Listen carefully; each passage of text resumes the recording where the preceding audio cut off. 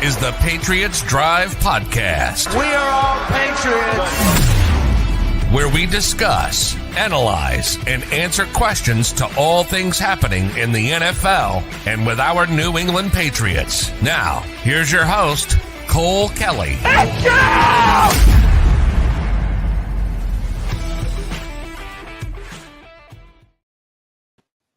What's going on, everybody, and welcome back in. It's day 3 of the 2024 NFL Draft. Patriots are selected to make 2 early picks in this round and then not again until the 6th round at pick 180. So we'll get some action here soon, see who they're taking. But thanks again for all you guys for joining us. So how's it going, man? How's everyone doing in the chat? You guys ready for day 3? Last day here. Let's get this audio going so you guys can hear it. Listen, me and There Roger we go. I may call You guys hear that audio in the chat? Should be able to. Come on, let's go. Matching suits and everything. So pick 103 in the 4th today, pick 110 in the 4th, so just 7 picks after, pick 180 and 193 in the 6th, and then pick 231 is what the Patriots have today, barring any trades, any movement from picks that they currently have or whatever. So America's the Jaguars. gonna get some action today, hopefully. So Pat Scout, what's up, man? Glad to have you back. I knew you'd be in here. Always in here. So. Lots of talent still left on the board, so I meant to read a tweet. Figure out what he's gonna do. Need more weapons for number 4. I screenshot it, right? Okay, so there's some notable top 30 visits that the Patriots visited with that have not been drafted. You got D-end Xavier Thomas out of Clemson, wide receiver Javon Baker out of UCF, D-lineman Brandon Dorlus out of Oregon, D-end Austin Booker out of Kansas, interior guard Christian Mahogany out of Boston College, and tight end Jared Wiley out of TCU. Some other meetings that weren't top 30 visits, but guys that the Patriots had interest in was tight end Jatavian Sanders out of Texas, safety Sione Vaki out of Utah, wide receiver Anais Smith out of Texas A&M, cornerback Chris Abrams-Drain out of Missouri, and D-end Gabriel Murphy. There's twins. Sorry, Gabriel Murphy out of UCLA. So, I mean, some of the top players up there on my board that I would love to see the Patriots take at 103 or 110 would be Javon Baker, double dip at wide receiver right there. I also like Austin Booker. I like Jatavian Sanders, Chris Abrams-Drain. I love like Javon Foster and some of the other tackles too. I wouldn't mind having them double dip at tackle just because I felt like yesterday with the Caden Wallace pick, they maybe took more of a right tackle. So I'm fine with any of those. Xavier Thomas, yeah, I mean, they're not horrible. They're not maybe what I would think of, but we'll see who they go, man. We're going to find out here shortly. They should be starting this any minute here, and 5-minute pick, so it's going to move pretty fast. So excited for this. Who do you guys want in the chat? Drop down below who you think. So Pat Scott expects a trade down here at 103. Maybe get back into the 5th or gain an extra 6 to move up into the 5th. It's been a blast. Rich Eisen, Daniel Jeremiah, Peter Schrager. We're going to see Ian Rapp. Carlos, day 3. Let's go, man. Joel Klatt as well. Did I leave Joel Klatt out? I can't leave my guy. Travis says Javon Baker is the only player I want. I love Javon Baker. Like, there's Javon Baker and Javon Foster. Ironically, they're both Javons.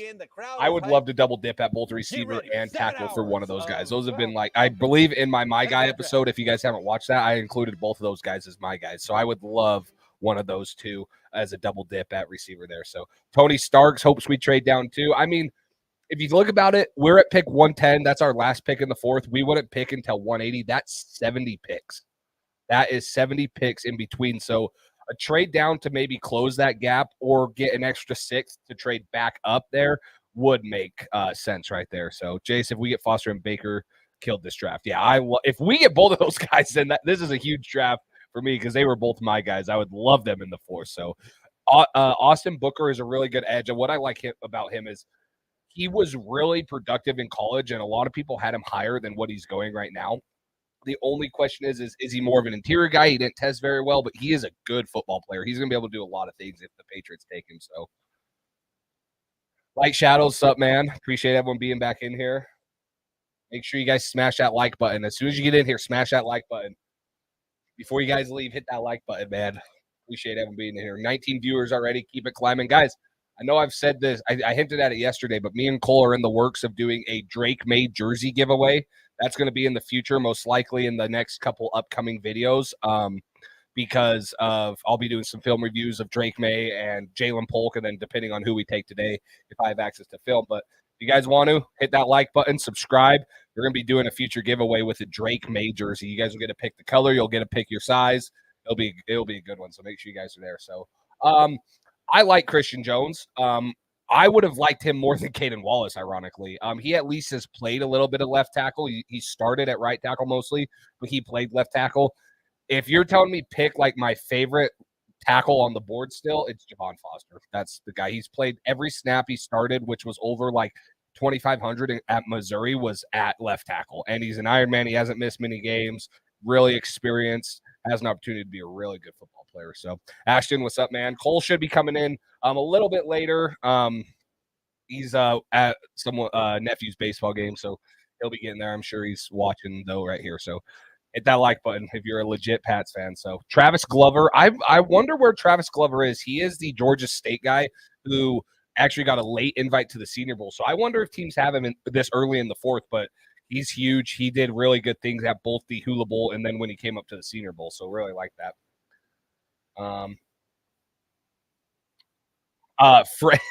Tony, I don't know if you watched many of my draft videos. I'm sure you did. Frank Crum is a guy that I freaking drafted in the 6th or 7th round all the time. You can't teach size. You can't teach length. He tested very well, both laterally. He's underdeveloped, but he's been a 5-year starter at the University of Wyoming, been all Mountain West, really good, solid offensive tackle that has all the intangibles. And with a good offensive line coach like Scott Peters, you hope that he can develop him into something. So I don't know if I'd say Foster's who I want. He would be like my favorite. I guess that's kind of contradicting to say. He's like a guy that I've had as a my guy. I mean, I like Javon Baker too. TJ Tampa, I never thought he'd get to the 4th. TJ Tampa would be a guy for me that I've taken a ton of corners in the 4th round. TJ Tampa, I never thought would be here. He's long. He maybe fits more of a zone scheme team, but I did not think he'd make it this far. So Sanders 103, Javon Baker 110. Now that's weaponizing the offense, in my opinion. That is how you weaponize the offense. Looks like they're just starting this up. Mo Kamara is a very productive defensive end out of Colorado State that has a ton of sack numbers. So, I mean, if you're looking for more of a – because I feel like Keon White last year, he's more of like a run. He has the ability to be a really good pass rusher, but like we don't have like a Josh Uche guy behind. If Josh Uche leaves next year, we don't have a guy, in my opinion, that you can see getting 12 to 15 sacks in a season. Mo Kamara has some ability like that. You see him and stuff, and we'll see how he falls. So I do like Mo Kamara.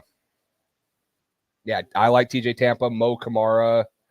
There's a ton of good talent, Cisco, and that's why we were talking about a trade down at 103 to shorten the gap between 110 and 180, which is their next pick in the 6th round, is pretty likely because there's still a lot of really good talent on the board. So kind of feel like they're going to go offense with both force. They've been talking about Webnight. They have.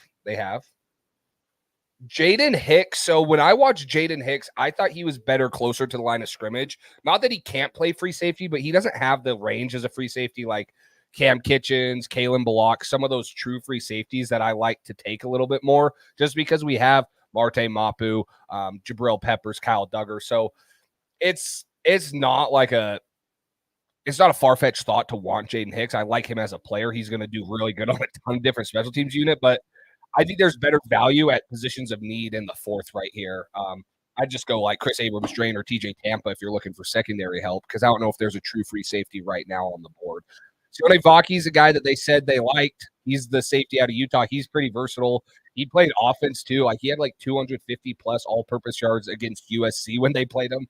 He's kind of nutty. So, Jatavian Sanders, I would take Jatavian Sanders at 103. I had him as my tight end too, and I liked Ben Sinnott, but I thought Ben Sinnott would be an option at like 103.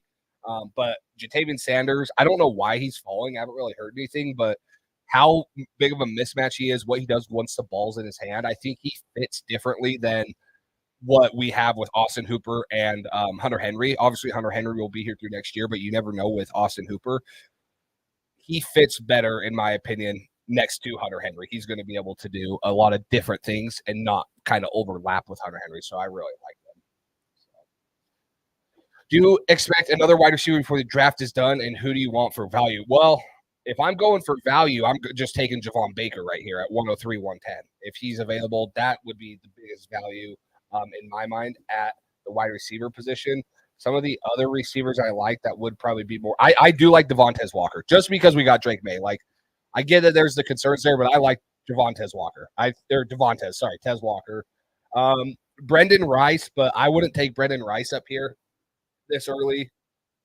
I know a lot of people like Bud Means. So those would be some of my top options. I would rather see them take one of these 4th round picks than wait to the 7th if they want to double dip. So I wasn't big on Troy Franklin in the first place because he's so skinny, and I didn't think that he was very good when he ran his routes. He's a little bit rigid getting in and out of breaks. Now he can fly, but he's only 176 pounds, and you wonder if he can continue to do that. He reminds me of Tyquan Thornton. That's like the biggest comp I gave him was he reminds me of Tyquan Thornton, and I don't know if I want another Tyquan Thornton on this team. So Cam Hart is still there, yes. Yeah, I would say no to Troy Franklin. I just feel like I would rather have different receivers than Troy Franklin. I think Bud Means and Mark Perry are the most likely picks just because of his connections to the team. I wouldn't mind Bud Means. Jatavian Sanders to the Panthers. Let me turn the volume back on so we can hear. Guten Tag, Detroit from Germany. With the 101st pick in the that makes a lot of sense for them. Draft, the Carolina Panthers select Jatavian Sanders, tight end, Texas. Keep pounding. Yeah, he was someone I thought would come off the board yesterday. Yeah, that's a damn good pick for that man. I mean, Isaiah Likely, when he was coming out of Coastal yeah, Carolina, you got him, and you added Xavier Legette for Bryce Young. That's a good pick. I think folks thought he would run much faster than that, but the play speed is what you pay attention to. Yeah, I've taken a lot of. I think running back's another one. So Denver jumped us. So Denver's picking 102. Catch and run. Here he is against Baylor, working down the seam, the one-handed see who pluck they and want to go. take. I feel like tight end and running back are positions to look at. Tight end might be more of an immediate need, but we know the Patriots like to take running backs in these middle rounds. We don't have a 5th round pick, so there's guys like Jalen Wright, who I think out of Tennessee is an explosive freaking back. I love Jalen Wright. I like Ray Davis. Braylon Allen also hasn't been taken. He's a 240-pound back that is the youngest prospect in this class. Like, he could be really freaking good. So you already done that with 3 picks, and then of course the offensive line was addressed. Yeah, Chad, we were just talking about this. We think that a trade down at 103 is pretty likely, unless they just love a guy. Oh yeah, and Carolina added Jonathan Brooks. Get the ball out of your hands into someone else's and let them go. And if Adam Thielen is not, Pat Scout says Troy Franklin. That makes sense for them. Marvin Mims, though, he's like a downfield guy, so that's interesting. Power forward, gone wild out on the perimeter. Now you're bringing another tight end to help things down the middle. All right, let's see if the Patriots stay put here and take someone. Think about Bryce with all the wideouts he had at Alabama and just getting the ball out and letting him go. They're trying to assimilate a similar roster there in Carolina. And Sanders was the 70th ranked player in your top 100, so there's value on that front. The Denver Broncos just moved up. I feel like Javon Baker this year for me is like, I thought Zach Kuntz last year was like, I love Zach Kuntz, and he went to the Jets. I don't know how he turned out, but I feel like Javon Baker's my Zach Kuntz this year, where I just freaking want the Patriots to take him because I love him so much. I think he's going to be a freaking good receiver in the NFL. In Englewood, Colorado, sir. Yeah, when you look at the Denver Broncos quarterback, this would be interesting to see. Pat Scout, what did they move up from? Where was Denver's pick they moved up from? This is a roster that needs some. I so don't there's remember a lot of different directions where they that were the Denver picking. Broncos could choose to go here. I would hope New England wasn't interested in him because Franklin from Oregon, Walker from I North think Carolina, that and I just feel Washington like from Virginia. Devontae That's Walker's how I better have it. option because of his frame and stuff and his connection than Troy Franklin. Plus, I just think that it was too obvious. He's too similar to Tyquan Thornton. So I don't Let's know. hear who Denver is choosing. I believe Pat Scout IG said this is. Seahawks have traded the 102nd pick to the Denver Broncos with the 102nd pick in the 2024 NFL Draft. The Denver Broncos select Troy Franklin. There we go.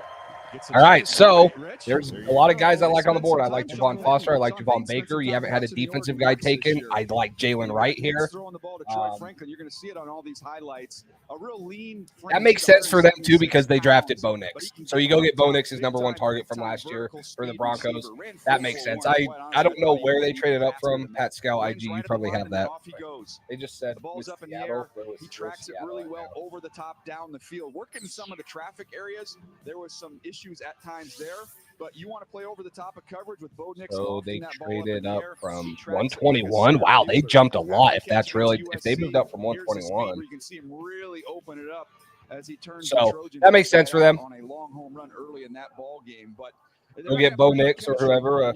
Man, they're Pac-12 heavy. They went Bo Nix in the first, Jonah Ellis in the third from Utah, and then Troy Franklin. About 1 year, the Pac-12 actually made a good showing. It makes sense for them to reshape the receiver room. We talked about the Jerry Jeudy situation. Of course, he was traded to the Denver Broncos. Tim Patrick. Yeah. Ashton, I wonder if pick 110 is more likely to be traded down. Maybe they trade here. We'll see. But I wonder if 110 is more likely because they acquired that one. And maybe they want to shorten the gap and gain an extra 6th or whatever. So that's what I thought was weird with the trade down from the Chargers yesterday is like they didn't acquire any extra picks. They moved up 27 spots, but they didn't acquire an extra pick. So what's up, morning? Or what's up? What's up, morning? Good morning, Shinobi. But I assure you, if Sean and Pete Carmichael and all those guys up there in Denver, don't spoil it for me, guys. I'm gonna turn the chat off so I can't see it. I want to be surprised on this one. I haven't been surprised on a pick yet. Cole's always faster. You guys are always fast. I'm gonna try to be surprised on this one. So I might be a little late with my graphic. See, now I see the chat going off. I'm like, oh, I need to read it. I need to read the chat. They're on the phone. They're making a call. Looks like the pick is going to be in. It goes to show you that you have to do the film. You got to do the combine. But guess what? Day 3 pick. He's in a good quarterback.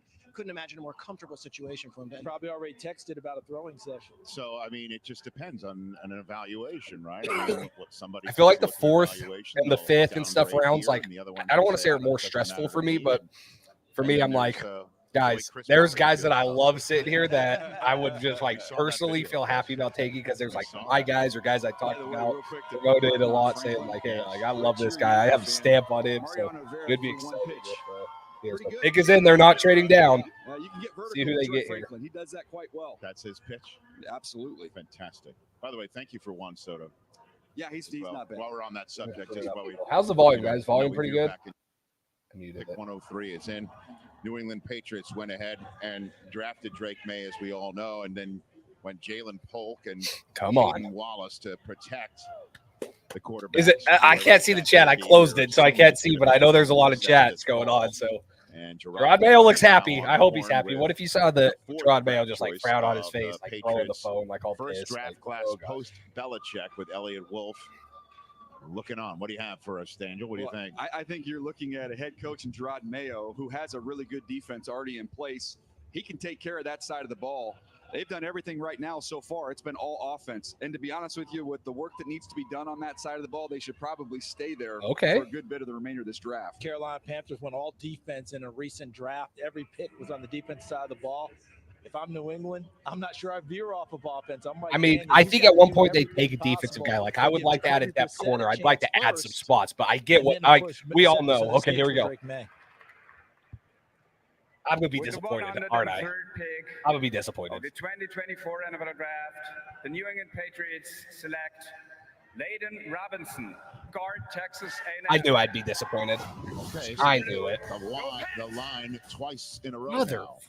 Yeah, they go to A&M, get Layden Robinson, plays right guard, has the real kind of unique wide stance that he Guys, I'm going to be operates out of. speechless for a minute. Excellent first step Let me open quickness. the You'll chat be up able to again. get in, get on guys early. Also has, I thought, really good eyes. So when you think about awareness of interior offensive linemen, do you It's see not things, Javon you see gains? Baker. Can you adjust to them? See some of the athleticism. Well, we Harris still have Burks, pick at Reggie 110, but last Seal. year we had a I ton think of the picks. overall instincts, the intelligence was there.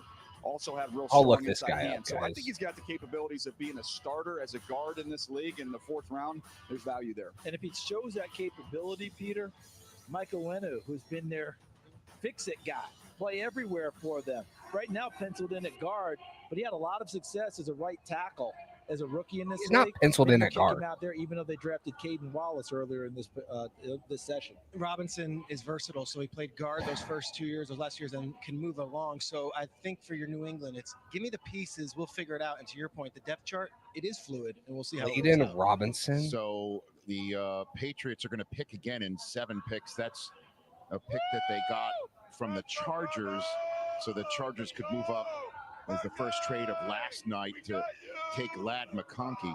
Now the Cardinals are on the clock. This is their 8th draft choice. Mark Dalton, the outstanding SVP in media relations of the. All right, guys, let me get this also post very out famously on my for once Instagram, upon and a then time telling I'll us look Matt up some Leinart would be Layden next. Robinson. Even though I don't want him. He put out a tweet that was fantastic. Loud and one I side. I mean, definitely the Patriots have been saw good that at drafting we'll bring guards, to you guys. here.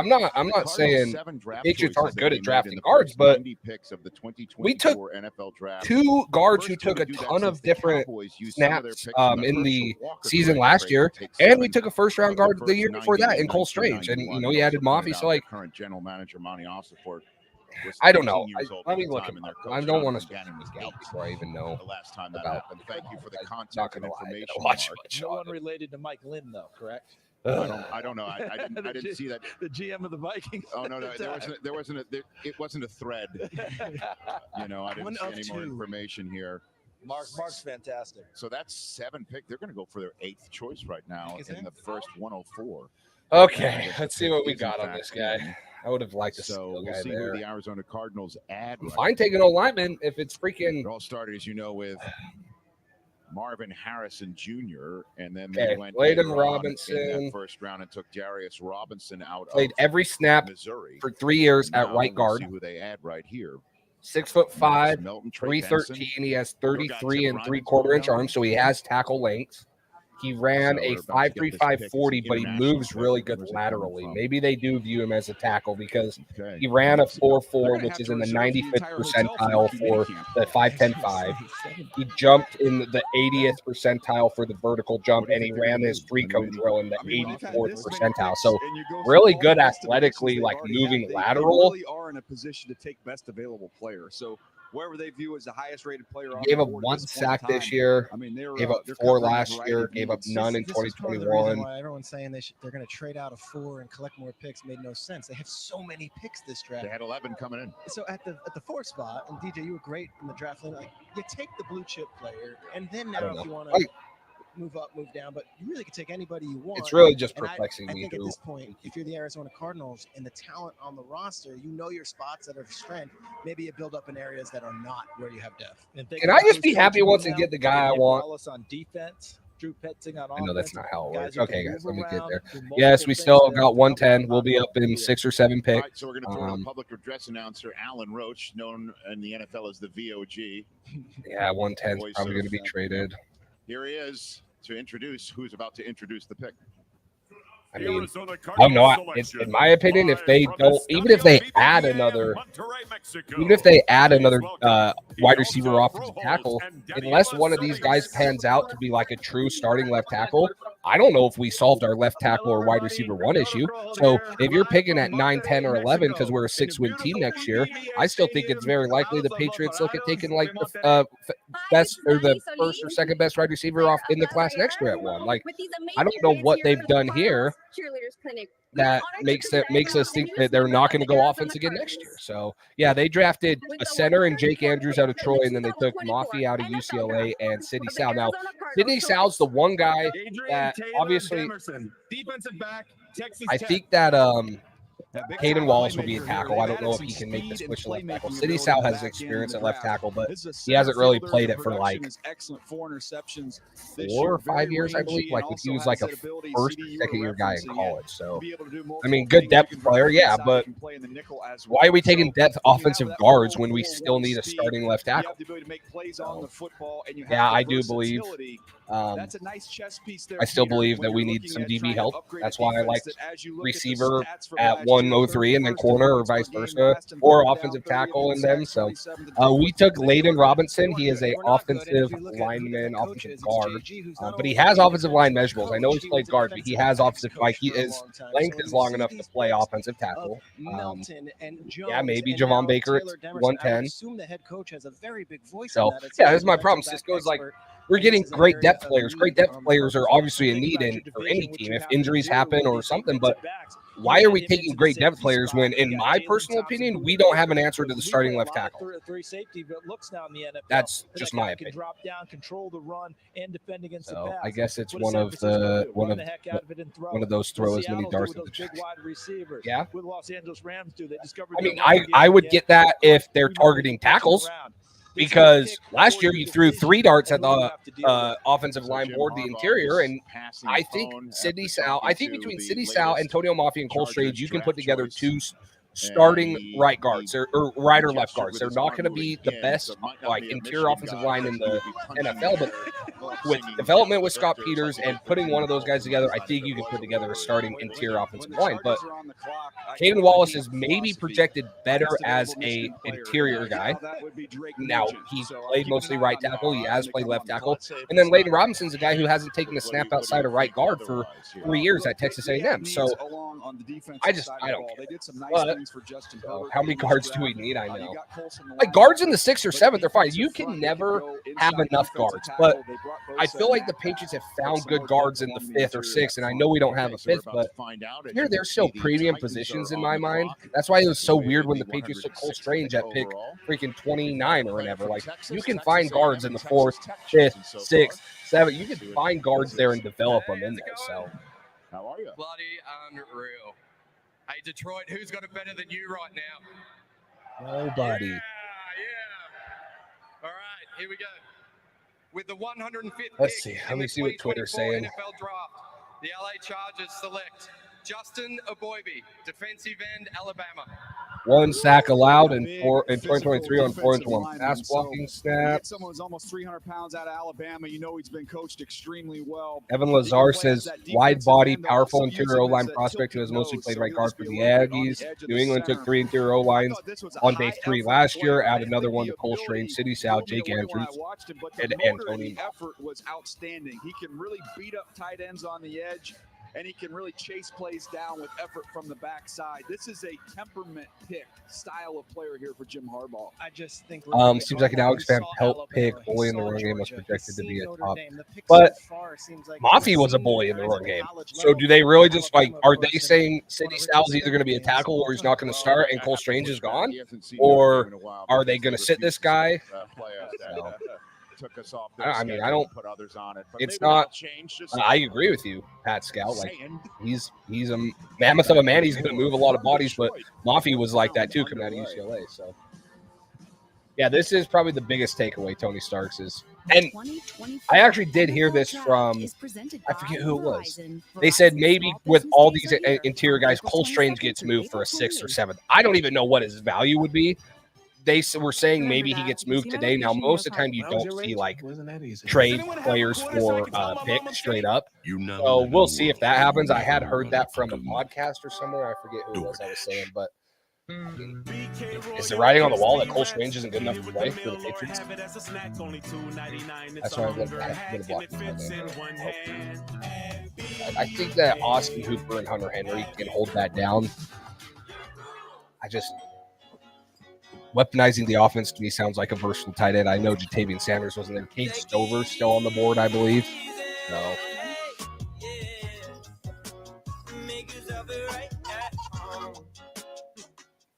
So I can take all these trips. How is this weaponizing the offense? It's not really weaponizing the offense, but then again, you got to look at it. I don't think they're just going to – they weren't going to throw money at people that didn't make sense. They threw money at Calvin Ridley. He didn't come here. They're going to have $150+ billion next year.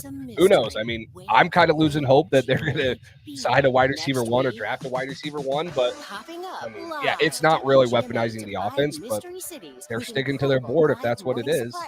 Not fun. So, where will GMA pop up? Maybe we'll be in your neighborhood. Where will we be? We're coming to you, America. Get ready. All next week. Where will we be? We're coming to you, America. A first-round left guard that's now 3 years later, your backup left guard is U.S. Bank probably the worst pick in franchise history. No monthly maintenance fee and smart tools that make forecasting cash flow a walk in the park. Nice. Planning can be rough, but this would help a lot. Just trying to throw you a bone. Oh. Business checking accounts that do more for your business. So we're going to be up at pick 110.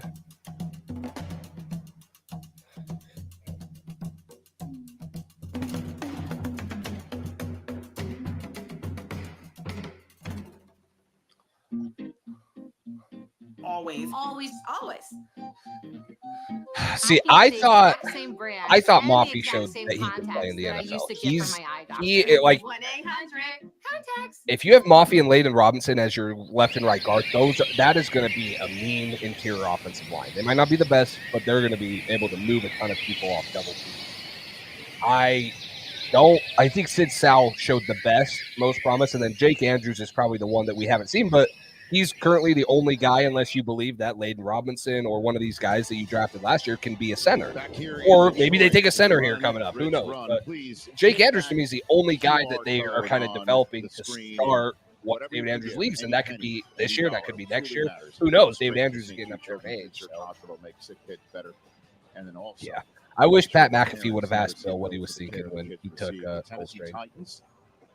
I guess home state. I mean, there is always one that make the roster, but if the Patriots and us are relying on a UDFA to come in, then you're probably not going to have much success. It's like Brian Callahan's going through the paces with whoever they're about to draft. They hit the line, offensive and defensive, on both nights. And this is just pick 3 for them. Again, the Cardinals are 8 picks in to their draft. This is just pick 3 for Tennessee. Well, they're sitting on 700 pounds in 2 picks, so we need this to be over a 300-pounder so they get the 1K.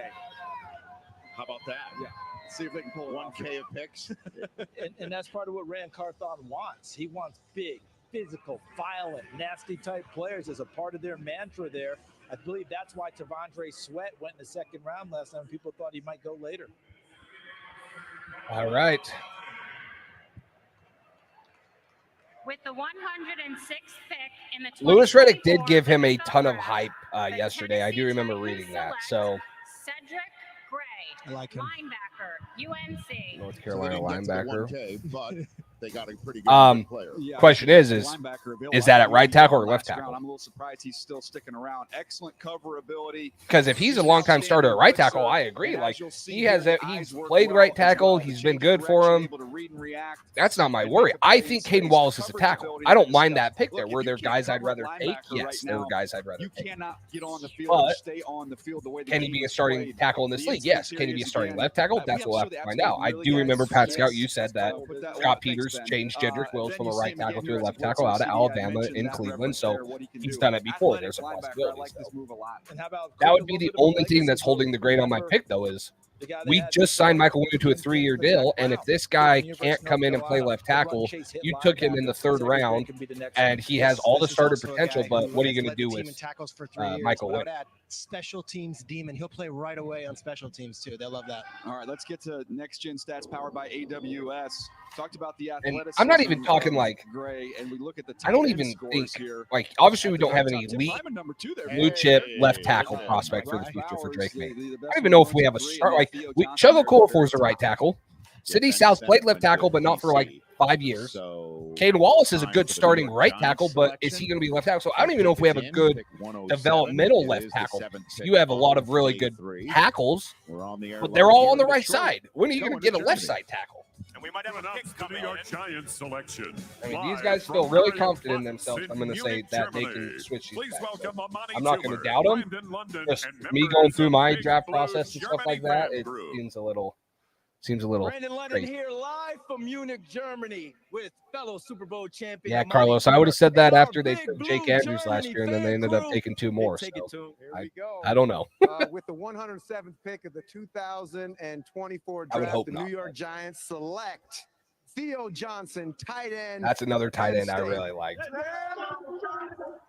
So Stover's going to be there at tight end. Theo Johnson. Linebacker. I think Theo You see the size Johnson of has like 260 pounds. He runs like a wide receiver. Yeah, they're probably Ran going to say 4.57, which is a ridiculous time for a tight end. I thought he aced the spring. From what we saw at the Senior Bowl, the All-Star circuit, he was excellent there. Then the combine, the pro day, you name it. That's where he really upped his stock. He has good They size, flex him out in the 6'6". slot. They've got another tight end. You see him 44 right there.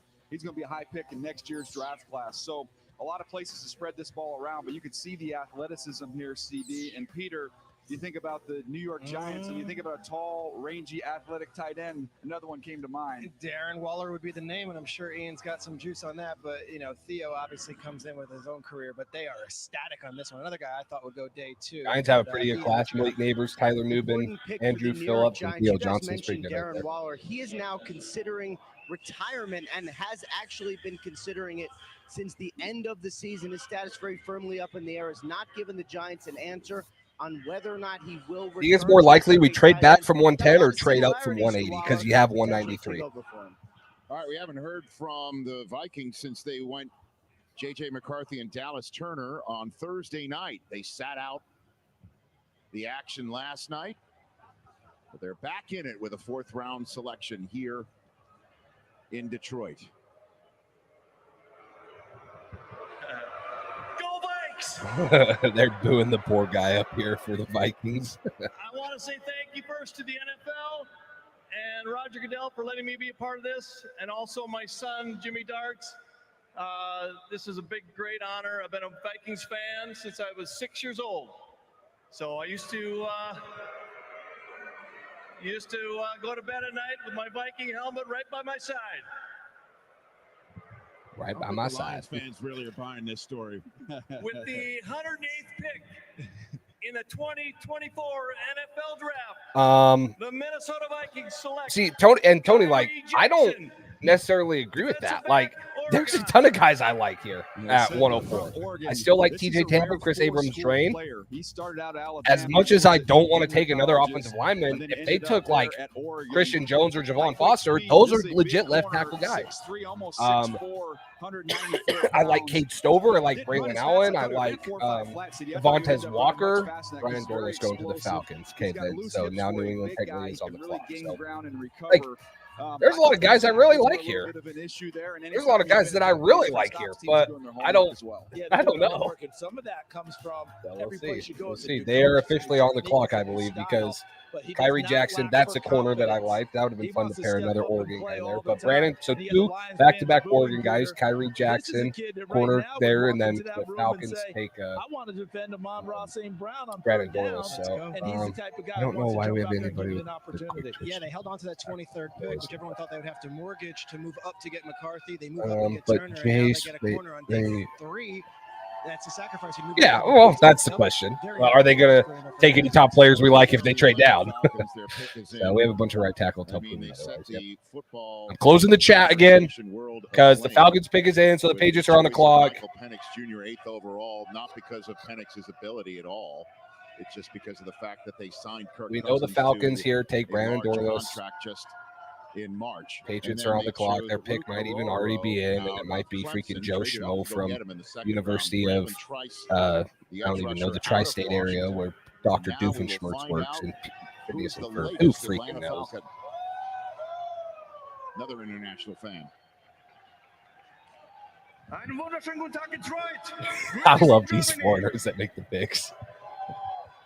First, I want to thank Atlanta Falcons to awarding me NFL International Fan of the Year. Thank you so much. Yes. Second, I would like to say thank you to my family to give me the opportunity to celebrate my passion, my second love.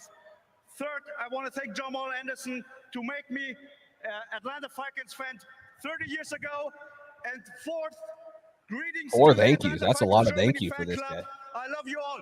This is for you. This is for you. Okay, now make the pick, bro. That being said, With the 109th pick Brandon in Dorless. the Guys, if you guys were 2024 making a NFL pick for the Draft, Patriots, would you go up there and say like a big spiel like everyone else does? Like, thanks to the 6-time Super Bowl. Like, what would you guys say if you guys were going up there and you were making a pick for the Patriots? Are you making it a big walk big, or you just getting up there and saying the pick? It rolls off his tongue even better than what I saw on the tape. That was fantastic. Very twitched up, a little bit of a tweener. Come on, just give me someone that I have watched film on and that I like, and not a guy like Layden Robinson who's going to be a really good football player, but a guy that I didn't do much film study on because I didn't think they'd be taking an interior offensive line. They might take Byron Murphy at pick number 8. This is like the next level down, but a similar style of player they got here with great Pick is value in. the 4th round. You guys already know probably. Grady Jarrett has been good for so long. I just saw if they something win the pop up Super and I Bowl actually deleted against it. New England, he's Looked likely good, to though. be MVP. He wrecked them that day. Rukaroro was a little bit of a surprise pick for them in the 2nd round. No fucking way! It's Javon Baker! No way! Whoever the I just saw it on in Twitter. Atlanta, Peter. No He's got way! work cut It's out for him Javon because he's got some Baker! guys coming in Yes! that need to learn how to play that position. Got a guy but they I have the like. tools to do Let's so. go! Next pick. No freaking The way! Patriots selection Yes! live from Yes! Frankfurt Stadium in No Germany. freaking Please way! I welcome can't believe I saw it on Unisaru. Twitter because I checked it because I got a notification. No way! My name W's is in the and chat. welcome to Frankfurt Stadium. No where way. The Patriots played their first game in Germany and hosted the largest international fan march. Oh my in NFL hell! I'm history, so pumped. organized by these fans behind me, who represent Oh all my the loyal gosh. Patriots fans from Germany, Austria, and Switzerland. Guys, that's a top 30 visit And for the together, Patriots. We are proud to announce a new face for the Patriots. Yes. With Yes. the 110th pick in the 2024 NFL Draft, the New England Patriots select Javon Baker. Yes, wide it's receiver, true. Central Yes, Florida. yes, yes. Let's go, baby. Let's I go. love it here. Let's freaking UCF go. Yeah, Oh my I like hell. UCF as well. I thought the play speed was a little better than the time speed. I'm gonna He listen. high point the Listen, ball let you down guys the listen field. to what he's Had a bunch saying. of chunk plays when you study that UCF tape. Began his career at Alabama, was a 4-star recruit, then ends up down there at Central Florida. And Reese Plumlee loved throwing him the ball. We saw him at that Big 12 Pro Day. He was the best in show. Remember, he went to the regular combine and the Big 12 Pro Day. Yeah, he did a nice job there in Dallas. So a good football player. He's going to join Polk there with the New England Patriots. 2 rookies. Yeah, Jalen and Polk. he was on a depth chart with Devontae Smith, Jalen Waddle, and John Mechie at Alabama. Yes! Season. So Yes, we got a guy that I freaking. Let's go. Well, the Green Bay No Packers way. just moved up with the Jets. Yes. This next pick. Guys, let me And the post this. I'll Raiders get are you on guys clock the with information. Raiders Yes. and Jaguars That's a my guy. behind Let's them go. Saturday. It's a my guy. I'm so pumped. Yes. I love Javon Baker. Cole, I see you in here, bro. Let's go. Javon freaking Baker. Let's go. Yes. Gosh. Made tough work pants from Ariat. You can be sure they'll stand up to whatever you put them through.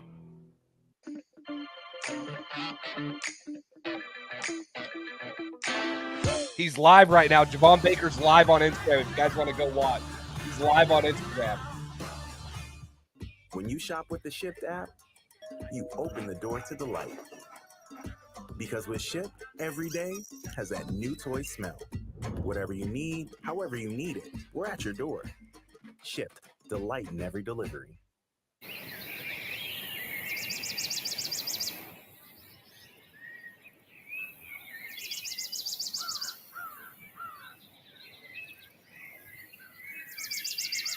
Holy shit. I didn't think it would happen.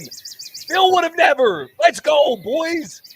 It's all worth it. Let's freaking go. Top 30 visit for the Patriots. Let's go. Baker, let's go. Love it. Ashton, let's freaking go. Let's go. Hell yeah. Hell yeah. Oh my gosh. Yes. Yes. Okay. Someone asked, who was it? Sorry, I wanted to answer this question. Chad asked, what's the difference between Baker and Polk? I believe Javon Baker can be a true X receiver. Jalen Polk has a little bit more versatility to be like a Z and move inside and out like Kendrick Bourne. I think Javon Baker can be a true X receiver. He doesn't have like 6'3", 6'4" size, but he's 6'1", 202 pounds. He ran a 4.54 This is a guy that also had 15 deep catches, which was the 3rd most in college football. He had the 7th most deep yards. If you look at Jalen Polk, who had the 6th most deep yards, and then Javon Baker, who had this, or Javon Baker had the 7th most deep yards, and he also had the 17.1 yards at the target, but he also led college football in the yards per catch at 21.9. He almost had 22 yards per catch this year, 52 receptions on 1,139 yards, 7 touchdowns. He was a 4-star going to Alabama, good route runner for his size, really good at contested. I believe that him and Jalen Polk are 2 really good receivers, but the main difference is I believe that Javon Baker can be a true X. Like, I think that he can be someone like that. I love this pick. I am stoked about this. When you graduate, they graduate. He said it took too long. Is that what Javon? Is that what he's saying? And supportive adult education centers. I gotta go follow him and watch his live. I'll put his. Oh yes, beautiful Belle Isle. That's from Let's Flex. tune into his live and see what he Belle Isle. has. Is that right? Yeah. Oh, is he not live anymore? Good pull.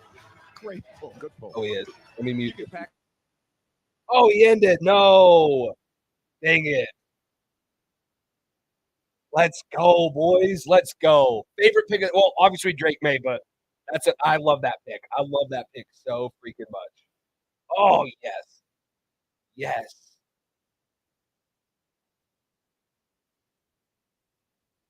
Yes, yes, yes. Hell yes. Hell yes.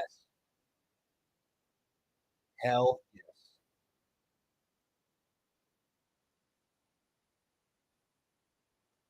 Oh, guys, if we wouldn't have taken Layden Robinson, who he could turn out to be a damn good pick, but if you would have taken a guy like Jalen Wright right there, or even like Javon Foster, a true left tackle, or someone, this would have been, you couldn't have had a better start. Even if you would have taken like TJ Tampa or someone.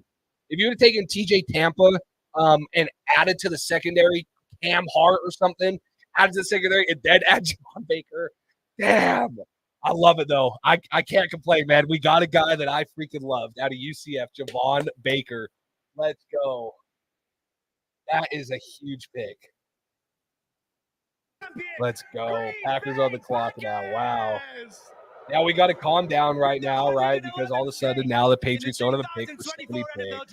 The four-time Super Bowl champion, Green Bay Packers, select future Packers Hall of Famer, Evan Williams, defensive back, Oregon. Yeah, I when I got to his live, he wasn't live anymore, so I don't think he From Manchester, New England, welcoming in a kid from Oregon into Let's the world go. here in Detroit. Let's go. Is our 3rd duck already here in the 4th round? Another defensive back. Yeah, the round of It's your the 4th Oregon duck, you Ducks, dummies. by the You way. had Four Dorless, ducks fly together. Yeah, Kyrie they're Jackson, rolling Evan here. Williams, We and have Evan Troy Williams. Franklin. Look, the production wasn't there from a ball production standpoint. Wow. Didn't that surprise you a little Now bit? I just got to Yes. calm down and He's watch the rest of the around it. draft. He's always there. He can play something in the Let's slot. go. You'll see him as Pat a Scout blitzer. He freaking up did on it, bro. running backs. I thought when you I move might shed around, it here I too. liked it better down Two low. Closer to impactful. the line Like of scrimmage, I thought we were most comfortable. I And did. see, I when you wasn't look at too. the I things knew down Tyquan here Thornton in the ran fast offseason, when look he at was the in the draft combine, as but well I as wasn't free doing him agency, as a route runner, things like that. safeties, they For have me, tried to it's really like fix the spine of that these defense. two receivers, I think, are going to make a Remember, Joe day Barry's one no longer impact defensive for coordinator Jacoby there. Brissett, and then Tackle eventually they're going to coming develop from into Boston guys that I College as the believe are head going to be coach. really freaking And good. they're trying to Now do you big can things cut for Juju him and Smith-Schuster. what he I don't think he wants has to any do. trade value, but you And can look, move on Xavier from Juju McKinney came up Smith-Schuster. from the I would Giants. give every single rep to Behind him Jalen is Polk, Zane Javon Anderson, Foster, Anthony Johnson Jr. They drafted Mario Javon Douglas, Bullard. Kendrick Bourne, Here's KJ your Osborne. third Those safety 5 right there. there You already for the cut Green Bay Packers Devontae to deal Parker. with what Get you rid have of to deal Juju with, Peter. This Smith-Schuster. division, You have enough cap. it used to be the black Man, I and blue love it. division. So People I throw the agree, football Tyler. in the I would NFC keep North. Tyquan just because Tyquan gives you that elite speed that you can't With find. the I don't think he's going to have an 112th impactful pick season, in the though. 2024 NFL Draft, the Las Vegas Raiders select DeCamerion Richardson. I'm going to cry tears of joy, guys. Mississippi I'm going to State. cry tears of It is joy. not. I'm so happy. It is a I'm so happy. Cameron Richardson pick. out Hey, of the Jaguars are going to. Hey, Yeah, they're this is taking a Javon very Foster. raw That's a good player, pick. but we've already seen it with Kyrie Jackson, the height, weight, speed corners, upside type players. This is what you're getting in round number 4. He ran 4.34 at over 6'2", so outstanding height, weight, speed here, but very raw in Wow. coverage. That was a rough day at the office against Neighbors and LSU. That would have been After the getting a only record pick. Like, amount of quarterbacks I shouldn't say chosen the in only pick. the There's a lot of first picks I would have 12 liked at picks. 103 Six better in than the Layden first 12. Robinson. But Never happened before. if you'd have taken Javon We've Foster now gone at 103 and then 100 Javon straight Baker, picks I without a probably would have quarterback. like It's only the 8th jumped time off in a the cliff. I common would have been draft big. era that's ever happened. Wow. So we got a ton and then a record amount of none. That would be I nice. would like to That would be announce nice. the pick on behalf of my friend Mike. Even though he's not here in person, but his heart is always with the team Ravens. Ravens. Wow. With the 113th pick in the 2024. Why I love the draft. I just said I hate the draft. This is why I love the draft. Ravens select Devontae Walker, right receiver, USC. Tony, I don't know what his value is. I don't know if there is any value for him. Real smooth athlete. The inconsistent hands and then is Tez why Walker he's goes to the available. Ravens. That's fine. We got Javon Catching Baker. balls from Drake May.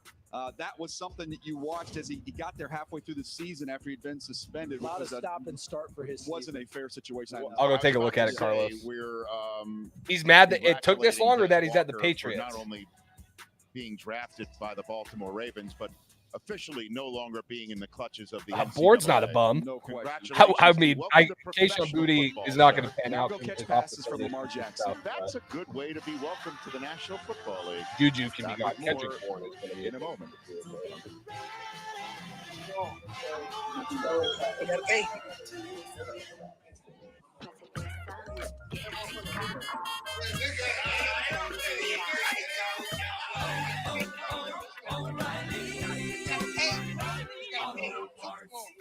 Toby, why aren't you? All right.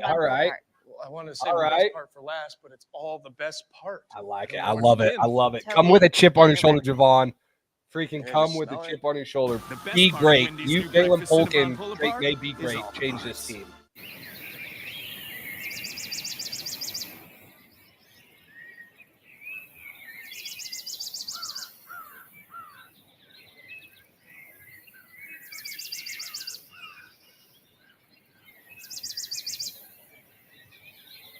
I got you on the quote tweet. Don't you worry, Carlos.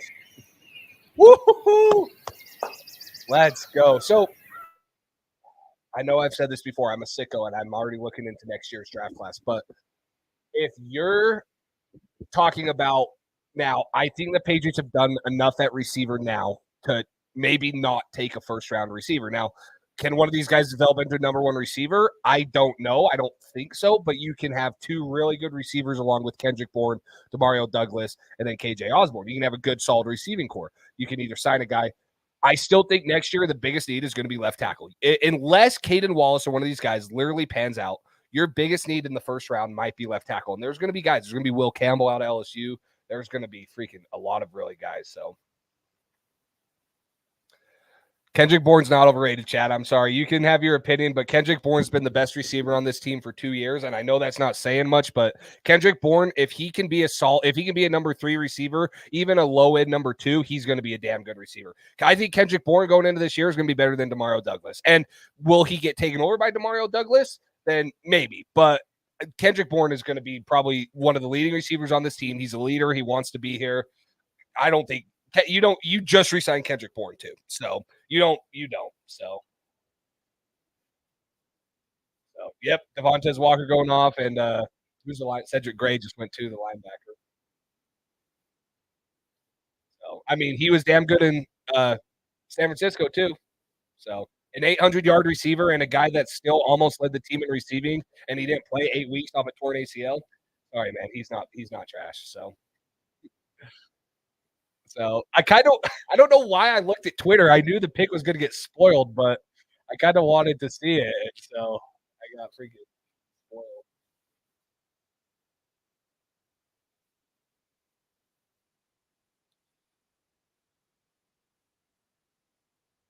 I love it, Carlos. Weaponizing the offense. Drake May, Jalen Polk, Javon Baker. Those are 3 great picks right there.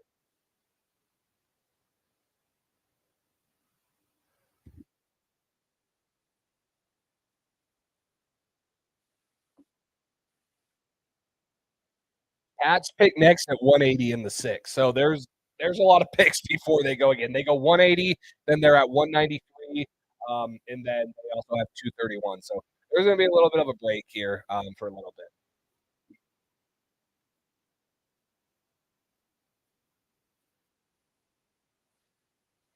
Travis, I might have swerved off the road if I was driving when he got picked out of excitement. So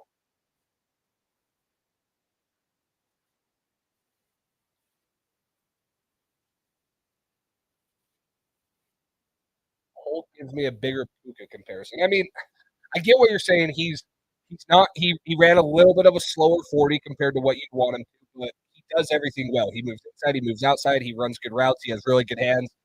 Giving a Puka comparison, I know I've thrown it out there. When I say I'm giving a Puka comparison, I don't mean that like he's going to set the rookie record, but I agree with you. Like Jalen Polk is going to do a lot of things really well and be a really solid NFL receiver. That's maybe why he got overlooked. Plus, he was in the shadow of Roma Doomsday. But that's the same with Puka. He didn't test very well. People are worried about that, but the dude knows how to get open. He catches everything that's thrown his way, and he's tough as nails. And Jalen Polk is exactly like that. So I like the pick there. Yeah, Jacoby Myers would have been awesome. I mean, hey, the reason it's like now you're like, oh, Jacoby would have been nice and stuff, but what they did giving Juju his contract is what's crazy because you could have had him pretty much for the same. I know there's little technical issues, but yeah, you could have done that. So wow, that's a great stat, Pat Scout. This is why Pat Scout's the freaking best in here. Look at this. Him and Carlos always giving up the great stats. Pats went all offense first 5 picks. Last time that happened was 1969. Wow. Wow. I'm about to be because this is Javon Foster. Yeah, I know. I'm gonna be mad. I'm gonna be mad.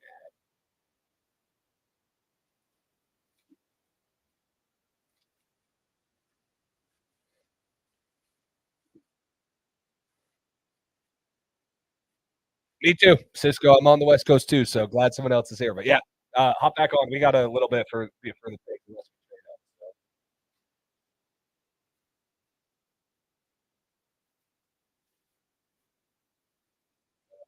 Um, I haven't had a good comp for Tyler. Sorry, I haven't had a good comp for Javon Baker too. Trying to look up what some of the like bigger guys have done. I didn't really have a comp for watching.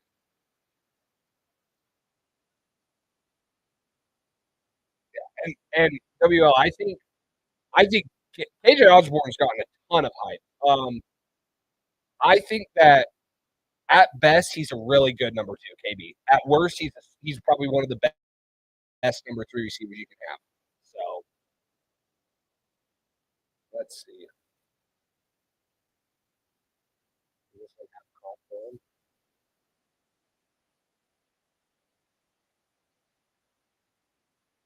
Josh Palmer. Wow, Cade Stover continues to fall. There's going to be a little run on tight ends. You've already had 3 of them go.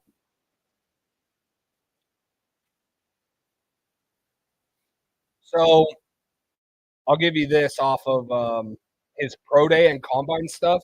He tested very similar to Jalen Tolbert, Rashee Rice, and Michael Wilson. Oh, is my stream lagging? Sorry, guys. I just see my Wi-Fi dropping. That's not good. I did see this, Tyler. I actually did see that this was his comp. I don't know if I like that comp. I don't like that comp. Oh,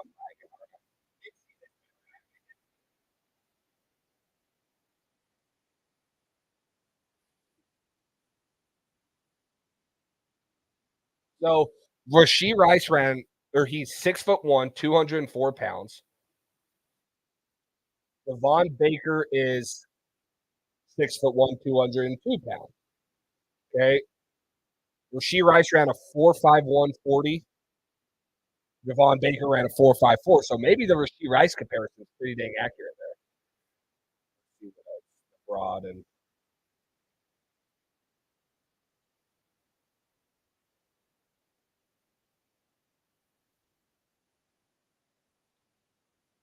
let's see. So he jumped 30 seconds. He was on the vertical. Rashee Rice jumped 41. So that's a big difference. So maybe the Rashee Rice is a good one coming out of college. I don't know if it is right now because Rashee Rice had a killer first year, but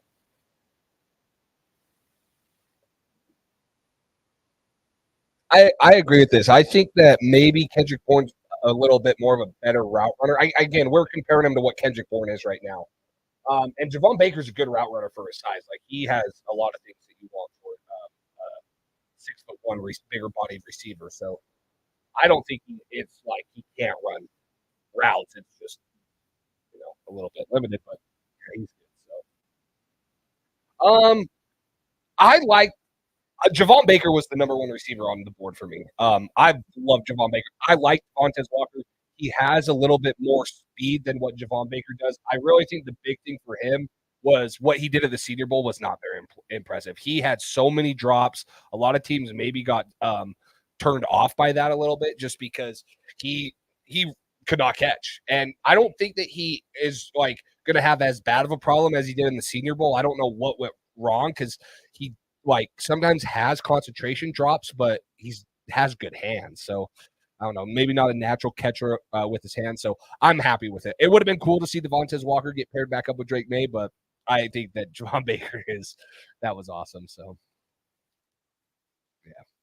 yeah. I mean, they're both different in what they do. Tez is a bigger bodied guy that runs faster, more of a vertical threat.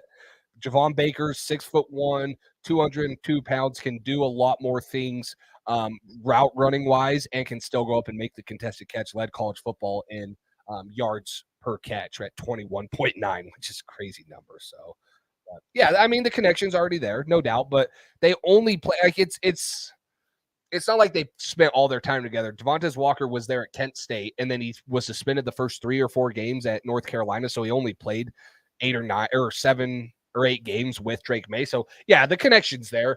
That doesn't always work out. I mean, there's obviously huge instances of it, and it helps, but it helps when they're also like Justin Jefferson or Jamar Chase, elite level good, and you see, that connection there. So, yeah.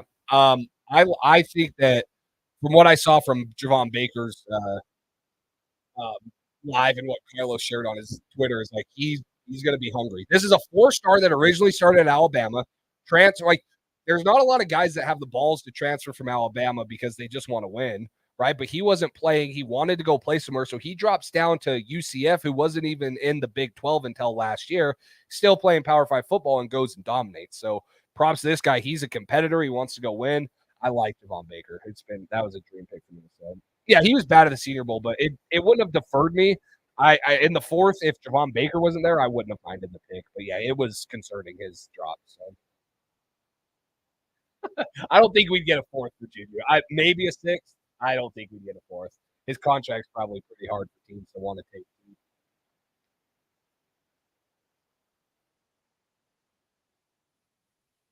Jermaine, we do. That's what I'm saying. You suddenly change. Kendrick Bourne's kind of the veteran leader who, in my mind, I don't want to. There's not a more vocal, better leader that wants to be in New England than Kendrick Bourne. So you got Kendrick Bourne, you just resigned, and you're building off Jalen Polk, Demario Douglas, and Javon Baker, who, in my mind, Demario Douglas is a slot. Jalen Polk has the ability to play Z, and he can move inside out, make unique things, and Javon Baker's an X. So in 2 or 3 years, that might be your starting 3 receiving core right there. I could see specific roles for all those guys right there. So, yeah, I don't think as much. Yeah. And then, Thornton, we'll see. He's put on muscle, which is good. He's gotten bigger, but we'll see how he continues to develop. That's a good pick for Indianapolis. He's a freaking.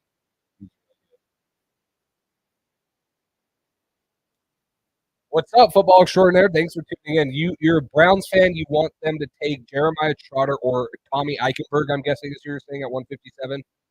So, yeah. I feel like the Patriots are weird with their backers. They always want like one thumper with, like Juwan Bentley or one of those guys, and they use the Kyle Duggar type guys, and they have Sione Takitaki this year, which is the more athletic of the two. So I like both those guys. Yeah, that'd be fun. You guys haven't had many picks though, so that kind of how's the draft been for you? Maybe a little boring. So, yeah, get a tight end. I'm happy. I would love a tight end or a running back. I would still like to address defense at some point too. Like just one. Like sorry, the Seahawks are picking. Tyrese Knight, linebacker, Texas, El Paso. So I would they don't have to take 3 defensive players, but I think it would make a lot of sense to take a interior defensive lineman or a cornerback or whatever. So I think that would be good for them. Just add one defensive guy for depth. Keep Hughes there. I know you have a lot of there was some work to be done there to be a little more physical. I do too. I just wonder who's going to be there, Tyler, because I don't think Cam Hunt will be there. I don't think Chris Abrams, Strain, or TJ Tampa continue to fall. We'll see. Article, guys that I think are going to make I do not like the Mike Hall pick. He's a big, powerful interior defensive lineman, so that's that'll be. I think it'll be exciting. That was your first pick, though, right? Like you didn't have a pick until 55, and that's who you took, correct? Or did you think something else? He'll learn that a little bit more, but the biggest thing is sometimes production matters. Look at his tackle numbers at UTEP the entire time. Every time you looked up, he was attached to a ball carrier. I love his story. Independence Community College for 2 years. Then goes to Jermaine, plays 2020, 2021, 2022, 2023. This is a guy who's I don't know played a because lot of football. we didn't acquire an extra pick when we traded down. We moved up from the 5th to the 4th, which is great because we got Javon Baker. Now the trade down. Now everyone that didn't want the trade, I know Light Shadows might not be in here. The trade down yesterday, I know it was only for 3 spots down, and everyone was like, oh, we could have taken Ladd McConkey, but now you end up with Jalen Polk and Javon Foster. Could have had a better 103 pick, in my opinion, but I mean, that Javon Baker pick is A+ for me. Drake May and Javon Baker A+. I'm going to give Jalen Polk an A-. Ian Wallace, I'll probably give a B- just because of his experience at right tackle, and then I'll give Layden Robinson a C or something. But yeah, it's, I love the trade down now, but I don't know because they've said everything they want to. They want to add more picks, accumulate draft picks. So I don't know, unless they trade one of their 6 and maybe a future 5th or something to move up into the 5th, and I could see it. But I don't know. It is a long time to wait from 110 to 180, though. Like we're still from 121 all the way to 102 to take Troy Franklin, the Oregon wide receiver. That's one of 4. Yeah, I was too, Jermaine. Oregon players that have been chosen in round number. He has the arm length to play at tackle. He's never played at tackle, but he has the arm length. Unless Cole Strange or one of those guys is gone, that's really all. They'd make a pick, you look at it and go, okay, yeah, that's a Pittsburgh Steelers. I tell you now, Taekwondo, and I don't know if both are gone. I think I could see Juju. I still don't know. Taekwondo's on a rookie deal. Maybe they do cut him and stuff, but Taekwondo brings something different next year's draft. Speed, even though he hasn't figured it out yet, he brings something different. So if it's one of those guys, I would want Juju. To announce the Pittsburgh Steelers selection. Oh, Light Shadows, what's up? You like the trade down now? Ireland, please welcome because we picked up pick 110 from the trade down yesterday, and now we're able to get Javon Baker. Welcome to County 103 made me scratch my head. I'm Paddy Clifford, Kerry Gaelic footballer, and that's the only pick so far I can't get. The 119th pick of the 2024 NFL Draft, the Pittsburgh Steelers select Mason McCormick, guard, South Dakota State. They are rebuilding that O-line.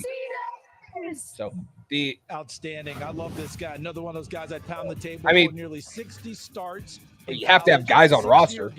And DJ, when you look at him in his because I don't expect Kayshon Boutte to be on roster. He carries them and plays in so a similar if you cut both those guys, now you're only down to what, 5 receivers. So the Dolphins didn't have a 3rd-round pick or a 4th-round pick until but Silent and Jermaine, for me, next year.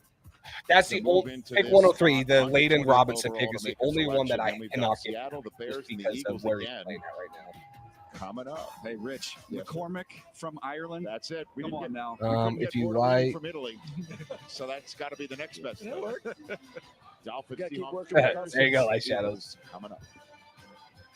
Yeah, the Steelers have gotten a ton of good offensive linemen. They took Spot now, and then they took cheesy twist on a classic snack. Zach Frazier, the West Virginia center, who's going to be really good, like Creed Humphrey type year 1, I think. And then they just took Mason McCormick out of South Dakota State. They're rehauling that offensive line. That's pretty good.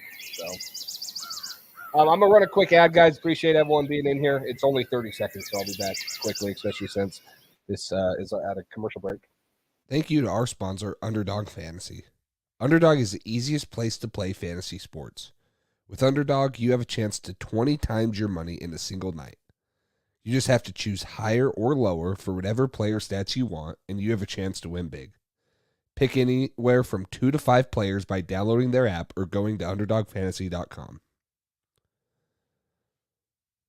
And now with their pick'em insurance, you don't even have to hit on all your picks to win the money. So what are you waiting for?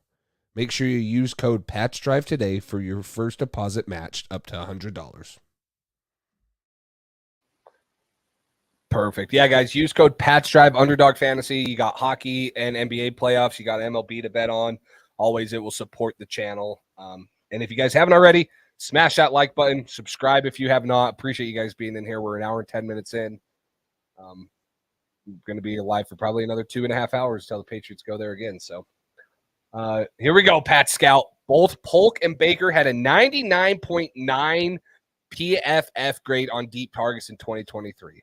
Polk had 567. Yeah, so I believe Polk had the 8th most in college football deep yards and 5 touchdowns, and then Baker had the 7th most at 574 with 4 touchdowns. So guys that ran in the 4.5s, but guys that are really good route runners. The corner, this is things that a lot of people don't think about, right? The corner only has to run as fast as you do. So if a corner can run 4.3, but you're running a 4.54, 4.3 doesn't do anything. The run or the quarterback's going to throw a back shoulder to you. You're going to give it up. So if you have the right, if you can swipe the hands, if you can stack the corner, yeah, he has the speed to catch up, but most quarterbacks are going to be throwing it on time and on target anyways. So speed helps, but you can win down the field and stack receivers with as much as, a 4.5. So Gam, what's up, Bears?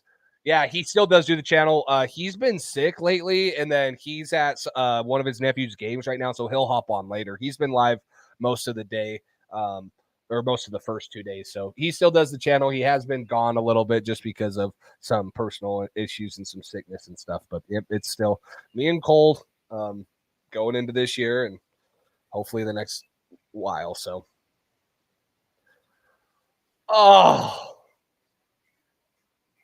you're joking, right?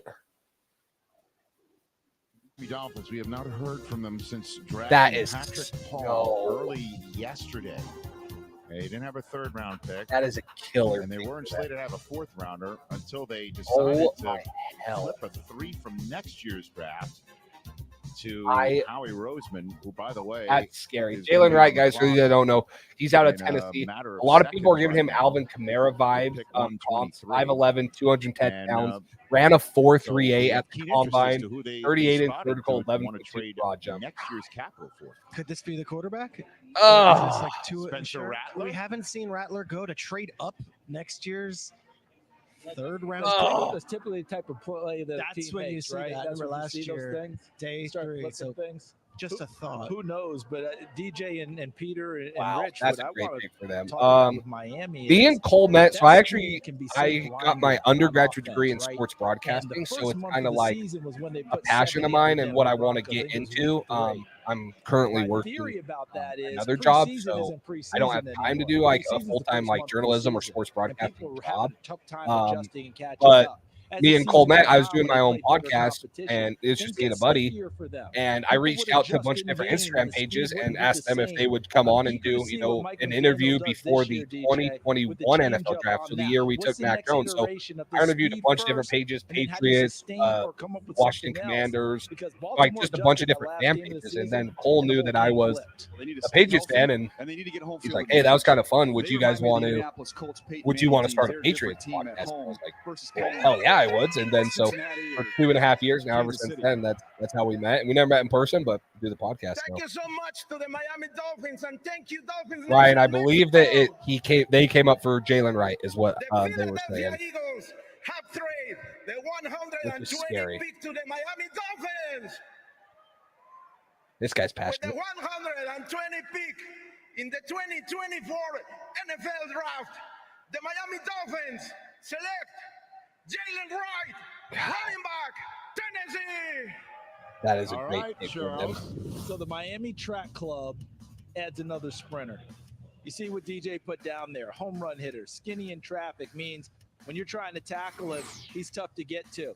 And once he gets going, Also, folks, Jace, if he you can ever roll. want help, And I know remember, you're DJ, didn't he have less than yard, 200 runs last year, 200 touches? Well, no. The guy's averaging over 7. Are you talking like help with football or help with like runs, software like StreamYard or something? Kind of run people into submission. Buffalo got to kill Harry 2.0. Think Keon Coleman? I actually like Keon Coleman. I don't know if I would have taken him that high, but I thought he was more fluid than N'Keal Harry. I thought that he had better hands. His highlights wasn't just jump ball. So. No, I appreciate that, football extraordinaire. I'm actually a graduate assistant coach at a Division I football program where I'm coaching, and I do high school recruiting in the state of California.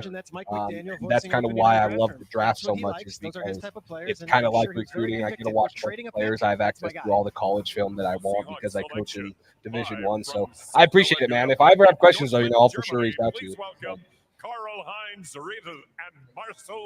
I think he's both. Like, he's more of a speed guy. Like, he's a bigger bodied guy. He had let me pull up all the stuff.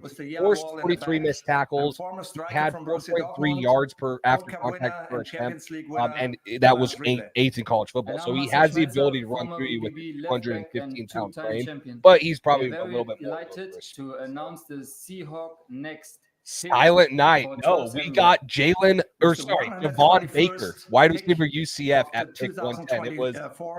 It was my freaking dream, bro. I was so excited. I turned the chat off and somehow I clicked on Twitter and saw that the Patriots took Devon Baker before I actually saw it on here. So, yeah, tight end.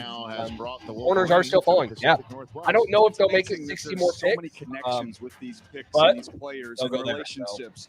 That matters because everybody can watch I did. It was It was a total 360 turn from what the Patriots did at pick 103 when they took Layden Robinson, who was a head scratcher and not really a good start of the day for me. And then Devon Baker definitely. This is going to be a friend to the running backs and the AJ Barner gone. That's he would have been a better. I wonder why Cade Stover's falling. I like Cade Stover. He's a good run blocker. He's more athletic than most at the tight end position. So I wonder there. I think we're going to go 90% offense. I think they're going to take one defensive guy at some point. Like, we need a younger corner. Jonathan Jones is coming off.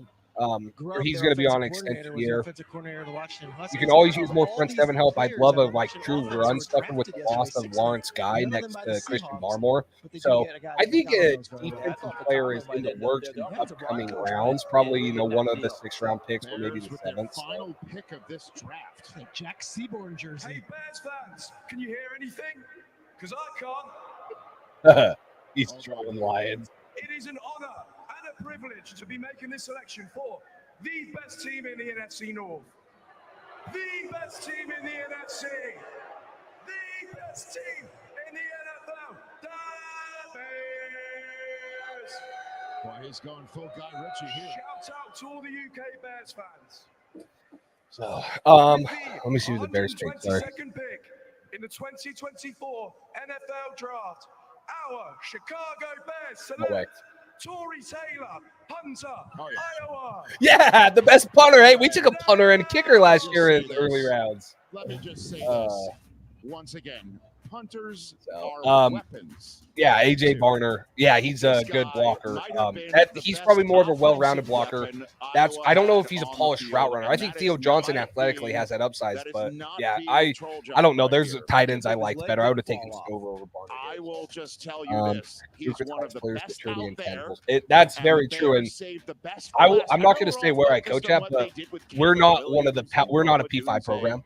And stuff. So you don't see like a ton of like elite talent. Like, we get talent. We had 2 All-Pros this year from our roster currently. NFL All-Pros. One was a corner and one was a returner. So I guess you guys go to your research to find out. But that's kind of what you deal with in college, is right. You're taking kids at 18 years old and you're trying to project how they're going to be when they're 23, 24, when they're in their junior or senior year, or how once they get out from their parents' wing or on their own, how mature are they to go through college and have grades to play, or how do they spend their money? Because if they can't feed themselves and we can't feed them every single meal of the day, how are they getting there? Oh, here's Sketch. Sketch is up. Let's go. I got it. Just made about a Brit saying punter. Go ahead and Google it. Yes. Come on. This is football. Come on. It's Sketch, people. Love this guy. The Philadelphia Eagles have Let's traded go. their 23rd pick to the Houston Texans. Yes, you do. Yes, you do, Carlos. With the 123rd That's crazy that you have that connection, too. the Houston Texans select Cade Stover, tight end, Ohio State. Oh, we're going from the Oh, there you go. to wrap Where do you usually recruit from in Cali? So I'm usually LA and Orange County. So the coach I'm under, the full-time coach that I'm under, because I'm a GA, has LA, Orange County, and there's like 8,000 schools there. Not really, but there's so many schools there. So we split up LA, Orange County, and then I also recruit Colorado because I have connections there with church mission that I served and stuff. So I do LA and Orange County partially, and then into there. But I do a lot with JUCOs too, so I'll get up into northern Colorado, Sacramento, and stuff there. Too hard, you're going to have Chris Ballard's favorite word. Yeah, on the I'm ground. surprised he fell As this we far. look at his highlights here, you see the ruggedness, the run after catch ability. Sketch or Jinxie, who do you guys watch more? First time so Maybe far if you're in football Cali, fans, you're who's watching got one Sketch more. CD. But man, there's some Sneaky athleticism. Queso too. There's some good streamers right now. Yeah, you can move him around. Inline play in the wing as well. He's played on the defensive side of the ball. Going to break tackles. High school running back and linebacker. Started out on the defensive line, and let's get another look at that here. Can't see it enough. Look at that bull. That bull saying, Wow, you got a little bias extraordinaire, huh?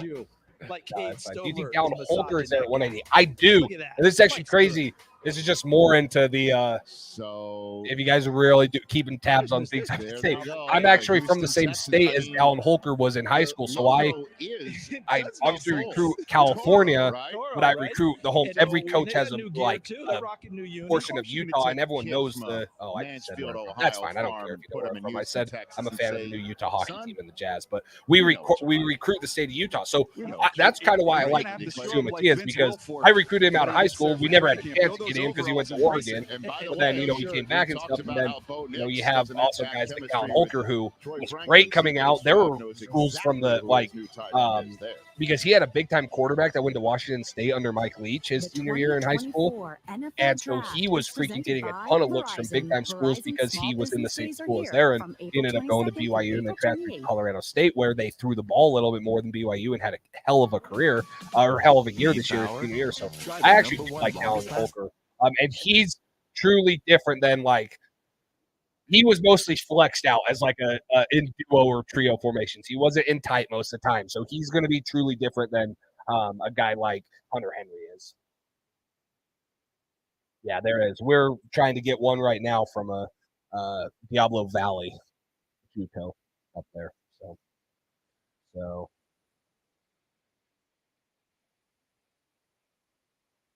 Football extraordinaire. DM me on Instagram. My Instagram's right next to my name right here, and I'll talk to you about it. I don't know. I feel weird saying it live here. I don't want everyone to know, but obviously I know if you guys care. So.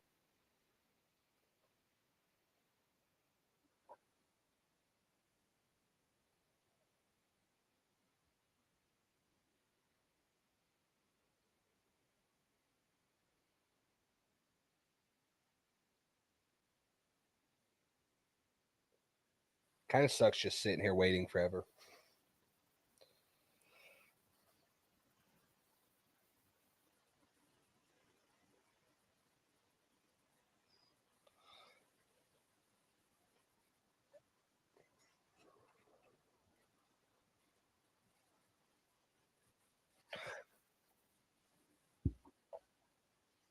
Whoop. Whoop.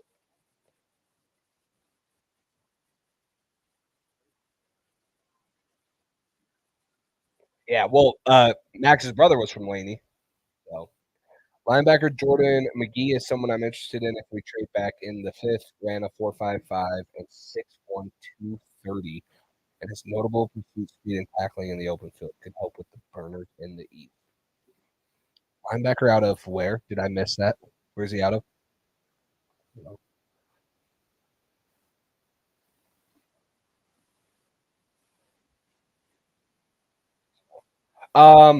Football. I'm at Weber State. It's an FCS program, but we turned out Taron Johnson out, who was an All-Pro corner for the Bills, and then Rashid Shaheed, who's an All-Pro kick returner receiver for the New Orleans Saints and stuff. So Damian Lillard too. Damian Lillard, Weber State, Ogden, Utah, baby. Don't stalk me. Don't be sending crap to me. I know you guys. Out of Temple. Okay.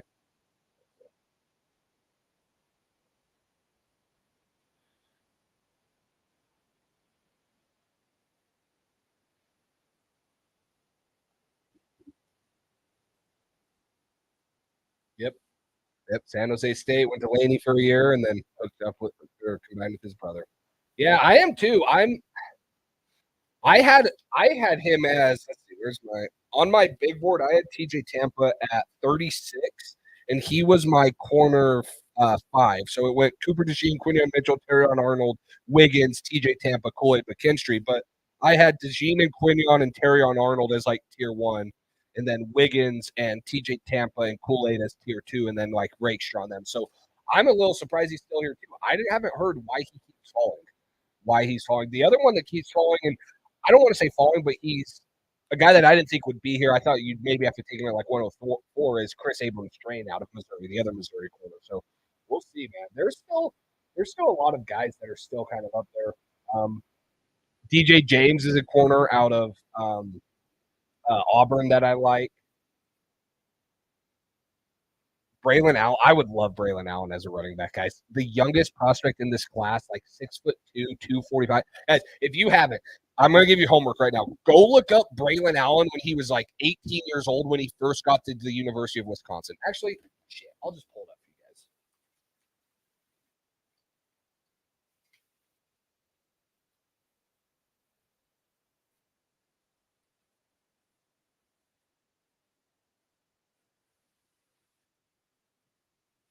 I'll wait. 24 NFL Draft, the Tampa Bay Buccaneers select Bucky Irving, running back, Oregon. Welcome to cool. Tony, I've learned running this channel for 2 years and stuff, and you guys have all been great fans. And there's sometimes where I'm going to get passionate about like certain things, like defending players and stuff, because I trust my eye. And I'm not getting mad personally at you, but I think there's some delusion in the Patriots fan base because of the 20-year success that they had. We don't realize how great we had. Like the Chiefs are experiencing it now, but you don't realize how good you had it until you don't have it. And so it's kind of sad that it's getting to that point, but yeah. So let me guys, this is Braylon Allen right here. Let's see if I can see that. This is him at 17 years old. Dang, I can't zoom in. This is also him at like 19 years old. Gosh, I don't want to go to Instagram. But yeah, this picture of him right here lifting. Look, that's JJ Watt at 17 years old. Here we go. This is a better picture. This is JJ Watt at 17 years old. And then that's Braylon Allen at 17 years old at the University of Wisconsin. Is that not crazy how Jack is at 17? So I like Braylon Allen. I think he'd be a pretty fun pick for the Patriots if they could get him and maybe take a running back. He's bigger body too. He's like 240, runs well, hard, powerful runner. So again, the Jets were in this spot because they. No, I'm not angry. I'm not angry. I'm not angry at the draft class as a whole. The only one that's a head scratcher for me is Layden Robinson. I'm not angry at the class. Tony's saying that he's in a Facebook group chat and that there's still fans that are angry, and that's what I'm saying is like, fans think it's realistic to take like Drake May at pick 3, A.D. Mitchell at pick 50, and then also have a chance at Marvin Harrison Jr. at pick 60. So, I mean, there's some delusion in the fan base. That's just what you deal with when you had really good success for a long time. But no, I'm not mad at the draft.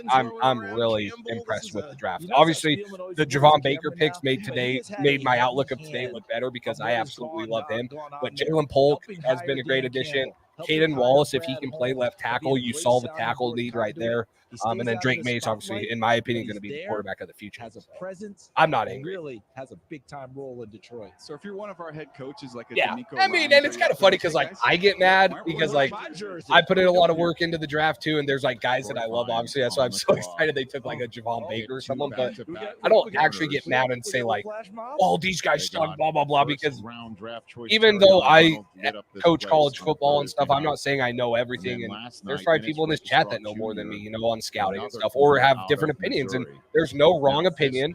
You know, we'll find out in 2 years and stuff. But as a whole, I think Patriots fans really want next year. They've got a really fifth, think two that sixes and a you know seven, there's so some there's not pollution gonna be there. too So, many Silent Night, I don't options think anyone did. I'm just saying, like, Patriots What a fans will be the fun- ones to fun say, city like, this has been for the we draft. Marvin And a Harrison Jr. perfect should time be for a the Lions third-round are. pick or something, or they'll be mad. And like I rocket can't tell you how many ship mock taking drafts off I in the did, and NFC I would North. take How you know about it all guys in the coming fourth or together, fifth Rich? round, and This they're was like, announced 2022. trash, he sucks. And I'm like, And oh yeah, came really? those Did you stories really watch about him or him stuff? biting And, ankles like, and no one having had him that success. low. I'm just And in the that point 2 is years' like time, it all unless married you up really mock well. Marvin The Harrison Lions Jr. got to back the to the top Patriots of in the the third division. round, they're going to be mad at you Here's because they Detroit, think everyone's epicenter of football right now on draft day. And you're seeing on our bottom ticker one of the reasons why, right? I mean, we just showed you. Oh yeah, Jahmyr Gibbs and yeah. There's Stephen going to be Porter's people. last Are you talking like experts, or are you season just talking like totals. random fans? Jack Campbell was Because drafted I've in actually between heard those two. a lot of Just saw praise Jack about the Campbell Patriots. jersey in the crowd, and Not that's the praise, coolest I part. don't There's think so there's much, been. you know, I don't think a lot of Brian people Branch is a like really of the good experts player. have hated their This class. team drafts, and last year there's a lot of There was a lot of praise from Lewis Reddick about Aiden Wallace. A lot of people like Jalen Polk. A lot of people like Javon Baker. So, One of the is it, things are you I see all these jerseys around here. I remember when I went to work with the Cleveland Browns, and I knew we were in trouble when I went to the stadium. I looked at all the jerseys. Yeah, and that's there were all probably guys true, who used to Silent play Night. there that don't play there anymore. They used to just be Barry Random Sanders fan. That makes jerseys sense. when you come Yeah, out no, of there's Detroit. going to Now you be. look around I and would you'll say there's see going to be a lot of 10 to random 12 fans different of players Patriots on the that are current going to roster. support. Were you And rocking the Lou Golds, ironically, the Marion a lot of Patriots fans hate Drake May too. Because they, well, and this just goes into what Carlos just said, where you watch one highlight video or you listen to one segment on ESPN about a guy and you formulate your opinion. People hate Drake May because they think he's Mitchell Trubisky just because he had a North Carolina helmet on. Or people think he's Mac Jones. Well, guys, if you watch any film from Mac Jones in college or Drake May in college, Drake May has a better arm, he runs better, he has a little bit sloppier footwork, but he doesn't do anything similar to Mac Jones. Like, he throws the ball with accuracy and velocity down the field. He freaking can run the ball. He led UNC in rushing in 2022. Not last year, but 2 years ago. You So, know what else was cool last year? When Brian Branch, who was a Spencer talk Rattler about- to the there's a lot of Lions, talk is that about true? potentially being first round. And he you was saying part of that the as a green guess, room, and or the is red that curtain really? whole thing I mean, did not I go. guess I could see it. And lasted a lot longer than maybe people I guess Yet, they did when say his pick came Jared up, Goff and them he aren't wasn't close in the on suit anymore. He was in there, regular so. gear and came out rolling out just like it was no big deal. Oh, Happy yes. to be there. And it Yes, tells you about Javon his Baker, character, number who one. he What did was, Jalen Polk and boy, he played to that level. Detroit knew exactly who they're getting and when they drafted him. Wait. Fans are going crazy here, and we're I about to believe it's finally get AJ this Osborne, pick. right? So we'll send things to the public address announcer here Jalen for Polk. the latest Detroit Lion to be announced.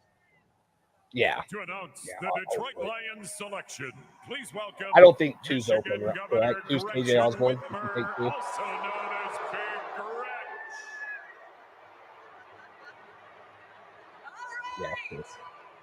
Yeah, yeah, Troy Franklin reminded me of Taekwondo. That's the only, like, I like Troy as a player, but for the Patriots, I didn't really like him. And people had him in the first. I thought he had a skinny frame and stuff. In the great city of Detroit, we have shown the world what the Motor City is all about.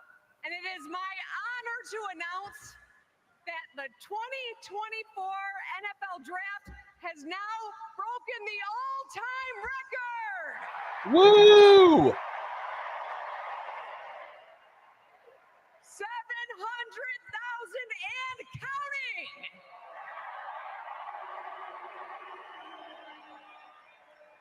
So thank you, NFL fans, and thank you, Detroit.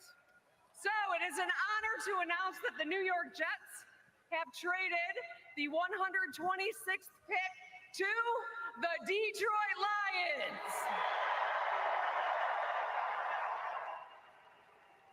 And I'm going to put my buffs on to read this. With the 126th pick in the 2024 NFL Draft, the Detroit Lions select Giovanni Manu, tackle from British Columbia, Canada. Dang. Here we go. What? We're going international here. Okay. Rich. All right. British Columbia. Let's answer So this question, Thunderbirds, Silent Night. this is the first Hypothetically, player who wasn't do I at the choose combine. first Yes, coming up? Thunderbird. And a massive Actually, a lot. I just don't know how long people are going to keep on, right? Chris Abrams, Drain, or TJ Tampa are great values. Those are guys that, like I said, TJ Tampa's 36 on my top 60. I don't have access to medical or anything, like just off film and testing and stuff. I thought he was a 36 player in this class. Going to be a fun project Um, to take on. Oh, we're not stuffing the truck, man. For me, it's like I want to say like Christian Jones or another left tackle, but I don't want to see any more offensive linemen. I said it. I sound like a broken record. I just wanted to take another tackle guy at 103, but they didn't. There's some running backs I'd be willing to come up for. Like I mentioned, Braylon Allen. I think coming up for Austin Booker as a defensive guy. Oh, wow, running back out of Clemson. So, Will Kamara is a really productive guy. I don't know. I think that there's going to be guys that are going to be available at like 180. I know it's a long way. The group around him was not as good as the previous iterations of those Clemson offenses that we saw, but this is a very versatile player. I kind of referenced him as like a slalom skier. His running style, he just kind of glides in and out and is able to make people. Oh no, I didn't think he'd go in the fourth though. I like the fit for. Oh, sorry, football. I like the fit for him in the Eagles, alongside Saquon, but I didn't view him as a fourth round. He's going to have a lot of value on third down. Think of who just I could see running back too. The running back position. I think people in wheelchairs stand up, bring your popcorn. I love them already. Who said that? Who is this? Oh, Javon Baker's mentality. Kill who's ever on the other side of me. He also said, "I make people in wheelchairs stand up. Bring your popcorn." Exactly what you talked about. That's the quote of the century, bro. I make people in wheelchairs stand up. How legendary! That's in the 2024 NFL Draft. The Buffalo Bills select Ray Davis, running back, Kentucky. Go Bills! So I wouldn't say Ray Davis was like my top running back, a little bit shorter, but he would have been a good one. There's Braylon Allen, I would have taken over him. Maybe SME out of Notre Dame, but he is a short, explosive, powerful running back that's been super productive in the SEC for 2 years.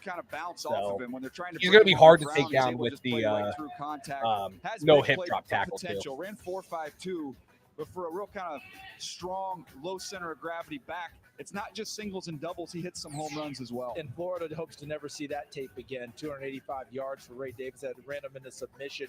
Kind of the next iteration at Kentucky. Remember Benny Snell? They used to call it Benny Snell football. The way he would run it and put people down in the fourth quarter. The other part about Ray Davis going to Buffalo, Peter, he goes there now with Joe Brady as an offensive coordinator who will gladly turn around and hand the football off to people. Oh, yeah, so he did it down the stretch. You don't get to see Braylon Allen never ran the 40, I believe. Those carries too. That's where their offense shifted. It went from being 6'1", 235. Cook had that big load. Now you get Ray Davis as well. I His think we have comp is his comparison he got is AJ A lot Dillon. of teams trading back that they miss out on it. Well, I'll tell you what, the Jets must not like the fourth round. They just traded out completely after trading down twice. I like the Ray Davis. Gave 2 5s to the Jets to come up. Would I have him on my running back? 700,000 people breaking the record over 3 days. So I had him fifth. Jonathan Brooks, Trey Benson, Jonathan Brooks, Blake Corum, Braylon Allen, Ray Davis, Audric Estime, Bucky Irving. Oh, Marshawn Lloyd out of USC still on the board too. I forget about Marshawn Lloyd. Yeah, that would be a good pick too. Out of USC, he's a guy that's been really productive. Who's ready for their performance review? Don't make your future you. Hey, you. Wanted Ray Davis to the Browns. Is Kareem Hunt still there? You guys still have Chubb and Hunt, right? To help save for our home, we stopped going on trips and giving each other expensive gifts. We handmade them instead. That one took me 3 weeks. Getting pre-qualified for a home loan is easier. Only took like I like Marshawn Lloyd. 5'9", 220. It's you. Built similar to Ray Davis, but he ran a 4.46, and he jumped 36 inches and 9'10" on the project. Sleep Number does that. It's a guy that had almost the fourth most missed tackles per attempt. He had 457 yards after contact. But even though time has passed, his risk for 816. You all know that he wasn't doing much rushing at USC. 816 yards on 115 attempts and 9 touchdowns. He also had 232 receiving yards. Still too high. The recommended level is below 55. Are you living in the red? Get in the know. Learn how to get a free LDL-C test at attackheartdisease.com. With Spring Black Friday savings at the Home Depot. Patriots fans, what are your guys' thoughts on Ramondre? Because that's why I've looked at running back so much. I don't know if they're going to re-sign him or what he's going to ask for. You want Ramondre back? At the Home Depot. Maybe reach out to Baker after his pick. Both have a connection from a Nate committed to Alabama. Yeah, that guys, this is the other thing I tried throwing out in my mock drafts is like a lot of people are like, oh, Drake May only could have gone to North Carolina. Guys, no, his dad went there, his two brothers went there. Heck, Luke May won a national championship for North Carolina in basketball. He originally committed to Nick Saban at Alabama. He could have went there and dominated. He picked there because it's a family school. So yeah, that's good that they have that connection there. So yeah, we're not up till 180. We're talking about, you know, if guys continue to fall, we're up in 50 picks, or if they look to trade up. It's actually opening. We're opening the DQ freezer and bringing back frosted animal cookie and brownie batter. Hurry, before they're gone.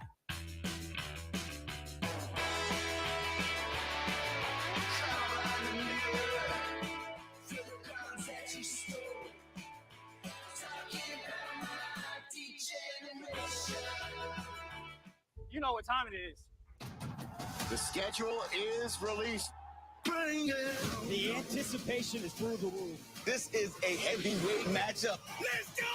Yes, we have picked 180 and 193. So it's kind of like at the start of the fourth round. That's why I'm wondering if they're looking to move up into the fifth, close that gap a little, maybe move up from 180 to like 150 or something. But yeah, they have. When you have a bunch of internationally announced picks and somebody trades up, it takes a while to, I guess, get the zoom up and scramble the Jets, I guess. So the Jets trade out. You had to scramble this pick. I missed that one. I'm going to be mad.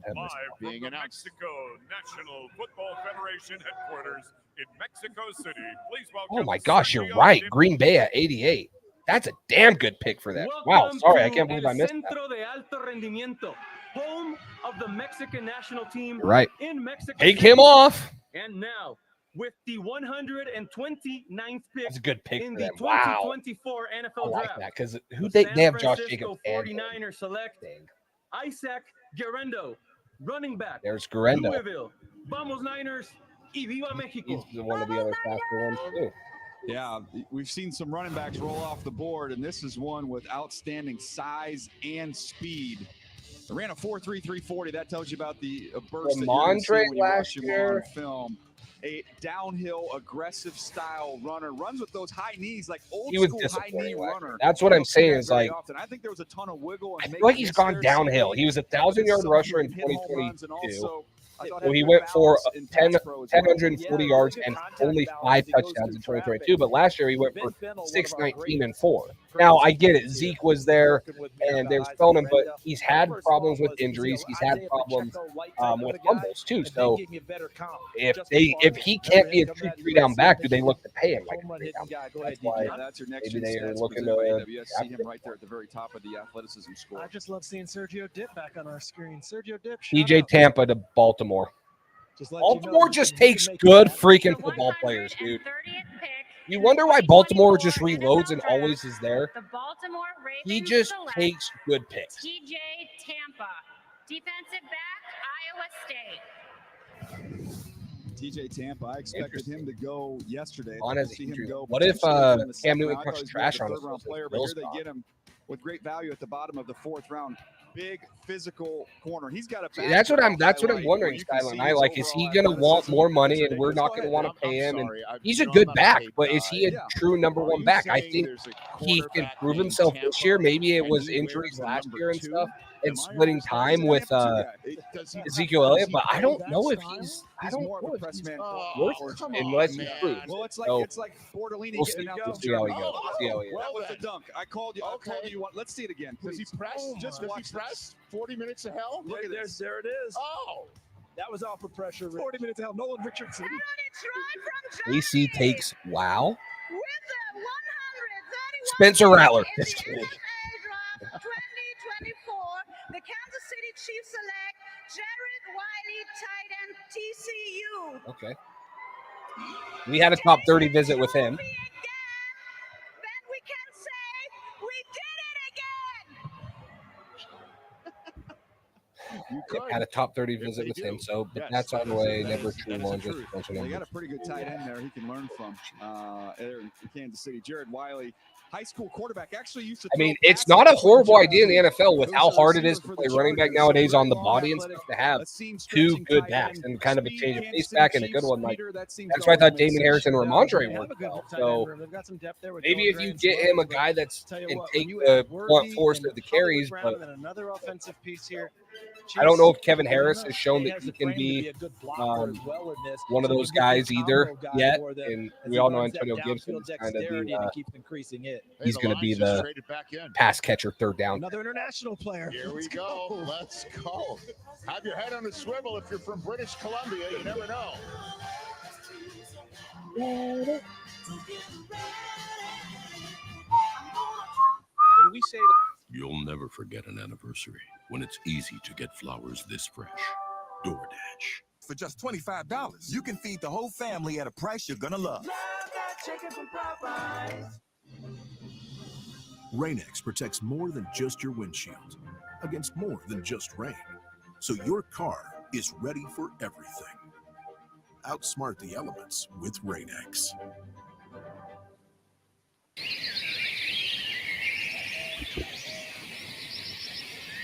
The YouTube Zen's maybe the weird thing about YouTube, where it commercials stop and it just plays like random music. So,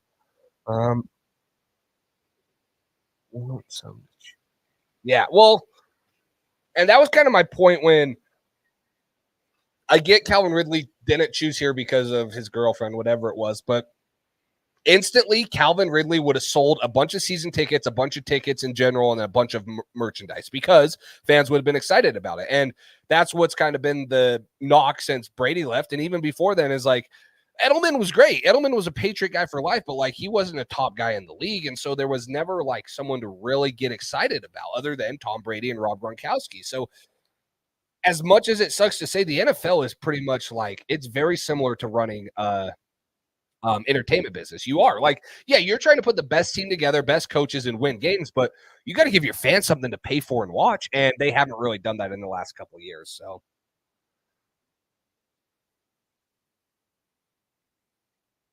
Tyler, we are at pick 1. Sorry, it's off. I believe it's like in the 130s because I said 50 picks. We're up in 50 picks, so probably in 45 minutes to an hour. We're just starting the 5th round right now. Well, not right now, but in 3 picks, we're at pick 133 right now. So we're just starting the 5th round, and the Patriots currently don't have a 5th round pick.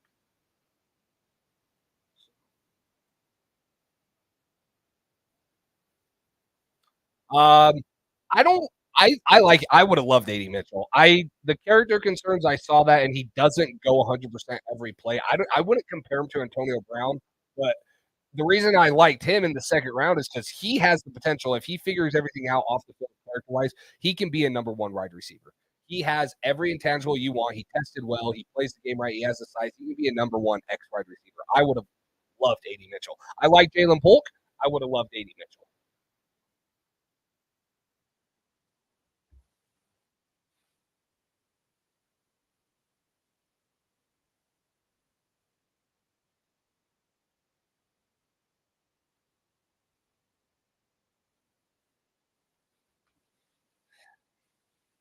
Steven, do you think we will start picking defense in the 6th? I think if they keep both 6 rounds, they use at least one of them on the defensive player, yes. Silent Night, it's not really like an immediate need right now, but I like an interior defensive lineman for the run stopping stuff next to Barmore, or I like a depth corner because I don't know how I feel outside of John Jones, Christian Gonzalez, and Marcus Jones. I don't know. Austin Allen, obviously, we'll see if he continues to do good. So for me, it would be one of those 2 positions. I mean, you can never have enough edge, especially with Uche only signing a 1-year deal. So maybe an edge, but those would be the positions for me I'd look at. Just depth, young youth depth pieces that can play special teams too.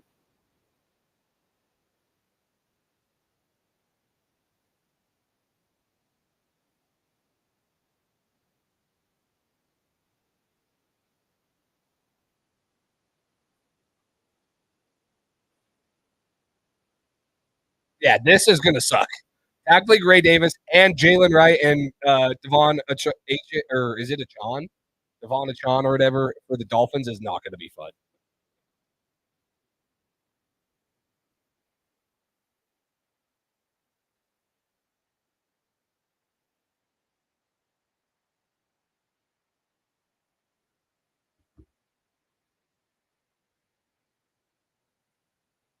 So, I know it's boring, but I'm still hopeful for Tyron Wheatley. Worked with Scott Peters in Cleveland. Peters had good words to say. Played 98 stats in preseason in Cleveland. Had 81 points. Can he be like a true is he a bridge guy? I guess is my question, right? Like, is he gonna? Oh, wow! They announced him as a running back. Sorry. Safety, running back. What? And on my list, CD, which position do you see him on there? Running back. I liked him better as a running back. We said it at the combine. Patriots visited with him, and they said they liked him a little bit more on the offensive side. How teams were going to announce him and view him because as a safety, he's a run and hit style. He plays really, really aggressive. I just thought he could get a little bit out of control, but then he get a chance to play running back, especially in this game here against USC, and ran right through the Trojans. So to me, when I watched him, I thought this, think about Miles Jack, think about Shaq Thompson. There have been other guys where you didn't know which position he was going to play. I think this is Can I just say, though, we were complimenting the Lions for their move and all that for last year. I'll get to it after this. Good for showing pick again. Or CLA Baki, so. With the 133rd pick in the 2024 NFL Draft, the Kansas City Chiefs select Jaden Hicks, defensive back, Washington Good State. pick. He fell too. What other? Vedrian Lowe, something like that. An international player. They traded next Vedran, safety running back hybrid. We're talking this Dan Campbell and those guys. They're going to take their guys, but God. Neither one of those guys might make an impact right away for that. But they know the vision of what they're looking for, and so far that has worked out well. DJ, tell us a little bit about Jaden Hicks. The Chiefs are doing great.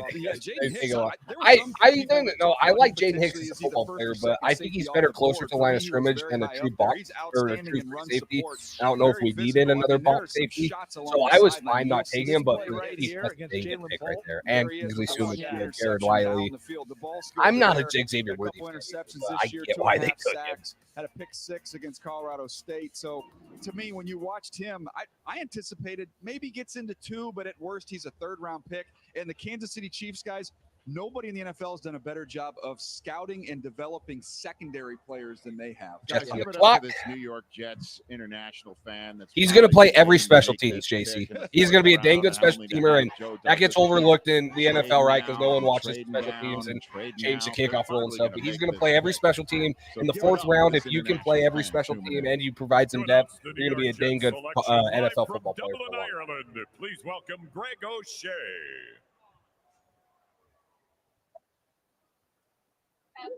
From sunny Dublin, Ireland, I'm thrilled to announce that with the 134th pick in the 2024 NFL Draft, the New York Jets select Braylon Allen, Wisconsin. Bro, we are going to have to tackle some of the freaking on the board. Gosh dang the way it. I looked at it, big time size, very nimble. Again, we've used this phrase a few times today. Are you someone who delivers contact? Do you absorb contact?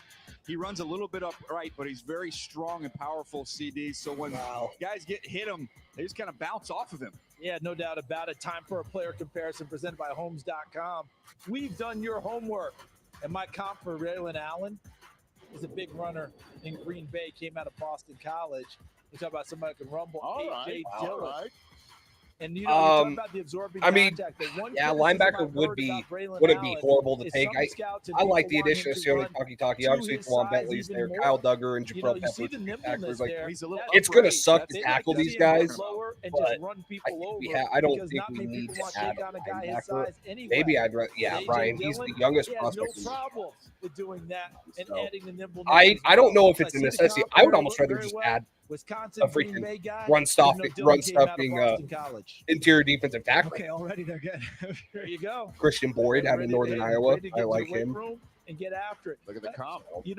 That means we'll be hearing from Saquad soon, won't we? What Saquad want to get in on this? Yeah, he'll want to get. Interesting with the Jets. I mean, Allen was awesome 2 years ago. That was his big breakout season. But you have Breece Hall, and they love Izzy Abanaconda, who they took last year out of Pitt, the Brooklyn kid. So this is now a third running back into the room. Remember, they traded Michael Carter during the season. Yeah, but when you look at that tree, different types. When you look at the Shanahan-McVay tree, they have a stable of backs. All those teams in that tree, just they want to keep guys fresh and keep rolling. Different Trotter types is of there, running you backs, better take it different before body you do. types, different I don't mind styles, Jeremiah and they Trotter. plug them in, play 'em. We're about to get through the fourth round. This is the last pick of the fourth round. We've got crazy prospectors here in Detroit. Crazy prospect. That's the only way I could think of right there. San Francisco 49ers about to wrap up this fourth round.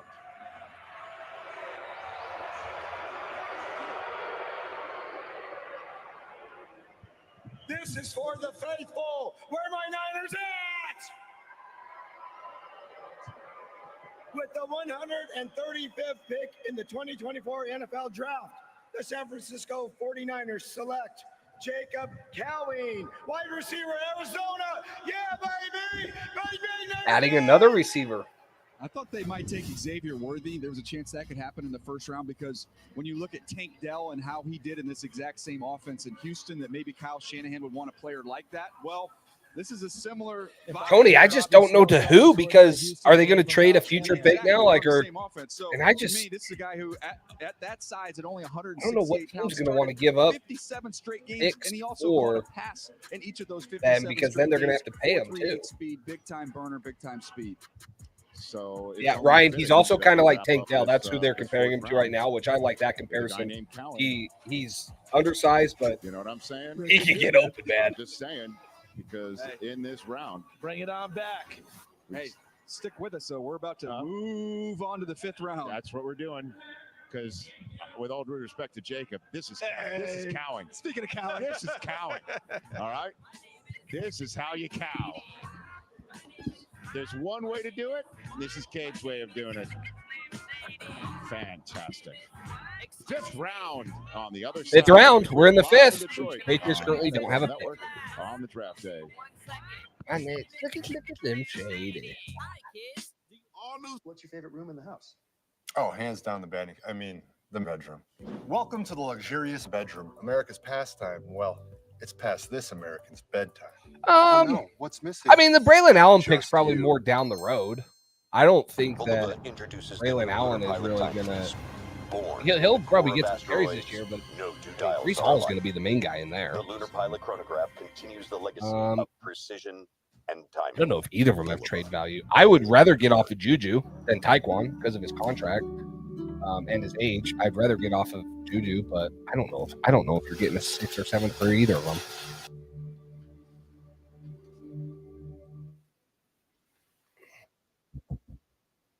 Yes, and I want someone different next to Barmore, Tony, right? Because we don't have Lawrence Guy, so I want like a run stuffing, two gapping, interior presence that's really good to stop these bigger backs.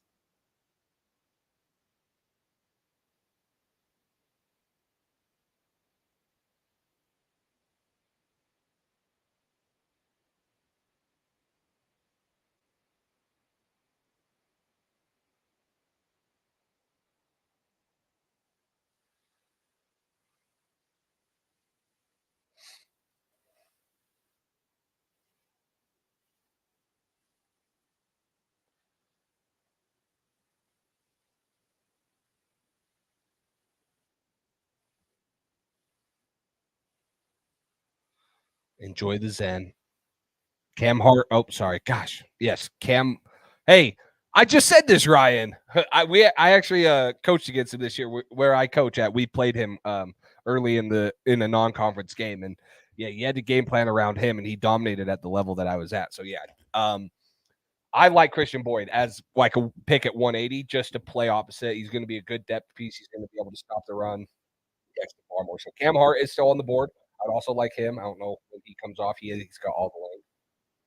So, yeah, and we played there, and I mean, he looks different too, right? At the level I'm at in the FCS, you're kind of like, there's big dudes, but like they're not built. They're not like P5 guys. You looked at Christian Boyd, and you're like, yeah, that guy has like NFL size, NFL length, and like he looks the part. He was a good looking dude. So. Should we take Spencer Rattler too?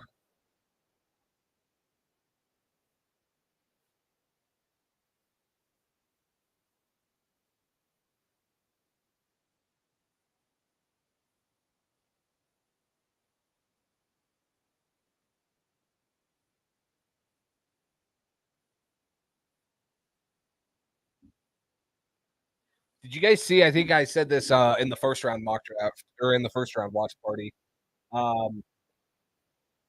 The CBS HQ did a mock draft like 2 days or a day before the NFL draft. And they had the Patriots trading down with the Vikings, and at 11 they took A.D. Mitchell, and at 23 they had taking Spencer Rattler.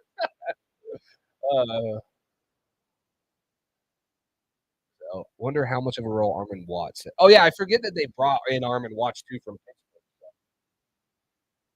Him and Gottschall is going to be that run stuffy type of guy. So you do have him, but the younger option wouldn't be bad.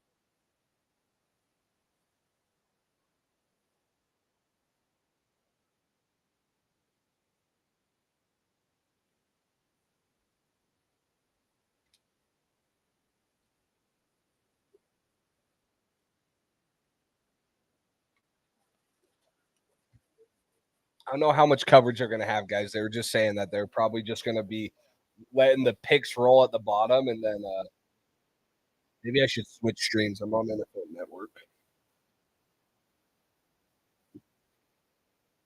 Let me switch.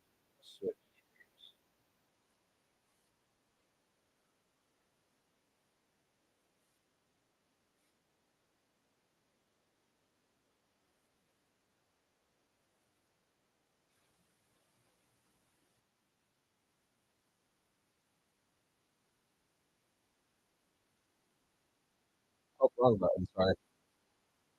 There we go.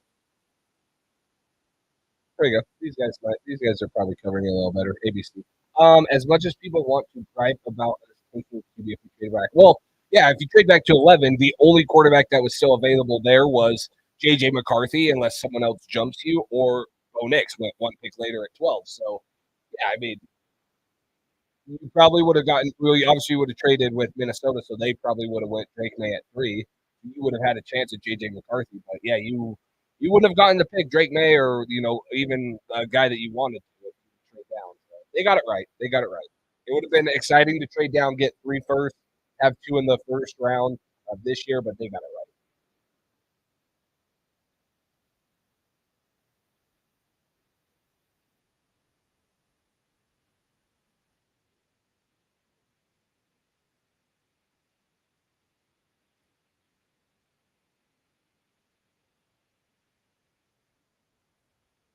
Only a 3% The Eagles made out good. That's what they're talking about. Quinyon Mitchell and entering the draft, according to our draft day predictor. We're going to send it over to Adam for more on what the Eagles have been doing today in round 3. Well, thanks very much, Evan. Not only did they get great value early in this draft, but they have loaded up already for next year. Today alone, within a 40-minute stretch, the Philadelphia Eagles acquired extra 3rd, 4th, I make and people. 5th I round picks cannot in the believe that. 2025 I cannot draft, which will believe be that. in Green Bay next year. Von Baker So said, "I make already people the in Eagles have wheelchairs extra stand up." picks. That's the And should the craziest league thing decide to take away a pick in the Saquon Barkley tampering investigation, and the Eagles continue Javon to Baker on maintain teaming that up with they've Drake done May and nothing Jalen Polk. wrong, Us the 3 Eagles alone now is going to have bring 3 back extra the picks winning they've gotten mentality that everyone today likes alone, in Boston. And Confident, you know, man. Adam, Pete Thamel, told me last night that the Eagles in their draft room, when that first pick came up and they were considering taking Quinyon Mitchell, that they almost took Cooper DeJean. And then they wound up with both of them by going into the second round. So they've picked up. Eagles are crushing. What do you think about Alex Hunt Love it. too is Grayson, I think an Cooper interesting DeJean guy was a that guy will who be was able to in do a the lot mix of for things several for teams. Big Not just Fangio's. one, it was several teams. Will Okay, Shipley's should we take be this a little guy? early, but it Question makes is, sense for the what Eagles. is he? He's a versatile kid. Yeah, He can be slot, outside Eagles- corner, he can be a safety, he can be a punt returner, which he was outstanding the at Iowa. Eagles Can he define a role in the NFL? and the I Ravens think he can. just draft Cooper DeJean good should have been a football first-round pick. players, Yeah, and the they're injury aggressive came when back they from need it. to be and when You they look at want to be, Quinyon Mitchell, and they make breaking up those picks passes worth was a it. specialty And at Toledo. So they're he's a freaking- potential lockdown guy. Cooper DeJean, probably a safety with the Eagles. Then you think about where they are right now with Jalen Hunt. Develop them. Let him sit, watch, and learn a little bit. Let him work behind guys. Learn how to be a professional. This kid came from Houston Christian after being at Cornell just a few years ago, where he didn't even start. Started one game at Cornell. There's a 195-pound safety. Okay? You think about where he is now after 2 years of Houston Christian, still improving, tested off the charts. Production wasn't tremendous even at Houston Christian. Almost but it was 40 good picks, enough. guys. You're rolling the dice. If he coached up, learn from the veterans on that football team, be a guy who's a sponge, and Jalen Hunt. we're still farther away from our next pick than we are closer to what If you pick we're talk intending. to Jason Campbell, the head coach of Toledo, he will tell you, look, for as fantastic as he is on tape, and we saw him down at the Senior Bowl, locking down and absolutely blanking everybody. And you watch his tape at Toledo, every discipline that you ask a corner. All right, guys, let me know in the comments, okay? He can do it all at a very high level. He said this is a Kendrick great Bourne, human being. Tayshaun Booty, Mario Douglas, The kind of guy you AJ can pay, Osborne, and you Jalen can just Rager, kinda go away 'cause he's Tyquan gonna Thornton, take Juju care of the things Smith-Schuster, that he Jalen needs to Polk, take Javon care of. Baker. Look, we emphasize Who's character out here of on that the group? third day If of the I had to draft. guess, it's Obviously, at the very Tayshaun top of the Booty, draft, you want to Juju make sure that you get the person right. Because They you nailed the give person here Rager on an top of extension, the you give fact that Osborne an he is a extension. big, I think physical, that to fast, Jalen Polk and Javon productive Baker to come corner. in, What more do you want? Yeah. it's You know, the probably thing, too, Tayshaun I Booty. told the story when and he was drafted Stewart. too. His grandmother, very close to his grandmother, as you know. So the coaches, because he was so quiet, said, "Hey, when you're a cornerback, you make a play sometimes. You need to let everybody know about it. You know, you have one more swag to it." Well, so he took them up on that. And while his grandmother was watching the game, he might have let some salty language slip out that she picked up on. And she's like, "There'll be no more of that." Put that down. And when they talked about maybe switching the jersey number from 27, I think, to 1, she's like, "No, 27's good. You got that." Yeah, I agree, Ryan. Tremendous, Tayshaun Booty, tremendous man, a great talent. Juju My grandma. This is interesting too. I know I hit at this. Would you guys have rather taken Brad McConkey at pick 34 or Jalen Polk and Javon Baker? Because essentially, Patriots trade down from pick 34 to pick 37.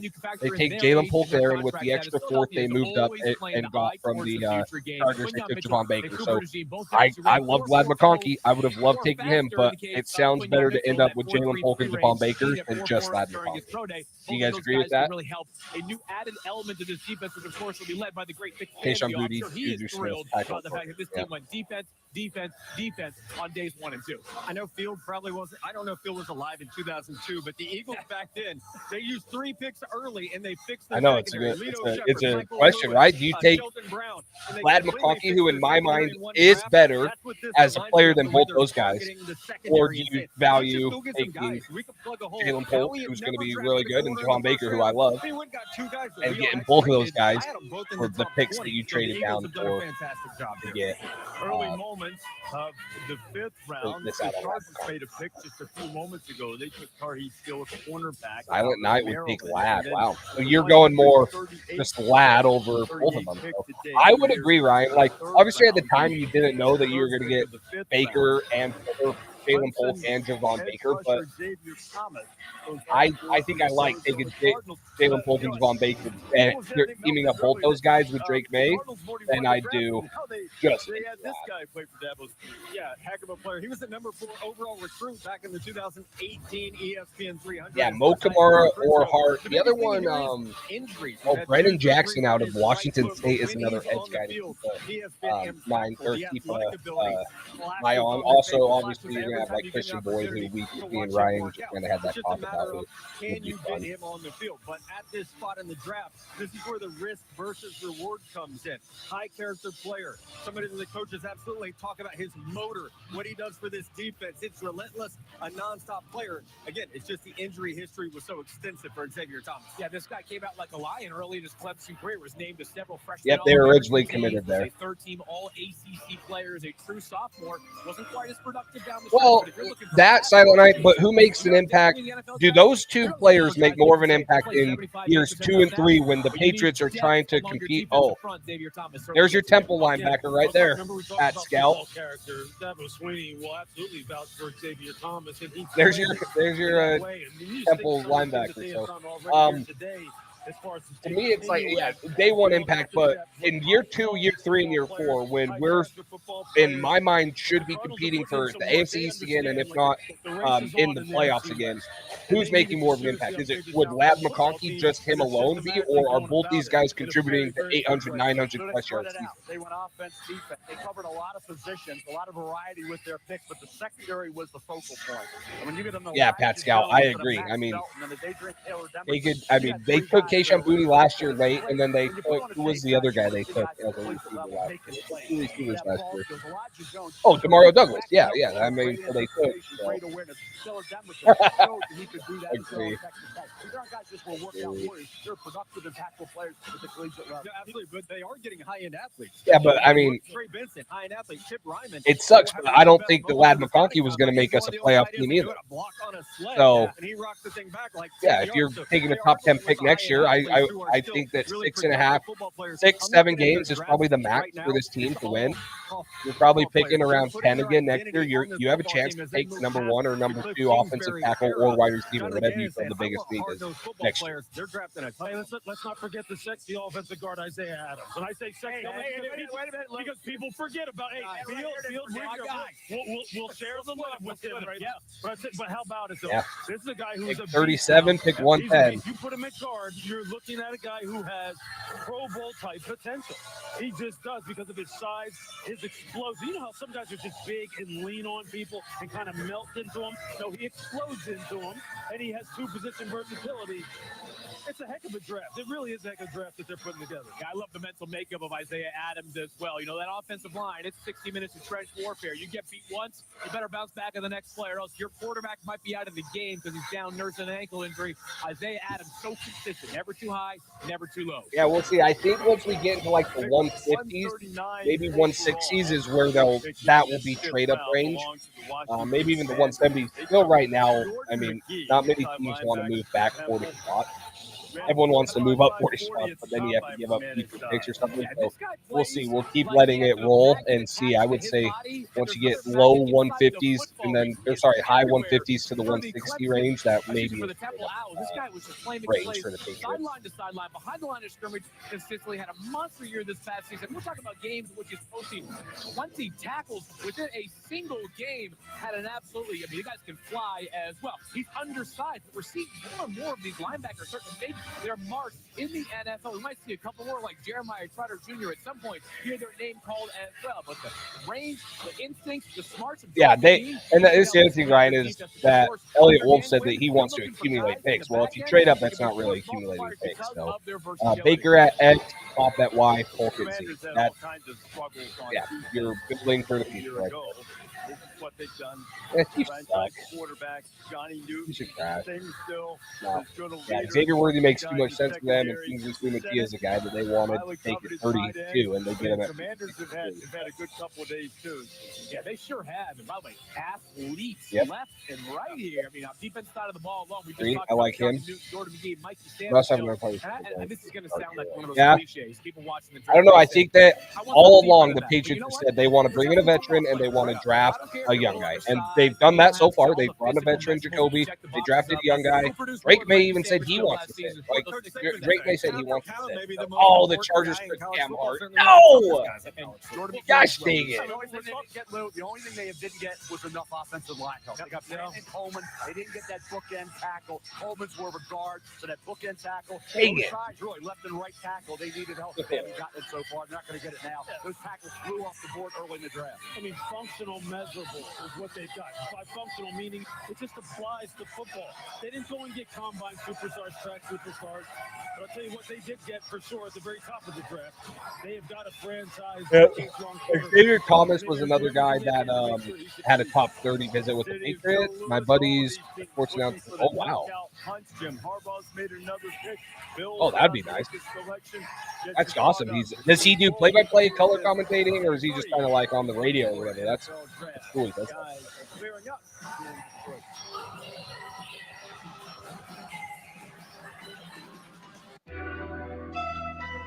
It's love at first bite with Haagen-Dazs. Vanilla milk chocolate almond bar. That's Dallas. Lowe's knows the only thing that works as hard as pros. Is our rewards it would have been program good. for pros. Everyone's going to be good in San That's why Francisco. when you stock up on the many items you need, you weren't bonus I'm going to points, run one more stock ad break. bonus. Last one of the stream, guys. It's going to be 37 seconds. We'll run to the bathroom real quick. So I'll be back real quick. Thanks to our sponsor at SeatGeek. I'll see you guys in 30 seconds. Are you tired of trying to find the best deals on tickets to your favorite events, concert, and games? Then SeatGeek is the answer. With over 28 million downloads, SeatGeek is the #1 rated ticketing app. You can find the best deals thanks to their app and website showing you what prices are good and bad. And now you can use code PATRIOTSDRIVE for $20 off your purchase. So go ahead and get those tickets you've been eyeing because you don't want to miss out.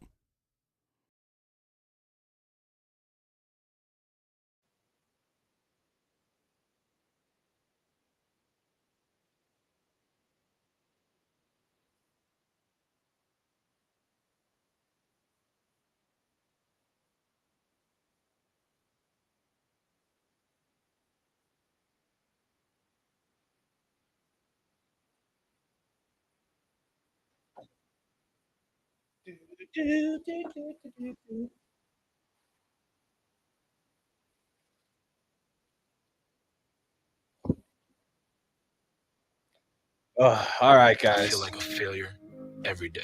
Come on, let's get the Patriots. These are the back stories of kids struggling with mental health. Anxiety affects nearly a third of them. That's why the NFL is working to give kids the tools to be stronger and more resilient. Millions of kids feel alone. We can show them they aren't. Next. Stop. You got it? Let's go back to the beginning. Your electric future customized. The fully electric Audi Q4 e-tron. Get exceptional offers at your local Audi dealer. He does the sports radio for the team. In here, hey, you can expect that's a freaking dope job. Like that'd be a dream right there. You just get to follow around in Power 5. Well, I guess they're independent, but a really good football and baseball, basketball program and all sports all day and talk about it. You'll find out here. The new 2024 Grand Cherokee lineup. Jeep, there's only one. Right now, during the Jeep Celebration event, we'll call.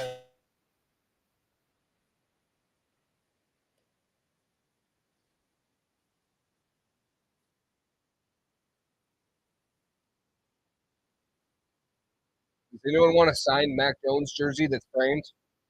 I jumped the gun and bought one after his rookie year, and wondering if I can open up the casing and strap Drake May on there and send it to him to sign.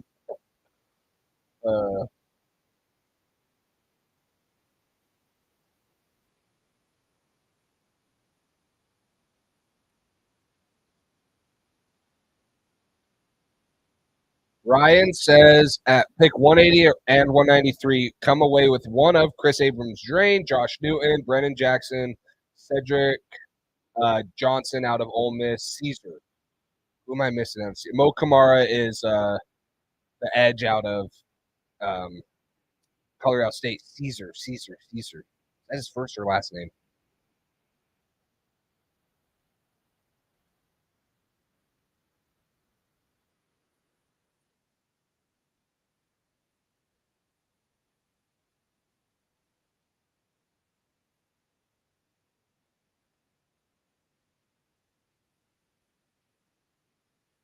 Oh, Nelson Caesar out of Houston.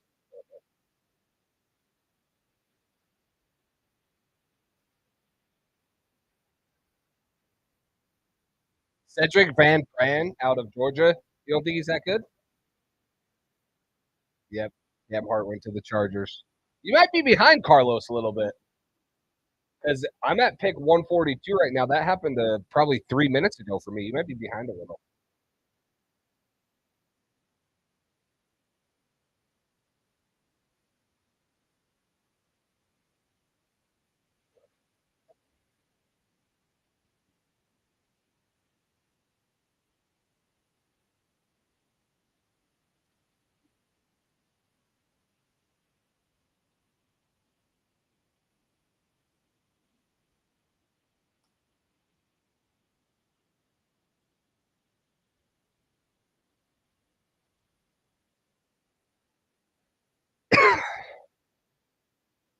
These guys are talking about Cam Hart right now. Impressed that he can wind up getting a I'll little get Carlos. sloppier and really getting himself out of sorts. When you're talking about off-man coverage, this big joker can absolutely lock it down on the outside, and he's going to be something very interesting here in the 5th round.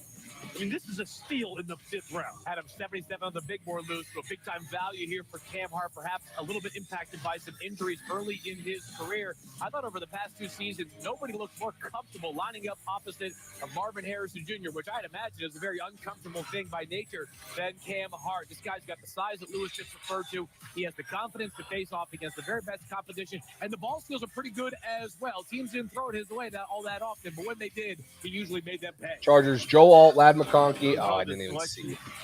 So far for the Chargers, and they're celebrating their most recent addition in Cam Hart out of Notre Dame, going to the Chargers. Immediately afterwards, the Bills took the center from Georgia, Cedric Van Fran Granger. Now, on College Game Day, in the preseason, we had guys who think said, draw your mascot. And most of the guys drew stick figures. This dude drew Ugga, and it looked real like, whoa. He's like, well, I was in the gifted art program through high school. So he's a gifted artist and a pretty good offensive lineman, too. Gosh, we're pretty still 40 picks He led away. 1 sack in his entire career. Oh. Over 1,300 pass blocking plays, 1 sack. That's what the Buffalo Bills need. Mitch Morris is gone at the center position. You look at their offensive line. That's what sucks is it's like we had one at 110 and then now we're at 180. There's Buffalo under Joe Brady, offensive coordinator. They want to run the ball a little bit more. Well, Van Fran Granger has experience blocking for James Cook. They're running backs. There's going to be a lot of familiarity there. He's a powerful people mover. I thought at times a little bit straight-kneed, played a little bit too up and down, but you want experience, you want toughness, and you want power in the middle of your offensive line. Field, this is your dude. Yeah, short arms. That was the only thing, Field. The short arms, you showed that. He gets powered back at times. That's why the short arms. Jalen Polk and Javon Baker both worked out all offseason.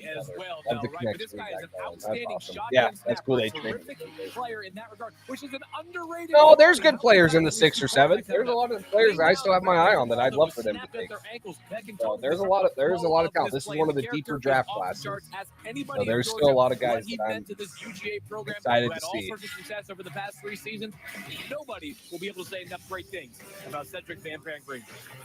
The Colts go wide receiver and take Anthony Gould, who can really run from Oregon State. Love this kid. He's a steal. He can do it all in terms of the jet sweeps. He's a playmaker, reverses. Diminutive dynamo at about, you talk about 5'8 and a half, 175, ran 4.39, 39.5 vertical. Consider this, 149.10, same as Xavier Worthy. Talk about special teams coaches. They would want Anthony Gould. He's an outstanding punt returner, averaged 18 yards a return in 2022 with a couple touchdowns. 2023, 60 yards a return. Yes, JC, Brendan Rice is still on the board now. It interests me, but we already took 2 receivers in the top 110. I think that you're looking more at a running back or a tight end, and then possibly 2 defensive guys. I guess they could go a true left tackle if they feel like they need to. No, I've been saying that for a while, but for me, the most likely options is going to be like corner and edge or interior D line, and then running back or tight end, or running back and tight end, and then one of those. He can win on the outside. Good release technique, good route runner. Run after the catch in terms of his strength. That may be a little bit of an issue, but you would expect that at only about 174 pounds. But the cool thing about him is because of his size, he's not just an E receiver, meaning a guy who has to be in the slot and have space to work. He can beat you outside one-on-one. That makes his value, for me, kind of go up. Guess what, Lou? This kid will compete. Oh, for sure. I'll tell you he'll make the contested catches. They will love him. Yeah, he'll make the contested catches. couple of receivers there for Anthony Richardson too, with getting Adonai Mitchell earlier too, and now you have Anthony Gould. Yeah, I They're mean, investing in that big number 15. yeah, but the Colts already took now. AD Mitchell, so do they need another bigger-bodied receiver? And they have Michael Pittman, so yeah, I mean, I get that he's probably better than him, but it's it makes more sense for them to take a speed gadget guy. Kind of common sense, but I'm not sure it's always been the case in the NFL. You got a young quarterback, even if they're perfect, doesn't matter, none of them are. Go out there and make the investments around this player. Indianapolis has done exactly that between the retention of Michael Pittman Jr. this offseason and the offensive line and wide receiver addition so far. And guess what? Field position, Lou. Yeah. Gould will get Richardson better field position on his punt returns because that's the underrated part of his game. He's a dynamic return. How about just the work that Anthony Richardson himself is putting in this offseason? From what I hear, the personal training he's getting down there in Florida with Tom Gormley and his group. Project O tackle could be a need. I like Tyler So Ryan, there's a couple guys that I like that are project left tackles. Wide receiver, that was a huge, really priority for them. Now you've got a player who has Frank Crumb's a guy. I can't believe Christian Jones is still on the board. Walter Rouse is the left tackle. Travis Glover. Ethan Driscoll's huge out of Marshall. Yeah, I said Frank Crumb. Like, there's still some big dudes on the draft board that have the opportunity to, they have all the intangibles that you want. And so there's a couple of those developmental left tackles I wouldn't mind taking just because we haven't already taken. And for VfB Stuttgart, we are here at the VfB Stuttgart Stadium, and next to me is Tiffany from the Falcons flag team Stuttgart to announce the pick. With the 143rd pick in the 2024 NFL Draft, the Atlanta Falcons select J.D. Budrand, linebacker, Notre Dame. Yep, I would throw Driscoll in there. I wouldn't. I don't know. I don't want to say that he's any of those guys. Driscoll, like just one of those bigger body guys. That Walter Rouse is like that too. I'm surprised Rouse. Yeah, and the Falcons have a big time. He's played mostly left tackle. Head coach Raheem Morris, he's got to run a base 3-4 defense. Got to get guys who can stack up in the middle. That's what Bertrand. Tyler Guyton was more of a right. Production for him, you knew was coming every single Saturday. He was going to strap it on, and it was going to be. He can. Right, so Walter Rouse out of Oklahoma is. I actually love what he does coming off the edge. 6'6", 313 pounds with 35 and a quarter inch arms. He played 732 snaps at left tackle in 21, 650 in 2022, and 850 in 2023. So Tyler Guyton, who we all love, wanted to play on the right side, or was on the right side, who went in the first round. So you have Walter Rouse there, who could be a left tackle there. He didn't give up any sacks this year in 480 pass blocking snaps. So Walter Rouse could be another guy I'd throw in there that's massive with the size and length that you want. Crum, Glover, Driscoll. Very rarely saw him make a false step or have a false read. Yeah, Wanya Morris. Was that 2 years? 1 or 2 years ago? That was last year, I think. Or 2, yeah. Wanya Morris was another one that reminded you of because of the conflict that you're in all the time. Run pass, different gaps you have to hit. This guy was always on it, and he always was there. He may be a little bit limited physically, but from a mental standpoint, no issue. Who's the comp king right here? This is the comp king. I'll give you one. Zach Thomas. I was with Zach Thomas when he came out of Texas Tech.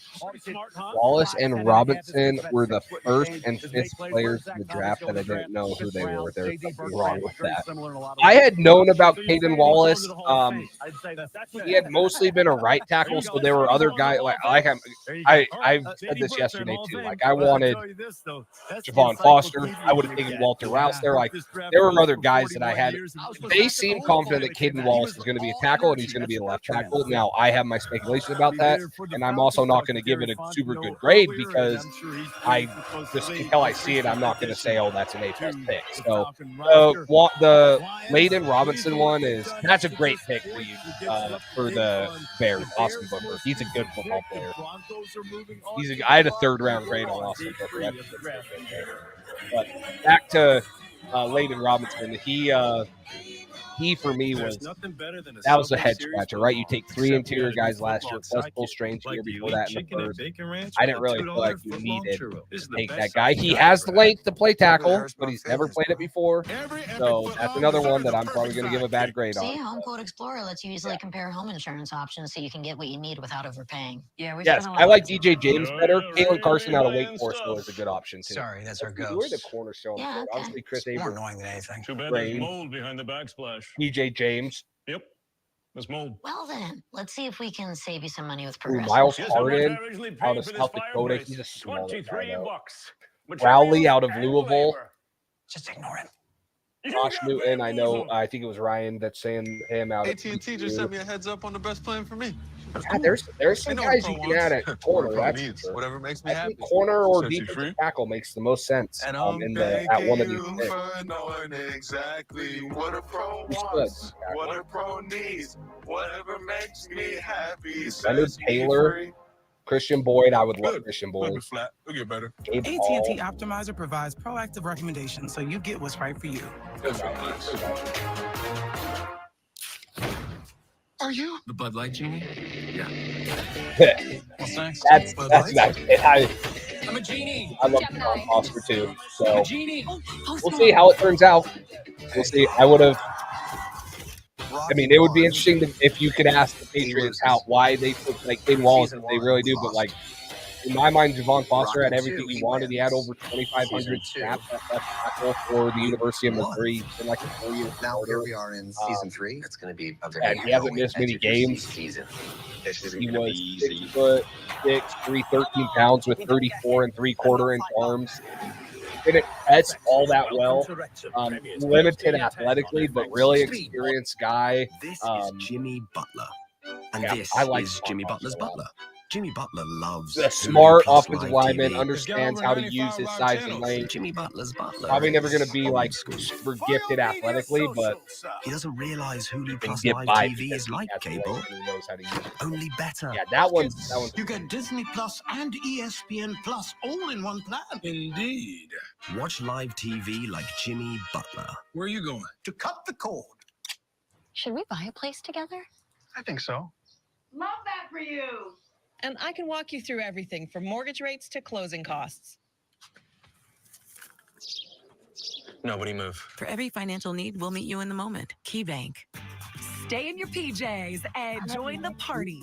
It's Cozy Earth PJ Day on Good Things Utah, Tuesday. Coming up on 2.5 hours live, guys. Appreciate everyone that's been in here, either the whole time or even just a little bit. Make sure you guys haven't hit that like button, subscribe if you haven't already. Like I mentioned, we're looking to do a Drake Majors upcoming week. So if you're subscribed, you'll already know about that because you'll be notified when we do. Early stages of round 5. Mel's best. Yeah, that's what was hard is like that's why I like taking like Kingsley Suamatia at 34 or trading down a little bit and taking Kieran Amagashi, some of those guys, because I felt like there were good 4th and 5th round tackles I liked, but not a lot of 3rd. So I would have been fine taking Javon Foster in the 3rd just because of how many tackles went off the board early. I've said that I would have been fine if that's when they took Javon Foster because that's the guy that I really liked, and I thought that you needed to take him. So, but yeah, there were probably better 3rd round receivers than tackles, but man, I love the 2 receivers who are coming out of this draft. Chris Abrams' drain just went to the Broncos. You think about Austin Booker, who's in Minnesota, goes to Kansas. These defensive Big 12 defensive. Chris Abrams' drain is now off the board. 6'4.5", 240. There's room for him to add weight, get a little stronger, but the initial quickness, that explosion off the ball, you watch him here, get after the quarterback, and he also has some power in that pass rush. He'll get better with that once he gets stronger. The production this year, 4th in total tackles on that team, 12 tackles for loss, caused a couple fumbles. I like the initial quickness, field and bat. I think the kid's got upside potential. During the draft process, you were hearing a little negativity. He were dropping him a little bit, but this year off tape, he caught my attention with the ability to get off after the quarterback, and he's going to keep getting better. Yeah, what a unique path to the NFL draft for Austin Booker, a guy who Only played 2 years of college football because he redshirted his freshman year at the University of Minnesota. One career start for Austin Booker, one of the most interesting players in the entire draft. Yeah, Rush upside. I'm not sure he's I don't know, Brian. I was high on Roman Wilson at first. I think Javon Baker at pick 110's but I like that pick more than I would have liked Roman Wilson at pick 68. The good news is you watch him against Illinois, you watch him against Texas, and he looked like a second-round pick. Now, there were times where his consistency wasn't there. I might get a Javon Baker jersey. That's how excited I am about him. In college, so I he don't is know if I as actually raw as they come. But at this point, let's find maybe a guy that we Tennessee can takes develop. Booker Rattler. I don't think Exactly they who would Austin Booker is. because I think they're really high on this Celebrating getting Austin Booker. The Broncos made this selection after that. And you guys have been waiting for this when Missouri cornerback Chris Abrams' train is going to Denver.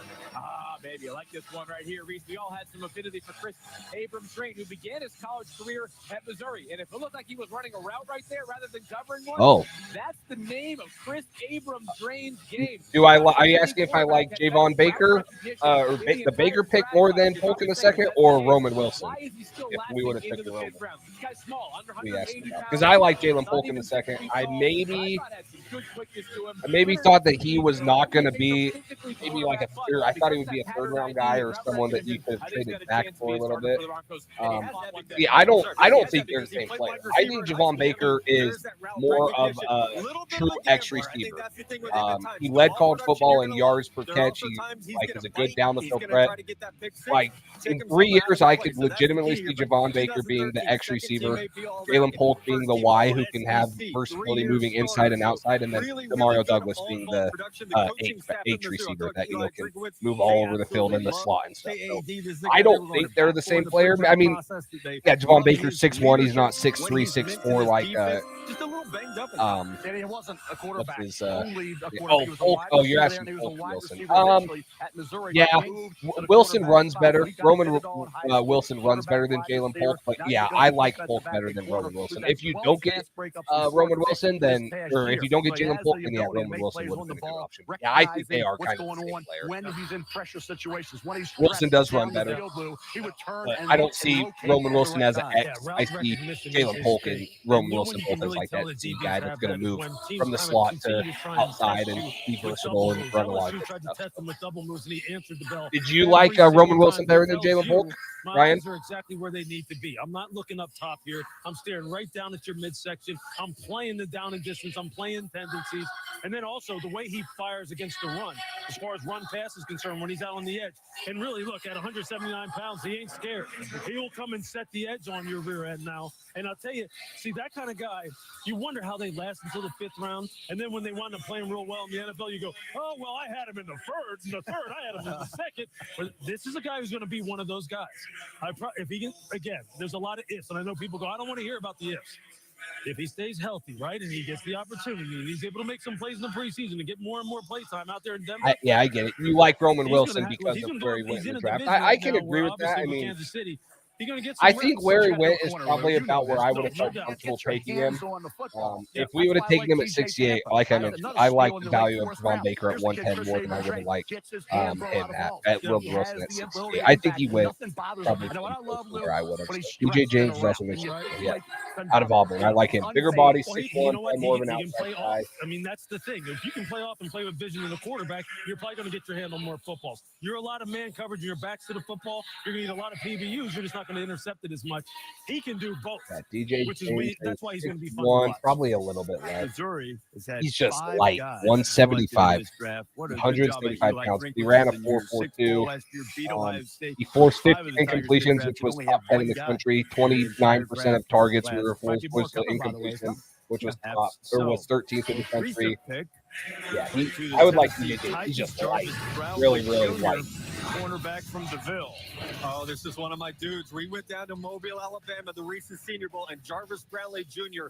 turned my head with his ability to Warner's looking like the pick receivers that back maybe at the line of scrimmage. He is physical. maybe he's going to be a the guy two-year there. starter So at Louisville. just go look at After Layden transferring Robinson. in, maybe he doesn't have the ideal size, but we can put him on the inside. Don't worry about the size there because he has the footwork, he has the power, and 50-50 balls is not his game, but 6 career interceptions. 4 of those came when he was in the slot. This is where I want to see him play. Press coverage up the line of scrimmage, great eye for the football. He will come downhill from that slot position to be an impact in the run game, but when they needed big plays, Jarvis Brownlee Jr. was consistently making them. I thought he was one of the big winners of this year's Senior Bowl. A little bit of trouble vertically. When routes down the field, there was where I thought he struggled a bit, but I like the toughness. I like the fact he will tackle, broke up a lot of passes. He has good hands for the interception, but down the field routes. I like what Chris Abrams-String did. I like what TJ Tampa did. Jarvis Brownlee Jr. has to work on that. Yeah, he's got a good anchor, Carlos. He's like watching him right here. Like when he gets his hands on you in pass pro and he can drop and set, he's got a really good anchor. I mean, everyone raved about his pass pro. He's going to be a mover. Like he's going to be able to move. So he go Pat Scout. Did I just miss it? Is he going to the Raiders right here? Teams are going to say, well, you know what we're going to do? We're going to drag you out here into the deep water and see if you can swim out here, which is where he may struggle a little bit. The Broncos, a couple picks back, took Chris So how many guys did the? Is it just one? No, Javon Baker was a Senior Bowl guy. Hardly a speed burner, but a tough guy. Was Aiden Wallace a Senior Bowl guy? I think the Broncos got my big board. They're taking all my guys right here. Audric Estime. Let me tell you, this is a starting caliber running back in the NFL. I know he fell in the trap because the 40-yard dash time wasn't that great. What he does is a zone running back. His feel, his vision, and his instincts are him and Javon Baker. The thickness and the power in his lower body. Williams. Good luck bringing him down on first contact. We got a contact balance. Estime has that. Javonte Williams, starting running back. They have no one behind him. Yeah, that's the thing is like player. If you want to run the rock, people are, there's high praise for Taven Wallace, but there's people saying maybe he's like Michael Windu, who would probably be really good at interior, but he's going to be a tackle. I just feel like we don't have many true tackles on this team. It's all feeling like the interior guys we're bumping out when most of the time I like taking guys that you need to bump in, and that's what we're taking with. If you're taking the guard, you want Tommy Eichenberg. You're taking a guy that wants to, or you're taking a tackle to move in the guard. You're not taking a guard or a tackle that you think there is going to be a guard. So I've had a little bit of a problem. Kane Wallace is fine. I'm fine with Kane Wallace. There were better options. Layden Robinson. It'll be interesting to see how they can figure the line out. Because they have some strong, powerful guys in the interior.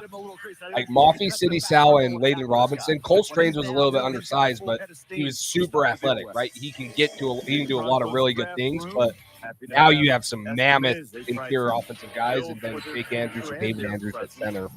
It might be changing the O-line. The look of the O-line.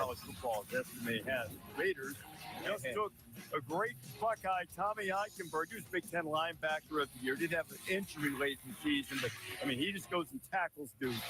He's got some fast eyes, does Tommy Eichenberg. Not an elite athlete, but those eyes certainly help make up for, you mentioned, Reese, the accolades during his college career. And by the way, he is the younger brother of Liam Eichenberg. Dang, Jalen Polk took number 1 when they announced that. That helped.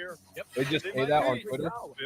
State Ignatius high school grad out of Cleveland. I think this guy's just tough, dependable, knows where he's supposed to be.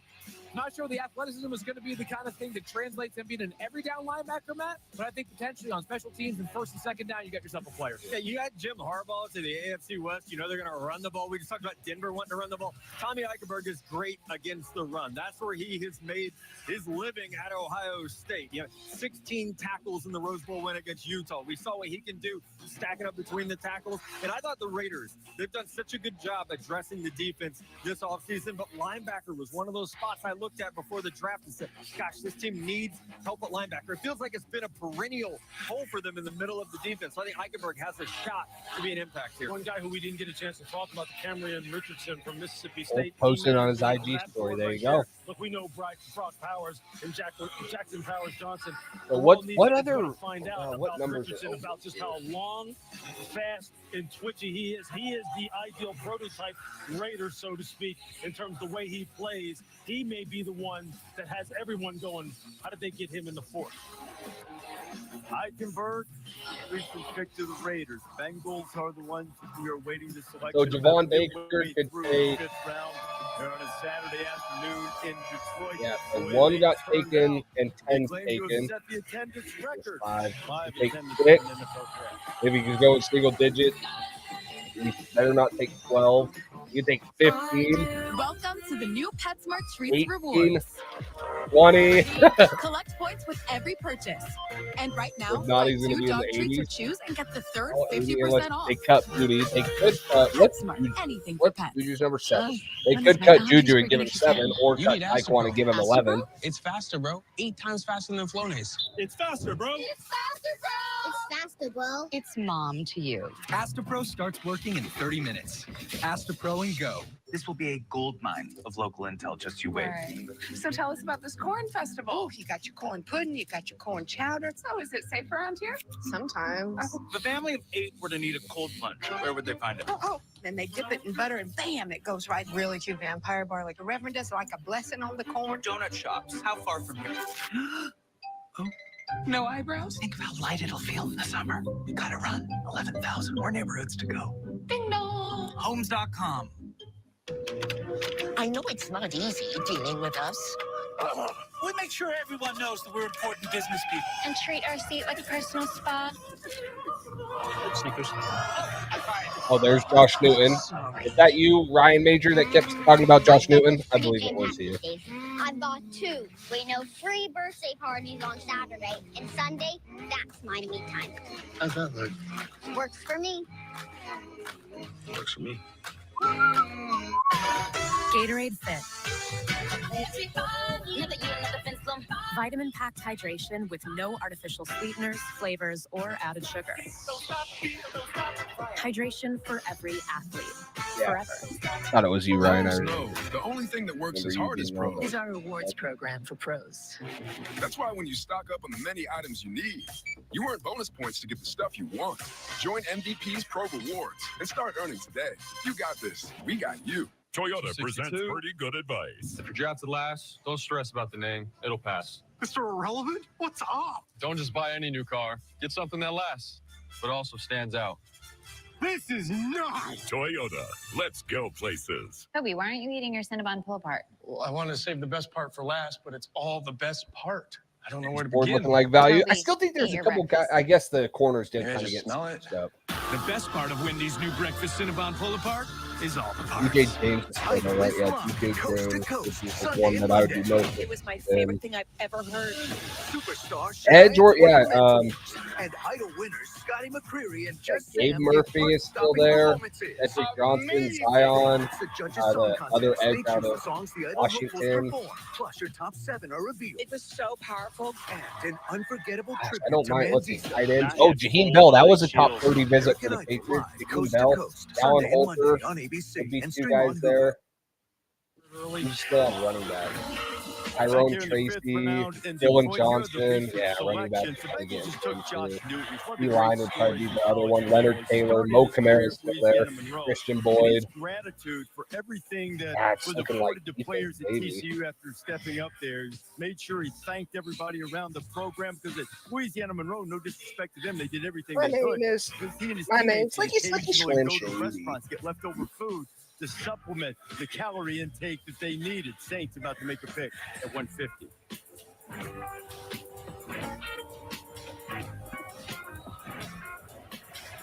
Saints on the clock. Saints went Fuaga, Kool-Aid McKinstry. That's an all-team name right there. Tedlise Fuaga and Kool-Aid McKinstry. 150th pick in the 2024 NFL Draft. The New Orleans Saints select Spencer Rattler. There it is. The Saints got Spencer Rattler. And with that, The longest wait between quarterback picks in the history of the NFL. And the last time a quarterback was taken was pick 12. 137 picks. Spencer Rattler to New Orleans. And Spencer Rattler, who goes to New Orleans. Wow, what a wait it was. But Spencer Rattler, who held the South Carolina career completion percentage record, now goes to a crowded Saints quarterback room behind Derek Carr. I got to tell you, I like this player. I think he's got good arm strength. He has good functional mobility. He's not going to blaze you with it 40 times. He's not going to run past you like Jaden Daniels. But both inside and outside of the pocket, I thought he was athletic enough. I thought the big problem with Spencer Rattler this past season was with a bad offensive line around him. He was way too likely to try to get it all back. I think in one quarterbacks, play. it got really weak. The last couple picks, they were the last 10 picks or so, they've kind of taken some of my top guys. So depth, yeah, I like what Edge still has, potentially defensive line, and then there's a couple tight ends, Jaheim Bell or Dallin Holker, or taking a running back if they're still there. Look, Shane Beamer said, look, we'll see. I mean, offensive line was decimated in off season. she could take another tackle. I know I've said it. If they get it right, I won't be mad. They need to take a tackle. But they had to put him on the move a lot down there. Otherwise, he was going to get killed. And he was a guy who handled the pressure. They said he never pointed fingers. He never complained. He just tried to continue to execute the offense the way they wanted. And try Darius Monroe, huh? You don't like DJ James or I don't think Kalen Carson got taken, right? Did he? And basically down there, Clint Kubiak down there in New Orleans. Now, yes, I like DJ James. Kind of oh, he did offense where you have a strong running game. No, Kalen Carson still there from Wake Forest. Maybe Spencer has found a home. There may be some of you who don't follow college football a lot. When he started his career at Oklahoma, he was eventually beaten out by Caleb Williams. But when he was Juan Hardy's not a bad one either. Services had him as the number He's one shorter. Like, there's a couple guys in here that are slot guys. Who can really a guy out of South Dakota, Miles Harden, he's a shorter guy that's been kind of getting a lot of. He ran a 4.5, jumped 35, did pretty well. Chaw Smith Wade out of Washington State is another one. So there's like good slot guys here. Kicker time. Kicker time, huh? Not bad. Maybe Mark Perry is high on their board. Okay. Insider information, Carlos. They were up at halftime, and largely because he was just making plays, taking hits. Yeah, Carson. Yeah, Kalen Carson's the one. Yeah, and you know what? Dowell Loggins, who was offensive coordinator down there, said, he always responded to the adversity the right way, meaning he leaned into it. He didn't back away from it and go, hey, look, this isn't really about me. This is about this offensive line. This is about the running back room not quite being good enough, the wide receiver room not quite being good enough. We're trying to break in some new wide receivers. He never did that. He always accepted the responsibility of the fact that it all starts with the quarterback. And see, I think that makeup is important because considering what he has been through and then what he was through just this past year, that could break some guys. Some guys may never be the same. So it'll be interesting to see him get put into a room that has a nice variety of quarterbacks, quite honestly, and see how he responds to the competition. Well, he sat behind Jalen Hurts and redshirted the first year. Then he had a good first year there, and then the fans kind of turned on him at Oklahoma. They wanted to see Caleb Williams. So there's Steve Smith here. I'm going to play what Steve Smith had to say about Javon Foster. Or sorry, Javon Baker. Everybody was talking up Spencer Rattler. You think back Caleb Williams sitting there, and I watched Caleb play high school football at Gonzaga, and you say, how's this going to work out? Remember the Texas game? You referenced it. They're behind, you're trailing, they make the move, they go to Caleb, and forget. He's lighting up, he brings them back, they end up beating the Longhorns, Red River rivalry, and Spencer had to deal with that. That's a letdown. You're the guy, you're not the guy. Caleb's the man. And all of South Carolina, he get a lot of help. He made some head-scratching throws. The offensive line was an issue. He's a 4.95 guy. He's one of those guys you can see. He tried to get outside the pocket. He made some throws there with Leggett having the big year. Leggett had one great year. Who do you have it with? And the bottom line is, oh, my bad, Ryan. I thought I had muted higher than that, 84. Let me mute it and go again.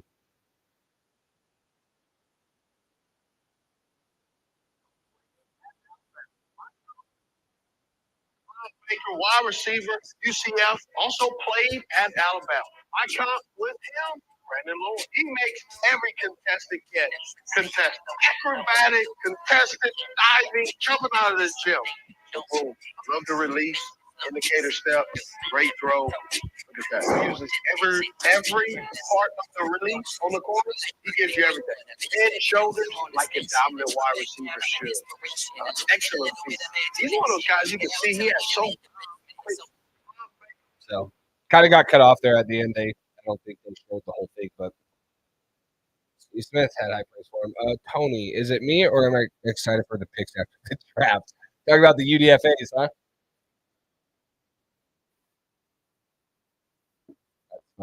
17 years old, and he's been anointed. I would do the same thing. Yeah, tight end. I would like tight end. Trophy contender. This Running is a back. future first rounder. No, that didn't happen like at Oklahoma, but he took his lumps. He goes to South Carolina. He grows as a person and yeah, he has really good like body control. The way he controls.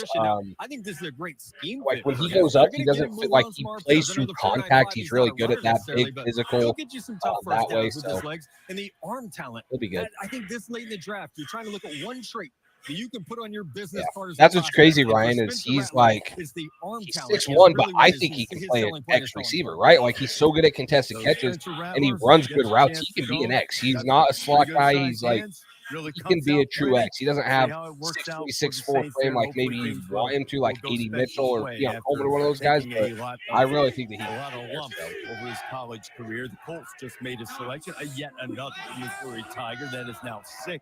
That have been drafted off of Eli Drinkwitz's team. Jalen Carlines goes. He's another guy from the second. Yeah, Brian D-line.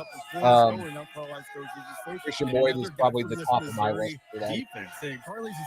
Leonard Taylor out of Miami is he a linebacker? We're trying to figure out exactly where he's going to play. He's had 9 interceptions since the start of the 2021 season. That's high for most in the SEC with that time. But he's also a great tackler. He's 227 pounds. So I do think we're probably going to see him make that transition to a weak side linebacker spot in the NFL. He's got run and chase ability. He's got really good speed in the open field. Was a fantastic tester in the pre-draft process. He's added 38 pounds to his frame since 2020. So he can now stack up blockers. He can take on guys with length, with power, but you still see that ability to track the football over the top. And the Colts, listen, they had to get some help in the secondary. This was a big area of need we talked about for them last week.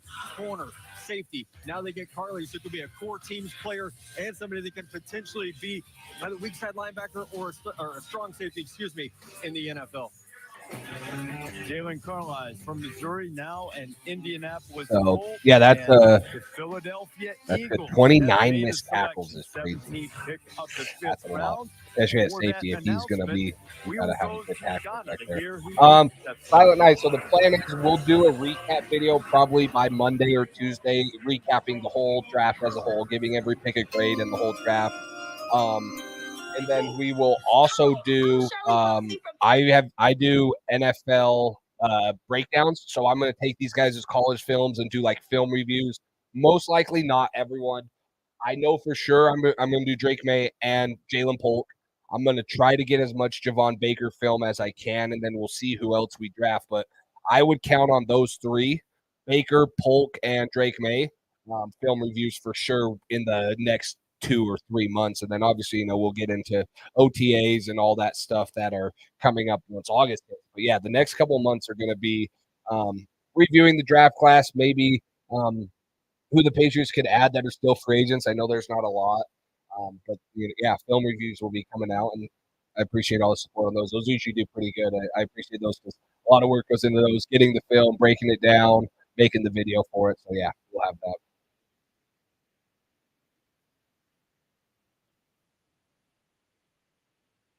Yes, Christian Boyd. Tyler Davis isn't bad. I don't mind Tyler Davis. I would take Christian Boyd. So.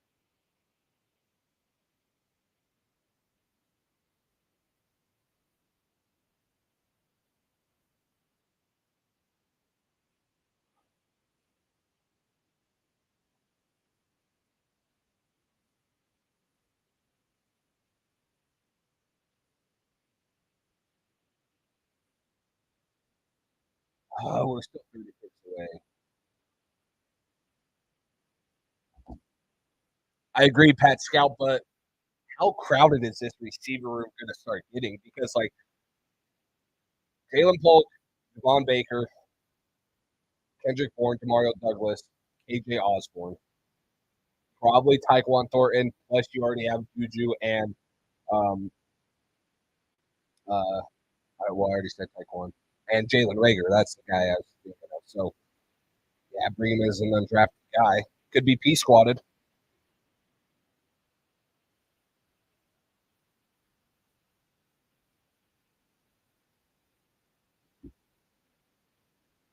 Guys, drop in the chat. This is just like a random thing. I'm just like trying to think of what else we can talk about.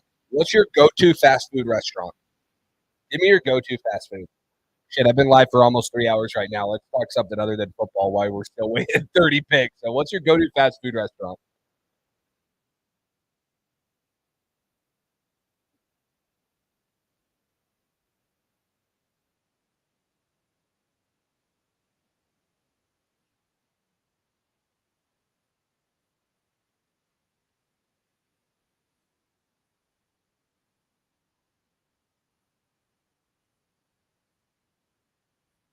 Chick-fil-A. Oh, Five Guys. That's interesting, Brian. Two Chick-fil-A's or In-N-Out. So that's what I was going to ask Brian, In-N-Out, Popeyes or Chick-fil-A. So it's hard to compare Five Guys and In-N-Out for me because, like, if I want a good quality burger, I'm going to Five Guys. You can build your own. But if I'm talking, like, cheap, just like a 2x2 animal style, then I'm probably going In-N-Out. So you can't, like, I like Shake Shack too. I love good burgers, man. That would be my go-to. I don't know, like, how you guys feel, but, like, this is an odd fast food one. I might get torched in the chat, but Jack in the Box tacos are so fucking good. I don't know if it's my go-to, but, man, if I'm, like, taking a little late-night craving or something, Jack in the Crack tacos are so dang good. No Chipotle's. I'm surprised we didn't get, like, a Chipotle or something. Maybe you guys don't consider that fast food.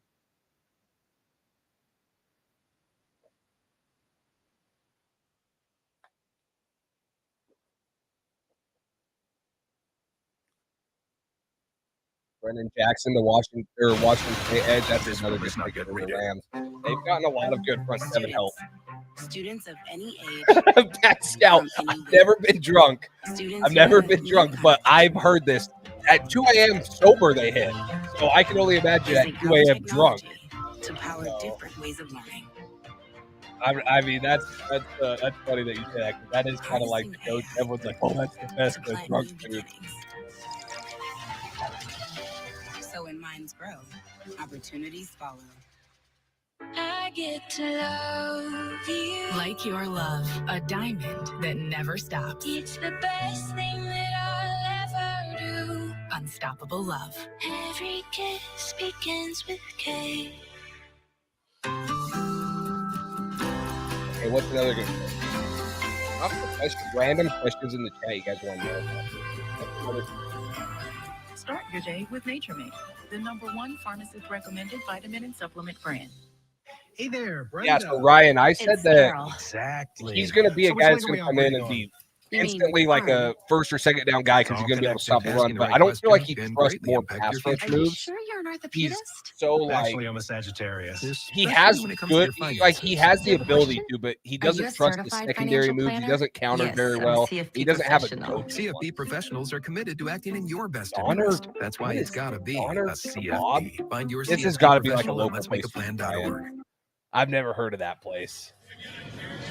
Welcome back to the 2024 NFL Draft, presented by Courtyard by Marriott. I would Ryan, you can tell me if you agree with this. I would probably take Mo Kamara over Brennan Jackson just because I feel like he's a better pass rusher. I think there's wow, the first player trade, John Franklin Myers to the Broncos for a 6th rounder. Who traded up with him? Donner Kebab. I guess I need to look it up.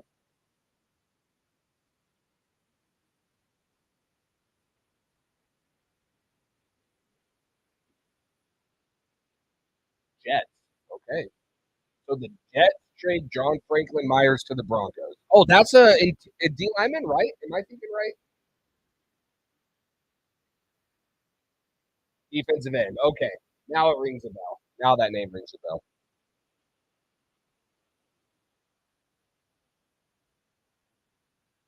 Crazy good catch. Jeremiah Trotter, Clemson. So that was someone's guy in here.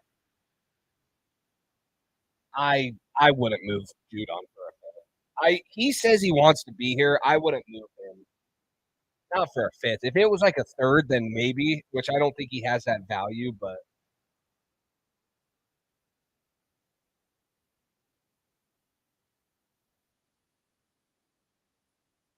there we go. I'm sorry. From the Jets, the second trade that they've made in the past week after getting Zach Wilson, and the Eagles get the son of one of their more noted players, Jeremiah Trotter, now a Philadelphia Eagles. We will get to Jeremiah Trotter, but Brennan Jackson from Washington State, you know, guys. I'll tell you what, GM lets speed, always find gems on base. Ray Fukuda, remember him in round 5 last year. Brennan Jackson, heck of a football player, almost 6'4", 264. That's interesting, Carlos. Amari Thrash to the Browns. Okay. 6'9", 33 and a half. I mean, I don't think we're going to take another receiver. Who's the best notable receiver? Oh, yeah, Johnny Wilson, Bud Means, Brendan Rice, still there. 24 and a half tackles for loss. Ryan Forney. Some people liked him or had high hope for him and Jalen Crawford. Those are two SDF guys. Same with Jaden and Jackson King.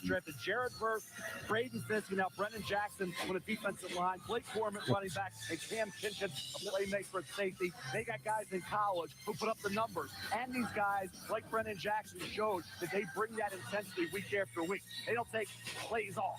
Brennan Jackson. Yeah, I would have looked at Brennan Jackson in the at pick 180. If he was still there, I wouldn't have hated that at all. Weeks ago, Jaden Hicks raved about Brennan Jackson. And if you like nostalgia, Jeremiah Trotter Jr. from Clemson played at St. Joseph's Prep in Philadelphia. His dad selected by the Eagles in the draft.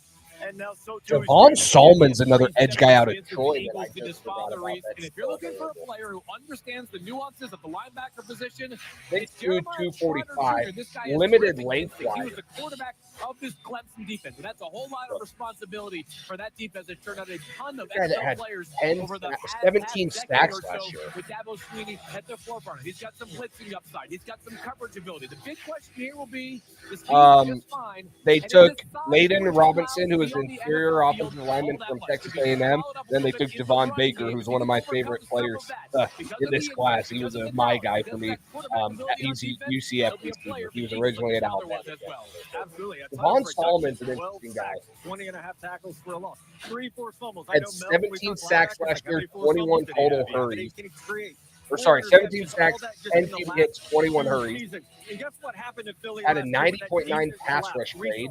No depth at the linebacker position. That was such a huge factor in why that defense couldn't stop anyone in the back half of the season after that fantastic start. So, 5th round, do you hope the guy becomes a starter? Absolutely. But right now, the important thing is depth at linebacker, Mel. They have to have Jeremiah Trotter Jr. Go to the Notre Dame game. 11 tackles. He had sacks. He got there after Hart. He had a pick 6. He was all over the field. I scouted his dad. I'll tell you what. Heck of a football player out of Stephen F. Austin back in the day. Jeremiah Trotter Jr. I didn't think there was much separating him. Browns, you said go Thrash, so Carolina, Miami. So nice pick. Eagles have had a heck of a draft. Let's go. Come on. Jeremiah Trotter Jr. It's about smarts. And what a pro wants. What a pro needs. 3rd time in the last 2 drafts that we've had an NFL legacy father have his son selected by the team that drafted him, with Harris Johnson Jr. going Porter Jr. going to the team that drafted their father's Jeremiah Trotter. I know, but do you take a chance on a guy like that might be a little undersized, but is just a good football player?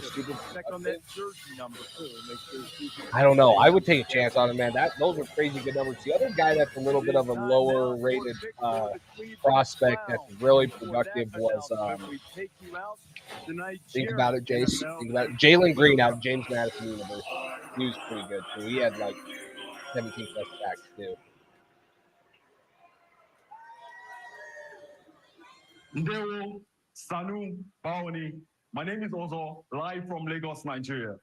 With the NFL Global Market Designation awarded to the Cleveland Browns for our great country, Nigeria, the Browns have become the first and only team in Nigeria.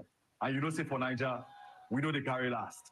Well, that being said, with the 156th pick in the 2024 NFL Draft, the Cleveland Browns selects Jeremiah Thrash, wide receiver Louisville. Okay.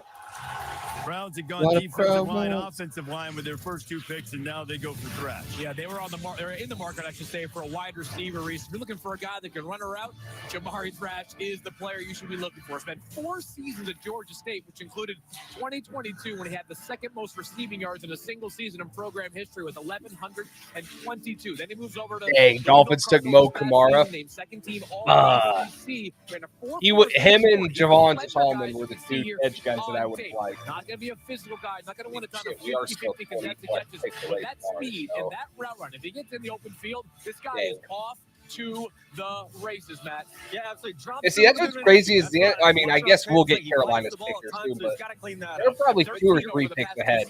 Let's go. Come on, throw it up there. Come on, give it to us.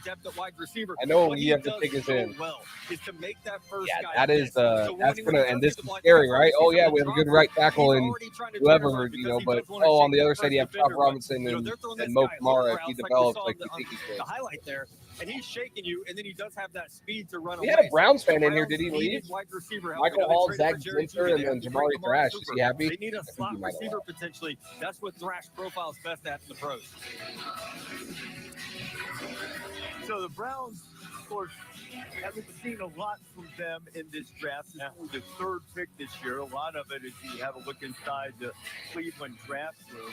The Deshaun Watson trade, he's been plagued by injuries and the other traded 6 issues at the beginning of this season. They traded 6 picks, massage 2 first-rounders to come up with the former Clemson star. The guys they hope to be able and still hope will be able to take them over the hump. 5 years, $230 million guaranteed contract in 2022, but they've only been able to play in a dozen of a possible 34 games because of injury or suspension. Guys, I know you're all sick of me, but Cole said he's hopping on.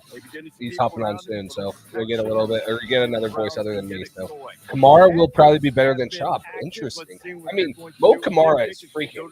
He's good. Like I don't know if he'll be better than Chop, but he was productive at a low level of college football in the Mountain West, and I think he probably got overlooked just a little bit. A little bit undersized. 6'1", 248. That's like in the 10th percentile for defensive ends in college football. But he ran a 4.5 and he jumped 34.5 on the first. He had a 10.3 broad jump. I mean, the dude had 14 sacks, which was top 4 in college football, 38 total hurries, top 10, 12 hits, top 10, like productive as heck. Defensive player of the year in the Mountain West. So yeah, that's not in this interview, yes, this entertainers. What's up, man? It's been a while. Yeah, Cedric Johnson. I don't think that they need another receiver. I like those receivers. Like I like Bud Means, Cornelius Johnson. For me, I would say, yeah. So I was gonna say there's 2 running backs. I like Tyrone Tracy and I like Dylan Johnson. I like the corners.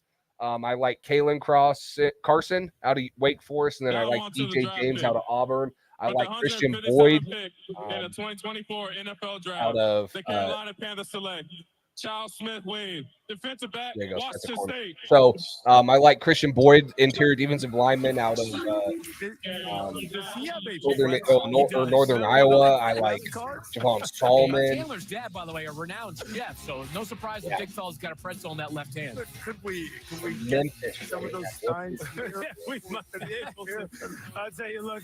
No, you talked about football character with Brendan Jackson, Shaw Smith Wade. They had a bunch of those guys on that defense with great football character, just great competitors. He's only 5'9", 184 pounds, and I'm not a bigger back. I mean, he's 5'11", 220, but because he could compete. I don't know. Maybe Jason McClellan too. You can throw him in there. I don't know, 180, maybe 193. Did they take a chance at Frank Ford Jr.? No. He is an ultimate alpha competitor. He showed up down at the Senior Bowl making plays. He's just speed deficient somewhat on the outside lane against the elite burners on the outside. But as far as having discipline, being willing to tackle, being able to make plays on the ball. Nathan Now, Thomas is another stretched down the field against guys who are much longer than him, but he is the ultimate competitor. He's exactly what you want here in the fifth round. High football character, very tough, has played a lot of productive football. You know, Lewis, we're starting to get to the Ethan point in the draft Walter where Rouse. what teams I would still be prioritize fine is so taking different depending on which of the 32 you're talking to, right? There are some teams that are willing to roll the dice on a guy who might have the physical trait, didn't put it all together during his collegiate career, and some teams may say, hey, we know this guy's ceiling isn't nearly as great, but the stuff that he put on tape for the past 4 years in college gives us confidence. I think Lauby definitely is like super similar to Antonio Gibson. Tracy, when the veterans are getting all the reps, I mean, he's not that bigger body back. He is 210 pounds. He's a little bit heavier too than what Lauby will be. He forced 4.4 yards after contact for attempt, which is seventh. Forced the fifth most missed tackles for attempt. 506 yards after contact. I don't know. I mean, he ran a 4.48 too. I would say Tyrone Tracy is probably not as similar to Antonio Gibson. If you haven't looked at your what iPad and studied your game plan, you're going to get exposed, you're going to get cut, then you're going to bounce around the league and be out of there. It's those guys who say, hey, look, I'm going to put in the work, even though I don't know where the payoff's going to come. Memphis guys. That's the kind of guys Dolphins these did get guys are. Mo Smith-Wade, Brennan Jackson. They're going to play, they're going to prepare no matter if they get 0 reps in a game. And that's what you need to have in these draft picks right here.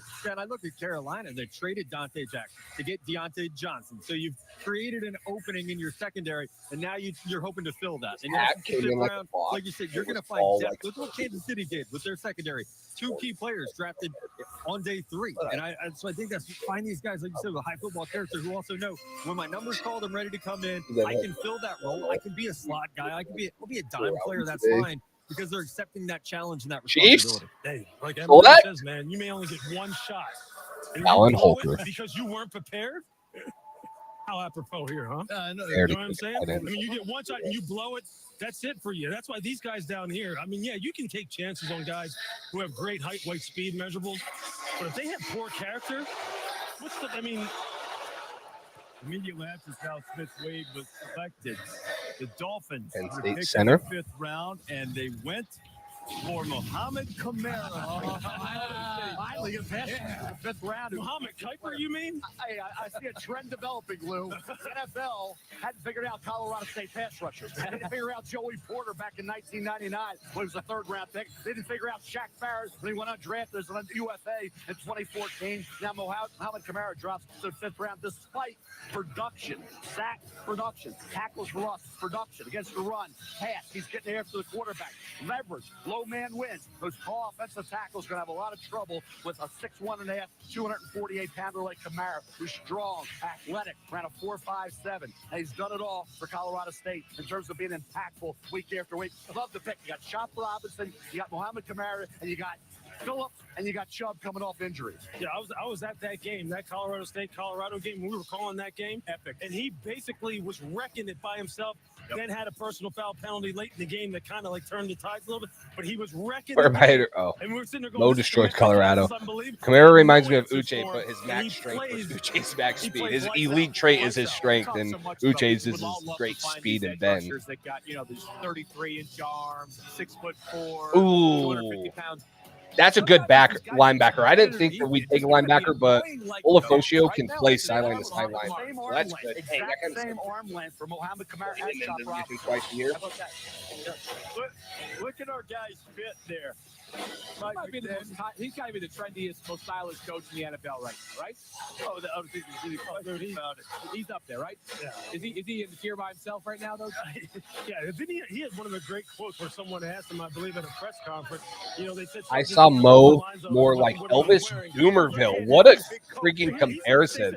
What a throwback comparison! That's funny. I'm 24, so I've been like paying attention to the mocks for the draft, probably watching film and stuff, and then obviously with my job for probably 7 years. So a lot of my comps come from guys in the last 7 years and what I saw with them coming out. But freaking Elvis Doomerville, what a comp, man!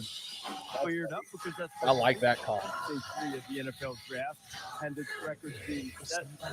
Kansas City Chiefs go back to the offensive line and take Hunter Norzad from Penn State. Yeah, first of all, shout out to our colleague Jordan Reed. He absolutely loves Hunter Norzad, and this guy's path is pretty impressive as well. Graduated cum laude from a school small. I can't believe Washington did it in the second.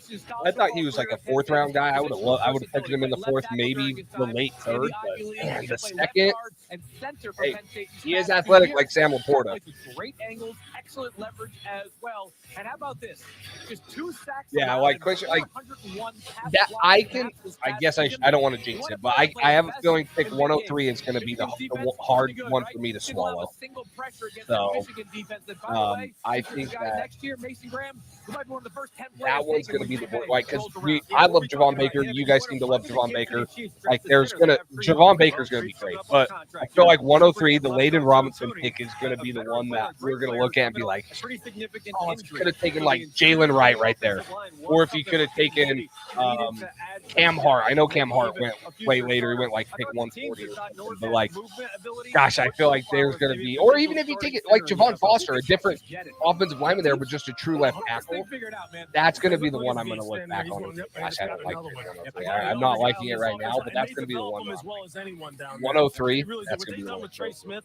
Look, he was a good prospect coming out of Tennessee anyway, but they know how to find interior offensive linemen. Yeah, I mean, he's just a long, aggressive corner. I get, like, he holds, but he's a long, aggressive corner, and him being a corner too, opposite of Christian Gonzalez, would be awesome. Day 3 of the draft, fewer than 100 picks remaining in this edition of the draft. Here we go, another nugget from Pat Scout. Bill Belichick drafted 3 receivers in the first 5 rounds from 2014 to 2013. We took 5 in the first, took 2 in the first. Who were the first 3? Don't tell me. I'm going to guess. Obviously, N'Keal Harry and Tyquan Thornton. Who's the third one that he took inside the 5th round in those years? Like a free 5G Who's going to be the third one that Belichick drafted? Don't miss out. Get more for your business. Partner with our experts today. That's a good question. Let me know in the comments if any of you guys have any ideas. Lowe's knows the only thing that does he count the traded second-round pick for Mohamed Sanu? That's why when you stock up on the many items you need, you earn bonus points to get the stuff you want. Join MVP's Pro Rewards. Malcolm Mitchell. There it is. You got it, Cujo. Yeah. Carlos, there you go. What's wrong? My travel Wow. rewards card didn't earn enough. Think about that. Tyquan Thornton, N'Keal Harry, Malcolm Mitchell are the only 3 receivers Belichick drafted in the first 5 rounds in what is that 9 drafts? With the Capital One Venture Card because it lets you earn unlimited double Dobson miles was on every Dobson? purchase I don't think every Dobson day. was, And you right? can use those miles on Wait, any was travel Dobson a purchase. And you third? know why? There's no crying with the Venture Card. What's in your wallet? Oh yeah, Dobson was a second-round pick. There's nothing better than a game. A great tasting Miller Lite. It's And less Malcolm filling, Mitchell Miller Lite. was Tastes great. Never maybe understood it's this 4. argument. Let it be both. Miller and Miller. I like Oh yeah, it. so Malcolm Mitchell was a 4th-round pick. This is the He gets first 4. time you are sitting down like this to tell your story. Brittany, are you ready? You've been told to go for your bag, and you felt the cartridge. What were you thinking of? Aaron Dobson was in 2013, so yeah, maybe they're not counting Dobson because he. But one of the worst prisons. Yeah, I don't know. Well, Pat Scout, is that including Aaron Dobson or not? Robin Roberts, prisoner in Russia, this Wednesday night on ABC. We've never spoken, but you've told us many things. Donnie Wilson for tight end. I'd rather just take Jaheim Bell or almost as much as you hate parallel parking. That heavy right foot of yours, we got you. I don't know. I would rather take like Jaheim Bell or Dallin Holker. I would just rather go with 2 tight ends. Lease the 2024 ES300 Hybrid for $509 a month for 36 months.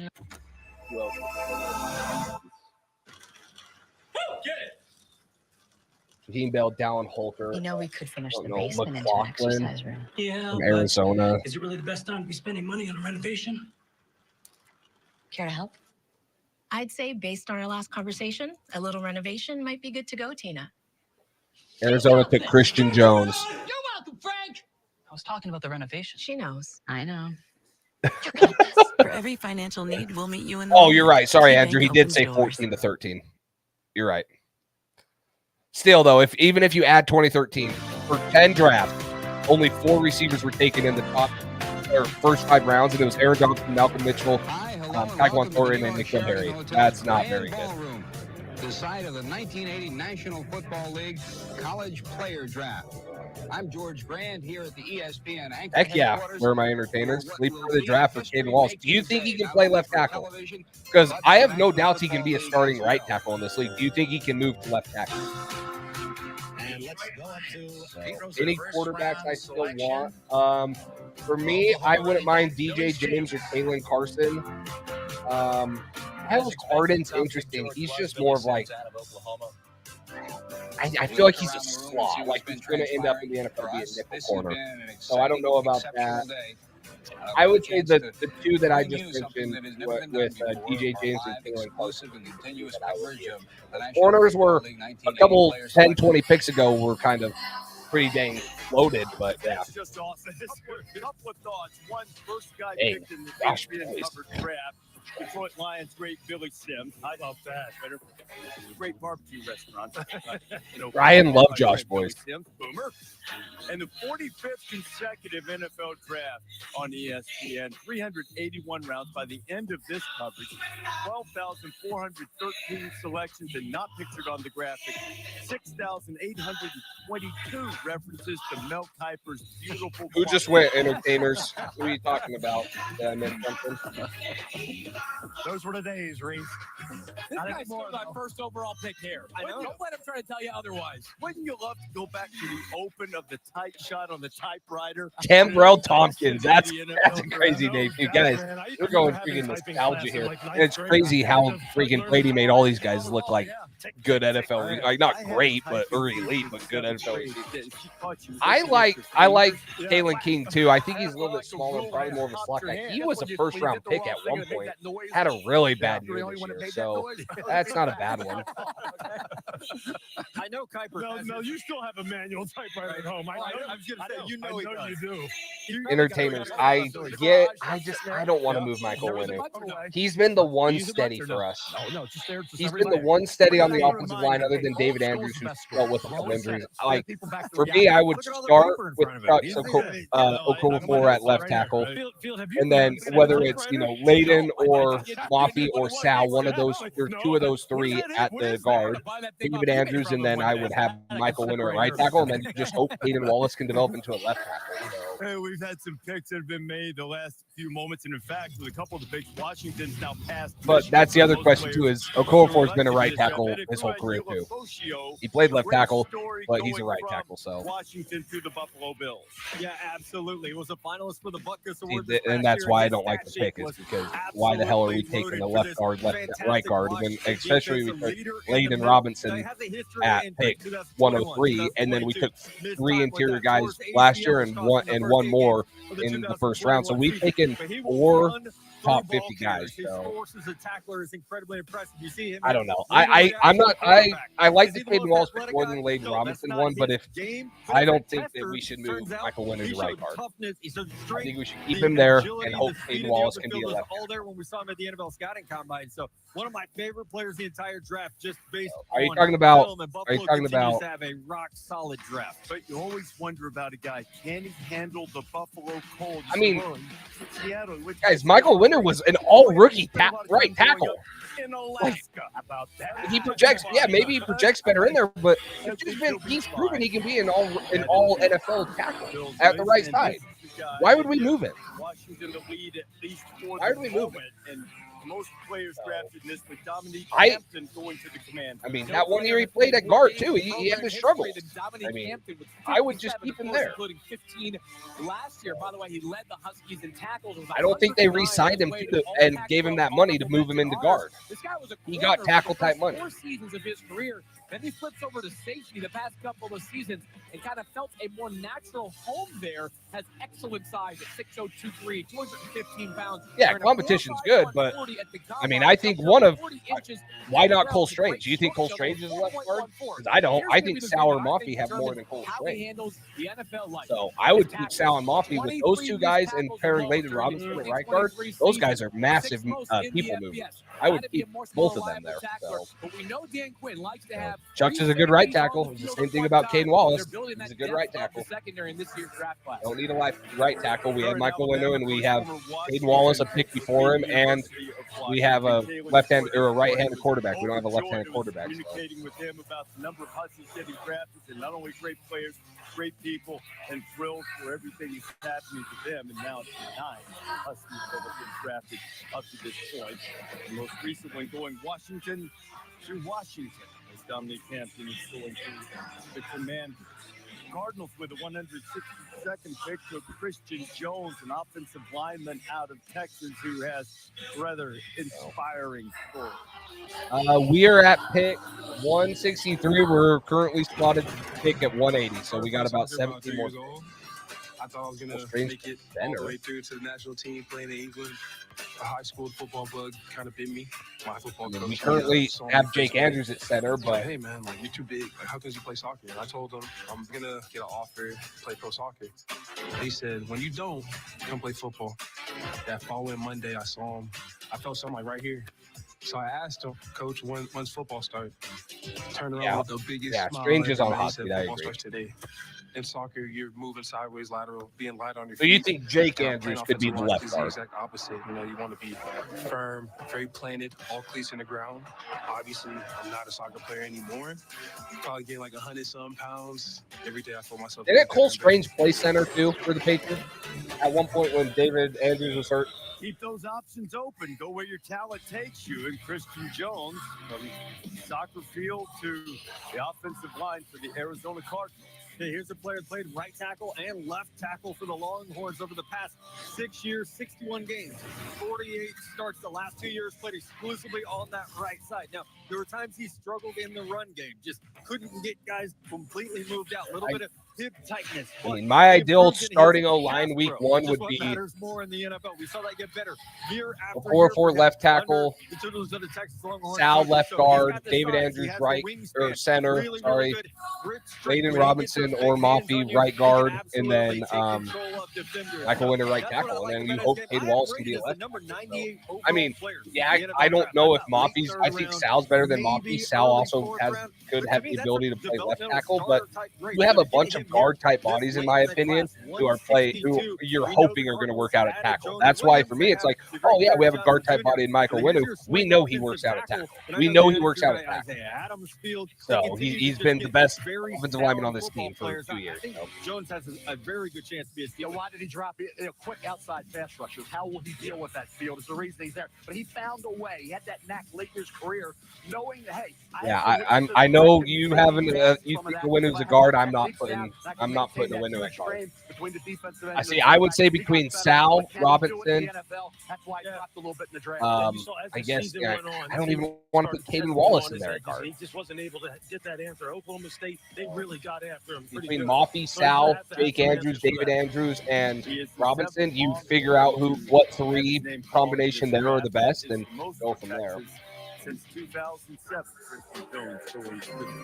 Cardinals. Yes, he is. Von Baker was my guy. I was so excited when we took him. I was hoping they took him at 103. So.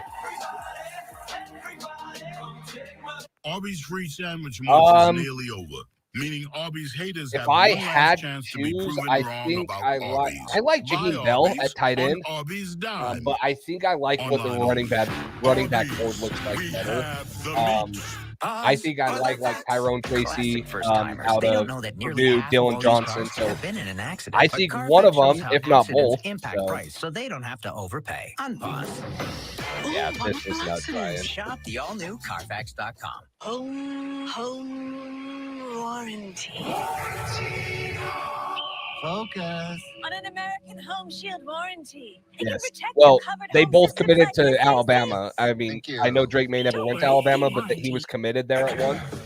I know I've messed up in the past. From now on, there will be $0 delivery fee. You know, so they have that connection there. DashPass, you pay $0 delivery fee Devon on Baker DoorDash. way better than Polk. I wouldn't say way better because I think Jalen Polk was in the undershadow of Will Meduse. He's a Gatorade Fit. But I was asking this question. There seems to be some new people, new people in the chat. You guys like taking, like, so this is the player, right? You stick at pick 34, you can take Lad McConkey, who I think is a better player than both Baker and Polk.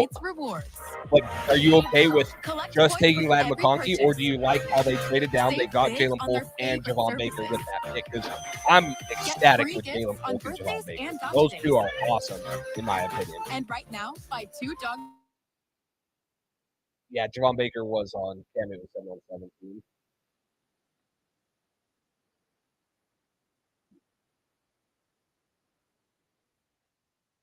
It's not that I think he plays better at tackle. It's that we don't have a fucking tackle on this team, in my opinion. I'm so frustrated we don't have tackles. We don't. Okorafor would be a right tackle, yeah, but where's the left tackle on this team? And now if we're moving our best right tackle who's been there for 3 years back into guard after we took 4 top 150 interior offensive linemen, what are we doing drafting more guards? Why don't we draft a tackle? Like, in my mind, we have a lot of really good guards and are solid at depth at guard, but we don't have even close to good tackles in my mind. So that's where I have the problem. If we had a solid right tackle, then I would be fine moving him in. But why are we taking Layden Robinson and Mafi and City Sal in the 4th and 5th last year? If you knew you wanted to move a window in there all along, the drafting makes no sense the last 3 years for the interior offensive guys. So it's not that I wouldn't take Michael Windu at right guard. It's the fact that our drafting philosophy has been we're taking guards and hoping they tune into tackles, and that's not how you should draft, in my opinion. It's the same thing we did with freaking Isaiah Wynn. I thought he should have been a guard his whole career. We bumped him out to tackle, and he struggled. And where is he playing for Miami this year? Guard. So.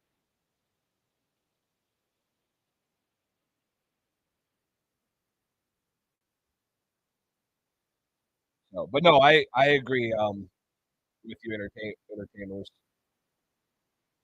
Well, I know Elliot Wolf mentioned that potential at guard, but there's my point. Entertainers, like, he'll be a great offensive right. I know that Louis Riddick said he thinks he's going to be a starting caliber right tackle. What's your solution to left tackle? Where's my entertainers? Because right now we're talking about guards and right tackle. What's your solution to left tackle?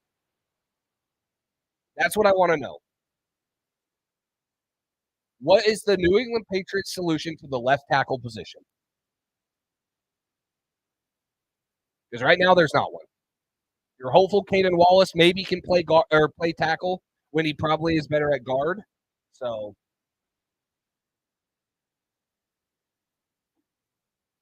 but I know he played left tackle in college, but that was like 4 years ago.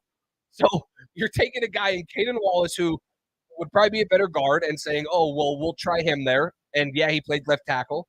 Or you're taking a guy in Chuck Okorafor who hasn't played there in 4 years. You're taking guys that haven't played the position in years. It's not like they just played. Like Kingsley Sumatia played right tackle 1 year and then left tackle 1 year. You're not taking guys that have that. You're taking guys that haven't played the position in years. So I think they're comfortable with Okorafor too. I think he's the starting left tackle week 1. But how good is he going to perform at left tackle?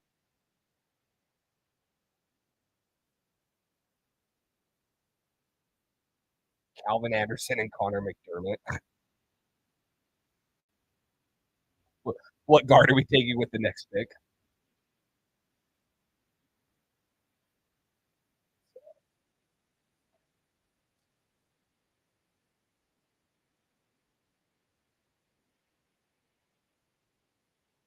And see, and that's where I'm leaning to entertainers. Like, if I'm taking anything out of this draft class, it's the Patriots are probably a 6 or 7 win team next year, drafting in the low, like probably around pick 10.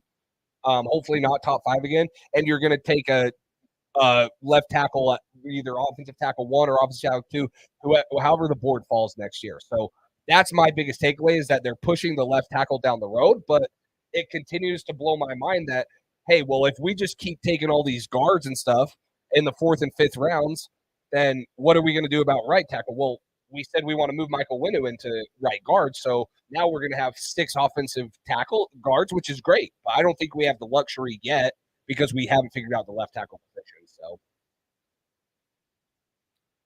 yeah, I would have rather taken Blake Fisher at right tackle than Caden Wallace. Like, there's a lot of right tackles I would have really liked there.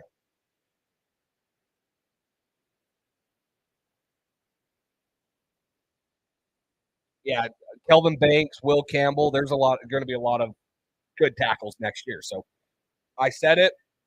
I thought whatever position they targeted in the 3rd round, whether it was receiver or offensive line, was probably going to be their 1st-round pick next year. Because even if Caden Wallace was a left tackle, even if they take like a guy like Javon Foster, who I love, I don't think that they're going to be an answer at left tackle for the long run. So you still probably take a bookend left tackle blue chip prospect next year with your top 10 or maybe the 11th or 12th pick, wherever you are. So I agree. I think next year's tackle class is going to be good, and that's where they're looking to take in the 1st round. So I know I went on a little rant. It's just, for me, we're built up of a ton of awesome guards.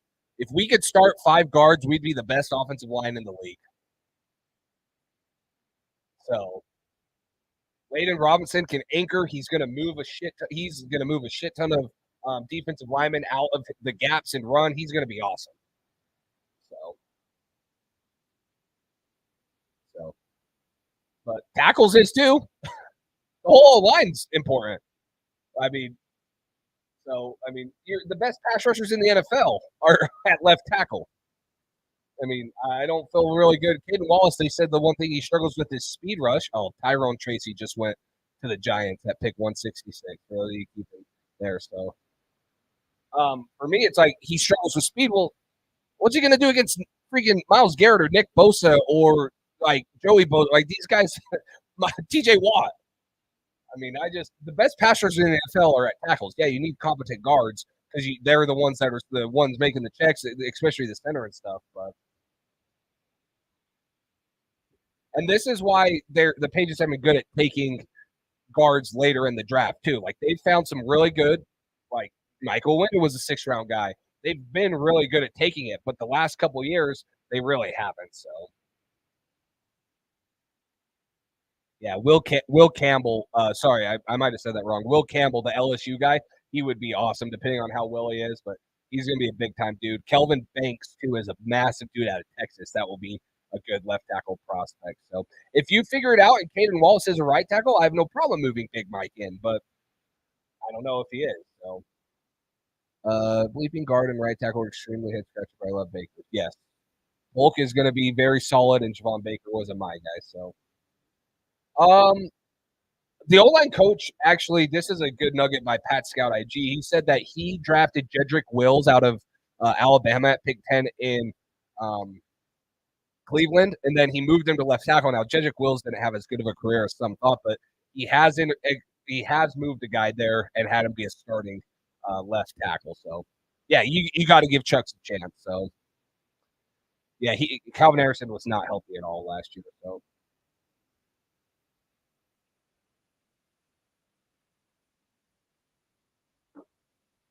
Let's see. Patriots are up in 13 picks right here.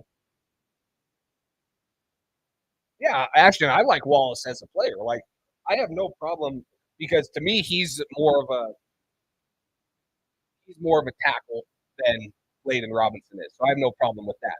The only problem is I don't think we've solved any left tackle issue, and they're probably pushing it down the road for next year. And you probably don't have to worry about it because Drake May's not going to play most of the year, if not the whole year, because they're going to sit him and let Jacoby Brissett play. So, yeah, you're pushing it down the road, and you can take one of those really good offensive linemen that are in the class next year. I agree, TD. That's why I'm saying, like, we're being very, very, very optimistic that a 3rd-round career right tackle is going to flip to left tackle and be a starting caliber offensive lineman, although he's a really good player. You're asking a lot of him.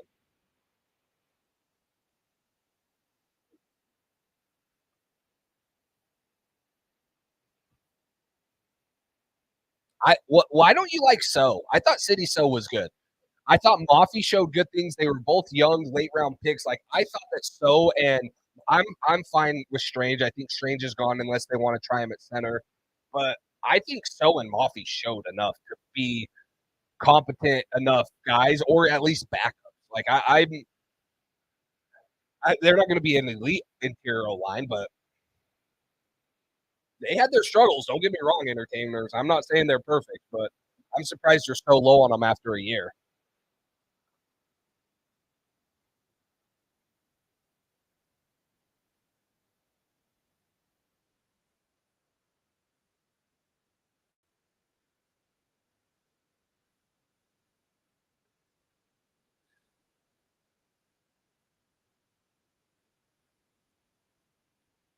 Well, and this is the other thing too, Andrew, is both guys were moved around so many. They had no continuity. Like if you sit City Sal at left guard for a whole year, I think he's going to be better than what he showed. Same with Mafi. Like they were the whole offensive line situation was horrible. No one could get comfortable. No one could get used to it. So, and now you have a good offensive line coach. So.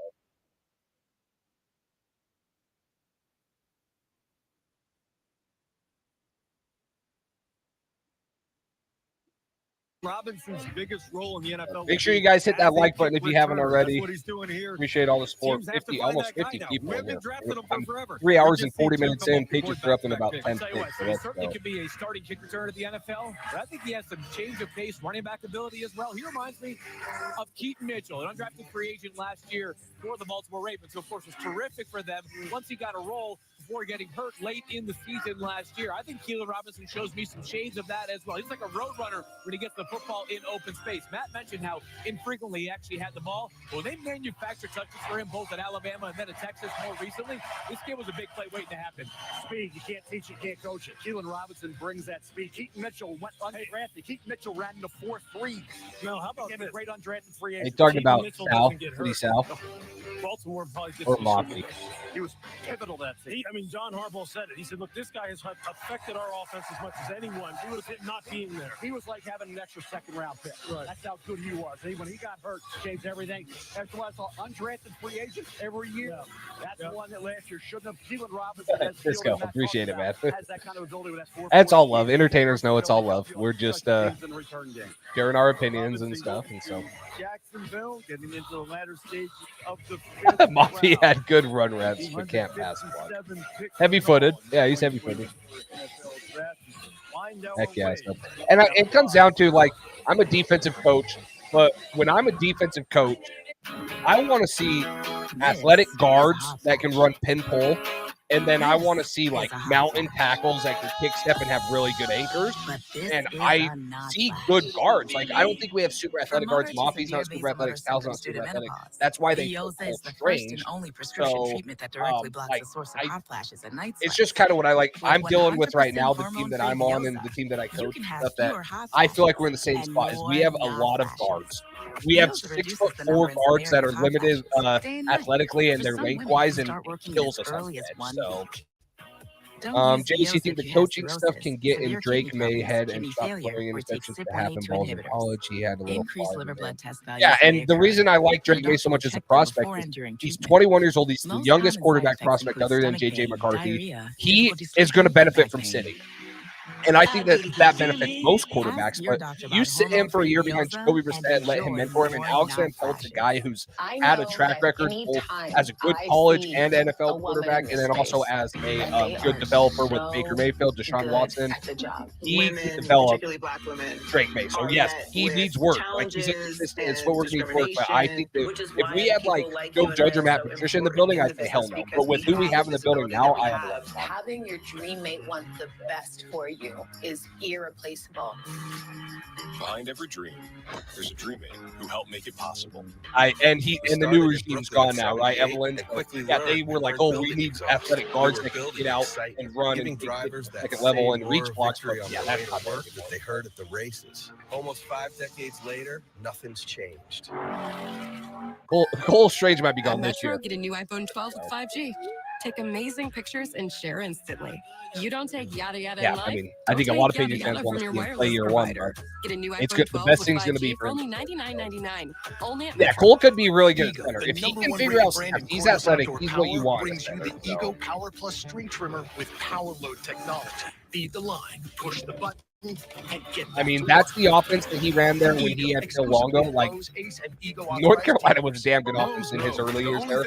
That's why Sam Howell, you know, like they threw for a ton of yards. He's got that. That's why when you stock up on the many items you need, you earn bonus points. So Carlos, this is a good question, guys. Let me know in the chat who are some of your favorite prospects coming up for the future. So, what we're at pick 1. What are we at? For 3 games, these 2 Pick teams 1, probably at 170. and now the Lakers are facing elimination. For me, I like Kalen Carson, the corner out of Wake Forest. ABC. I'm back. Plays Leonard Williams this year. I like Christian Boyd, unless Christian Boyd's out. Yeah, I like Christian Boyd out of Northern Iowa. Be an interior run guy. Some of the edge guys, Gabriel Murphy's still there. Welcome back. Jalen Green is still there. On Solomon, go to. Did I miss him? Let me go check the last couple picks. Christian Jones, Taylon Simpson, Tyrone Tracy. Oh, yeah, Von Solomon went to Buffalo. Shorter, productive guy there. Bud Means went to the Saints just barely. I don't know if they're picking right now, so we'll see that. Bud Means is off the board. I don't think we're double dipping. Some of the best ones for me would be if they want to go running back. Yeah, Davis isn't bad. Another South Dakota State one. 6'1", 220 pounds. He had 1,500 rushing yards this year, South Dakota State, and 18 touchdowns. We won the national championship. Same with last year, they won the national championship. He had 1,454 rushing yards and 15 touchdowns. I think he's better than Pierre Strong coming out. So, I think he's better coming out of there if you want to go receiver. On Johnson, Jason McClellan. Tight ends are still pretty stacked. Dean Bell was a top 30 visit for the Patriots. So maybe they look for him.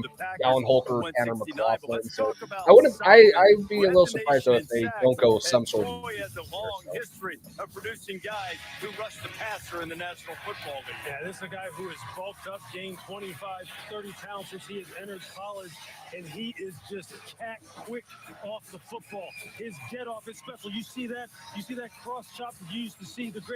You're talking Lowy, yeah. The running back from New Hampshire is still available, Dylan Lowby. I just think he's super. Like we signed a third down pass catching back, so I don't know. And he is going to go for the strip sacks. You see here, he's the penetrator on that TC stunt. He's going to get his pads down. He's going to rush. We have 7 guards, but do we have 7 good guards?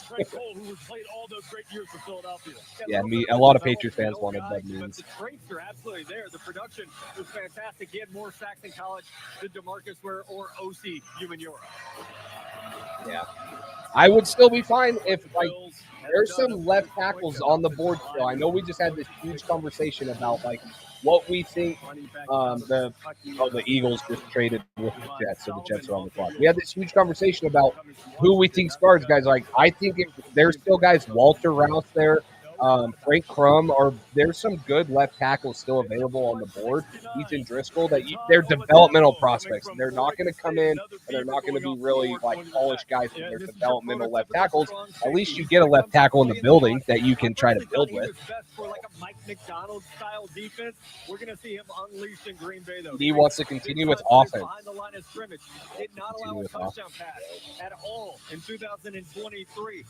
Guys, appreciate all the support. If you guys haven't already, hit the like and subscribe button. A couple new faces in here, appreciate it.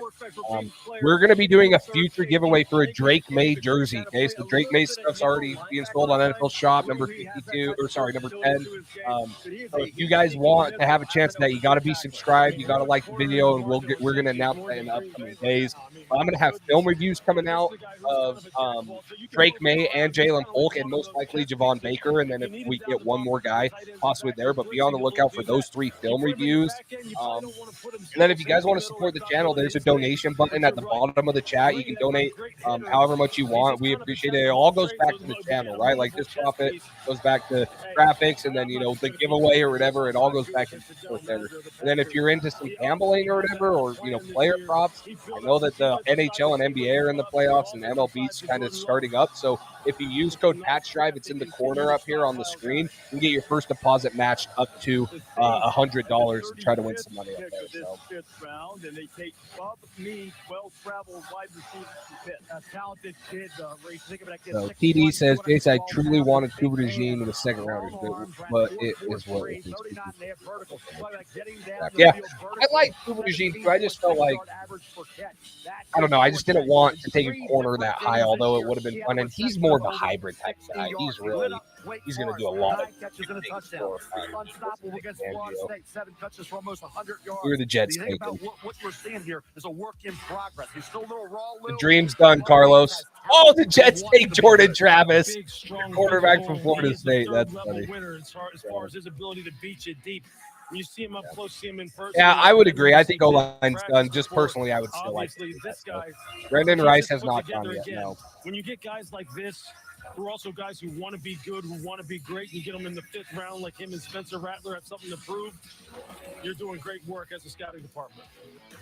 Aaron Rodgers' success. Zach Wilson's God. Getting Bub Beans. Nice and calm in that draft group. The Jets, like the Patriots, have used every pick on offense, and they take Jordan Travis. Are you an FSU guy, TD? Are you a Florida State? Oh, wait, no. Sorry, Andrew. Andrew, are you a Florida State one, or are you just like Alabama? Jerry's mentioned it, but I love Jordan Travis. Even the toughness and the leadership that he showed after that injury to sending pictures and videos from the hospital bed. This dude is a gamer. Go back and watch week 1 last year. He's doing this right here. He's running for his life, scrambling to make plays. You turn those lights on Saturday nights, Jordan Travis is there making big-time plays. He'll throw it up to guys Andrew, like FSU in Oregon, okay. Wilson, one of those best available TD's players a Florida fan. Jordan Travis, look at the New York Jets. What do they not have now after trading away Zach Wilson? They don't have a quarterback of the future. They don't have a guy behind Aaron Rodgers. You would say, let's develop this guy. Let's see if maybe we got something here. Jordan Travis is a big-time playmaker. Man, I love this player. You could not Lucky find the Irving player went at to FBS school this year that his the team Bucks. Yep, you're right. Good one, Andrew. When The Bucks. he Yep. persevered and come through. I remember we did their game at Pittsburgh when Florida State went up there to Pittsburgh, and Pitt was playing them close until finally Jordan Travis said enough of this. I'm going to take this over and win this football game. And his combination of throwing and running, it is a lethal combination. 172, we're about there. On its way to the college football playoff prior to his injury. They won the games to such an impact. The committee ultimately decided that they were not going to make the 14 field with him. Perhaps they would have won the national championship. Who do you want to target at Michigan? Or certainly it was a veteran team, much like the Wolverines and the Jets. Celebrating the arrival of Jordan Travis, class guy, terrific player. Adam Honestly, Schefter's I don't back know. with us. Kalen Carson's the one I've. Christian Boyd, maybe interior defensive lineman from Northern Iowa. Leonard Taylor from Miami. Aaron Rodgers is in the last year of his contract. Tyrod I kind of Taylor feel like this is is the backup quarterback right now, and they don't have another young quarterback. And this was somebody that the Jets looked at and identified and considered taking in the 4th round today. But when there wasn't much action on the quarterbacks, they were able to sit back, get them later on in the 5th round. But this was a quarterback that they were eyeing, that they were able to get, and he will have an opportunity with this team. The numbers he put up at Florida State. I agree, Chad. I thought the same thing. I was like, they said they wanted to accumulate picks, and then they make a trade, but the trade is not more picks. It's just move up 27 spots from the 5th to the 4th, and then he's resourceful. And he finds a way, and he's got they have not made any trades since. And now, I mean, I guess if you make another trade, only you can 7 get over an the extra last 2 7. years. In addition, 28 rushing touchdowns over the last 4 years. Remember, he started his career at Louisville. He's 6 years in college. He's going to be 24 in a few days. He's a guy who meant everything to that Florida State team. To watch that North Alabama game and see that injury was just a tragedy. And I Too much hate, man. Too much hate. I think he is ready to maybe be developed and maybe have a chance. What do you say about it? Talking about the wheelchair? In the NFL. I think he gets it. He knows what his limitations are. He plays away from that. You mentioned the 28 rushing touchdowns over the past 4 seasons. How's this for consistency? Exactly 7 in each of those past 4 seasons on the ground. The only player in all of FBS. Devon Baker will eventually learn he has to back up his bold claim or simply zip his lip. That's what he said. As opposed to being more of an anticipatory Well, welcome, Mr. Cole Kelly. What's up? quarterback pipeline is. I like to see the front resources into it now. I'll tell you what, Coach Norvell will tell you down there at Florida State that his How you feeling? his Patriots mental rookie horsepower, well, his ability to I'm absorb feeling a great, lot of John information, Baker, and man. they put a lot on him at the line of scrimmage. He said there's absolutely no issue. And look, Yeah, I was excited about that too. quite honestly, really affected the fortunes of their organization, as you alluded to, more than Jordan Travis. I mean, he was the heart and soul of the football team. Interesting offensive line picks they've had, though. I know we were just talking, me and entertainers were just having this conversation. I don't know if you heard. There's no, even Michael Winnow, who's our best right tackle, who I don't want to move in, probably is a better guard. I feel like we're made up of 8 guards on this team. And they took 3 last year, right? Yeah, and Caden Wallace can be a good right tackle, and Chuck Okorafor can be a good right tackle, but I think it's very optimistic to ask of those guys to switch to be left tackles. So for me, that's just kind of how I've been saying it. And not that, I think Layden Robinson will be good. Hopefully he's better than Sal or one of those one of the guys that we took last year. But yeah, you need interior offensive linemen, but it's crazy. We've now taken 5 interior offensive linemen within the top 150 in the last 3 years. So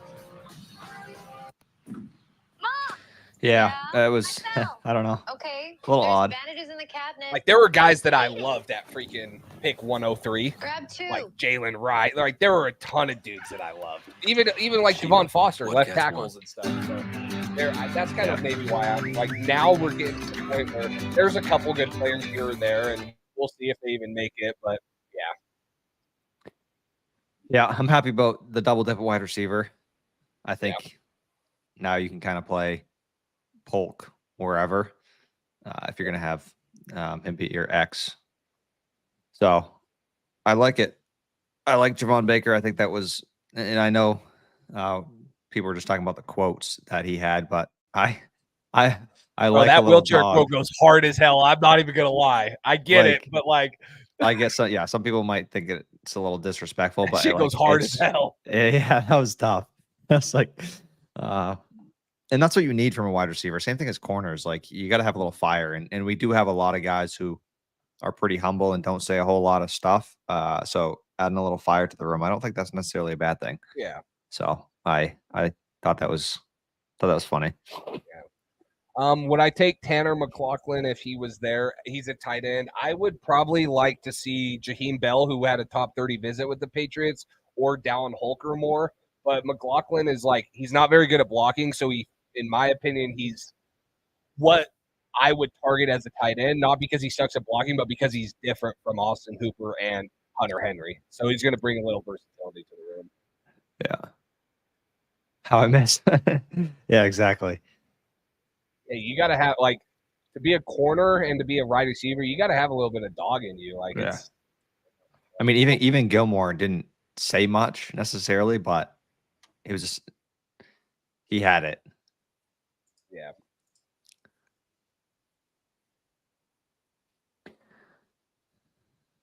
Our teams just made a little trade. What? Our teams just made a trade. The Cubs and the Red Sox? Ooh. Garrett Cooper from the Cubs. Oh, yeah, we were going to DFA him. Yeah, we just gave you some cash. That was it. Some cash, like what, $10? Yeah, I think 15. What the hell? Yeah. Yeah, we were going to DFA him. So do you guys need a first base or third base? Yes. Okay. Yeah, our first baseman Casas just broke his rib swinging, or like tore the cartilage or something. So he's going to be out for 2-3 months. And our backup, Bobby Dahlbeck, is batting. I think he's now 3 for 50 on the year. Hey, 3 for 50. Bad. Yeah, with like 30 What's strikeouts. Crazy is if he was 3 for 50 with 3 home runs, he'd probably be making $300 million a year. Probably. As long as you hit dingers, bro, they really don't care. So. Ashton, what's up, man? Yeah. So, Cisco, I've wanted Walter Rouse for a while because Tyler Guyton truly played right tackle. Walter Rouse has started pretty much every snap at left tackle the last 3 years for Oklahoma. So I like the thought of Walter Rouse. I just feel like they're done with offensive line. Maybe not, but I know. I need to get suspended for that for a minute. No. I knew Jace would know what I was talking about. Well, I was like, Patriots didn't make a trade, so Yeah. I would have said because they're Patriots. playing each other, so Garrett Cooper can just take his stuff and go right to the other dugout. Yeah, exactly. Hopefully he plays today. Uh, I don't think he is because the game's in like 10 minutes. Was he bad for you guys at the beginning of the year or what? He's a little older, but we traded for Michael Bush, who's a top 30 prospect in the MLB, and then we have Matt Mervis. So we have 2 young prospects at first base, and so we just signed him as like an older veteran bat, and those guys are kind of developing and stuff. So we're probably DFAing him. So okay, so he hit pretty good. He had a 2 home runs or something, and he always seemed to have good at bats and make good solid contact. So all right, we'll take it. Carlos, I was just wondering the same thing. I have not seen anybody. I know JPA usually does it on Instagram, but I prefer the Twitter. I prefer getting them on Twitter. Just I don't know why. Okay, Andrew. Got another Cubs fan in the chat. Ah, come on.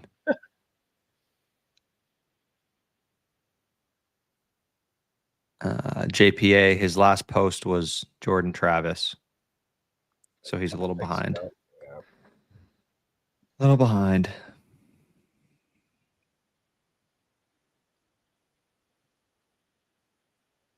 I'm sure we'll hear the Patriots.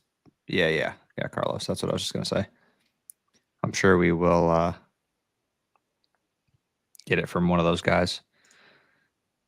Casas is out for the year. There's no way he'll be back. This year is done. Next year you have Veritek as the manager of the Red Sox and Roman Anthony.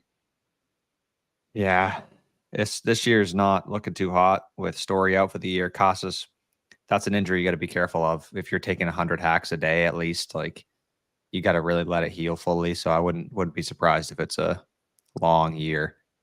Not going to be a very fun Netflix documentary for the Red Sox with all these injuries and crap, but I'm super excited for the prospects though. Isaiah Davis just went. He was a running back. I was just talking about. I think he was out of South Dakota State. I thought he was better than Pierre Strong coming out, which we obviously know we took Pierre Strong. So that was one of the running backs I probably had my eye on. That was still on the board. McCourty said Pat should only draft offense. Yeah, I mean, I still think there's a couple late swings you could take here on edge, free safety, corner, something like that. But what are you looking at this point? Who's best available that you got your eyes on?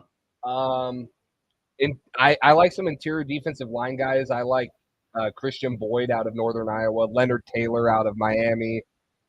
The corners, they're still. Oh, did he just go? Kalen Carson. I was just going to say him just went to the Cowboys with this pick. So, yeah. So I was going to say the corners would be Kalen. I don't mind DJ James out of Auburn. He's probably more of an outside corner also. So those would be kind of some of the guys. There's still left tackles I like on the board. I just think they're done there. Tight ends, Jaheim Bell. So, yes, I do like Theo Epstein. He's part of Fenway Sports Group again right now. Yep. That means you're a partial Red Sox fan. Maybe like 1%. Could be worse. I'll cheer for the Red Sox anytime they're not playing the Cubs. All right, we'll take that. You're going to have to get used to it with the podcast that we're starting. We're not starting a podcast. What? Get the heck out of here. I thought it was the Celtics Red Sox podcast. No, I will never cover the Celtics. Oh, Screw come the Celtics. On. Unreal. I don't think you're allowed to say that on a Patriots stream. I can say whatever I want on the Patriots stream. We're gonna get copyrighted. You just had the video on. No, it's the end of the Patriots Drive podcast.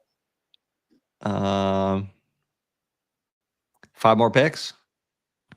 5 more. I mean, we know who the Cowboys took. I know who the Saints took too. I'm following it on freaking here. They took a linebacker out of Texas. So it's like, why are we not figuring this out?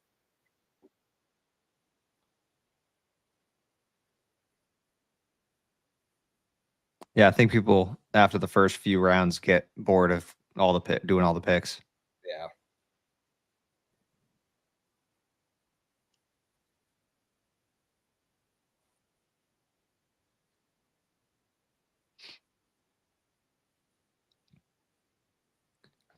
That's what I'm saying, Silent Night. Imagine not loving the Celtics. Guys, I'm a Jazz fan. That's even better. What's good about that? Everything. Skinny Pete, I would love Frank Crum. If Frank Crum was one of these two picks, that's a guy that I had as a my guy. I would love Frank Crum. We had him in our ideal mock, right? In the 6th, 7th, 6th? Say that again? We had him in our ideal mock, right? Yeah, I think it was the 6th. The 7th we win. Yeah, I think it was the 6th. Danny Ainge. Danny Ainge, see? You know. Can't get yourself out of your Boston roots, even from Utah.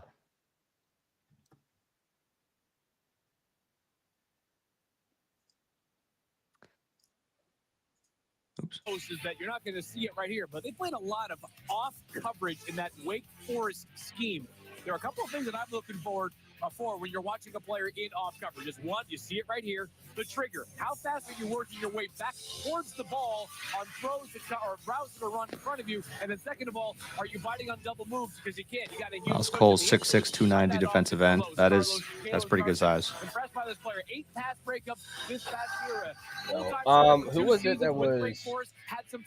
Chad said he likes Trey Taylor. Did you know he's related to Ed Reed somehow? I was listening to that on the podcast. Is he really? We'll take it. All right.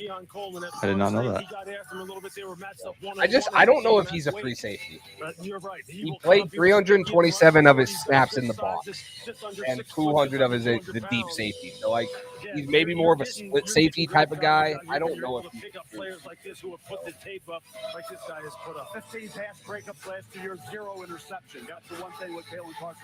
Ball skills are something he needs to work on at the pro level. I'm from Utah, TD. I'm from Utah. I got to be a Jazz fan. That's the only freaking local team we have, except we just got the NHL. But I have to be a Jazz fan. That's the only one I can support and actually go to games without buying a plane ticket. And maybe the Cowboys are saying to themselves, you can make it to Boston without buying a plane ticket. I am not going to drive to Boston and take a train. Dak Prescott was cooking for about a month and a half last season. We can just kind of plug anybody in there, but I would have expected at some point. I legitimately don't know. Is it still 1-1 for the Celtics series? Yeah, they play tonight. Yeah, 7th. So I don't know about you guys, but I think the NHL is like the worst league other than, well, like if the Jazz weren't in it, I probably wouldn't watch the NBA. Guys, just say the NHL. Sorry. If the Jazz weren't in the NBA, I would not watch the NBA, which goes to my point. I have not watched one single NBA playoff game this year. I've been watching all playoff hockey. So. Oh, you have been? Okay. You like playoff hockey over basketball? I like playoff hockey. If the Jazz were in the playoffs, I'd watch the NBA playoffs, but I am all in on playoff hockey right now. So. Yeah, for me, I watch every Patriots and Red Sox game. I watch probably half the Celtics games in the regular season, and then I watch all the playoff games. Bruins, I don't watch any regular season games, and I watch about half the playoffs. Yeah. But yeah, playoff hockey is just way better than regular season. Larry Markkinen is money, man. We love him here. Oh, sorry.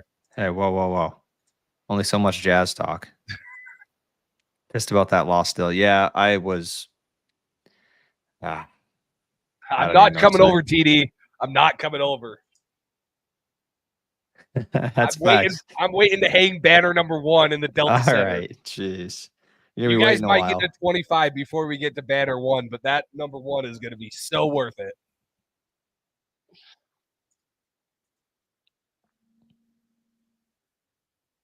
The Jets pick came in on PFF and it says undefined. It's a player no one knows. I don't even know. I think they just clicked the wrong button. Oh.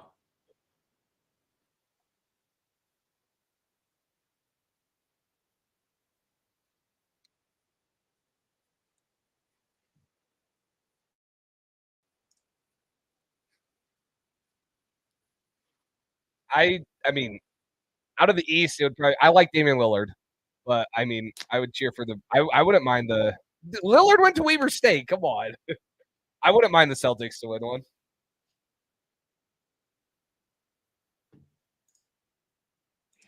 Carlos, you got to give baseball a chance, man. I love baseball. I played though, so yeah, it's a little different.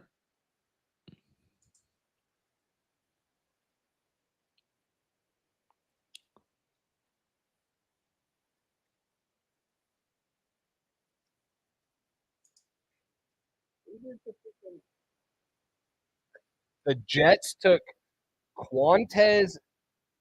Stiggers. I promise that's his name. Quantez Stiggers. He's a cornerback. What the crap? I've never heard of that guy. I do agree with this, TD. I do love watching hockey on TV, but man, other than like an NFL game, hockey is so freaking fun in person. Yeah. Yeah, hockey's a good sport in person.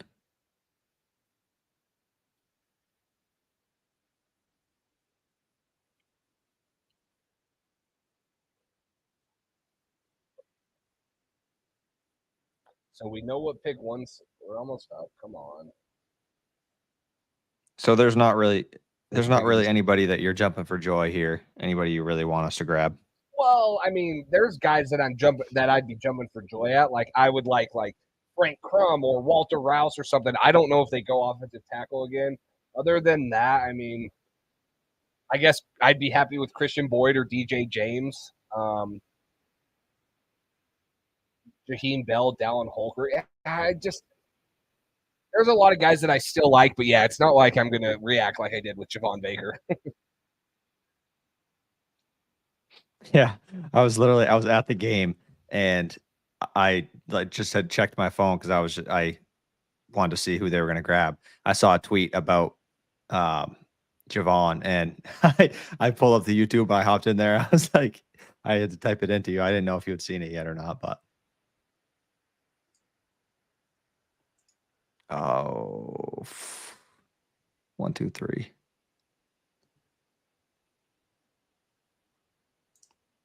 Oh, I didn't know that he worked out privately with the Pats. I will never trust someone from Canada. He's from the CFL, where Entertainer said.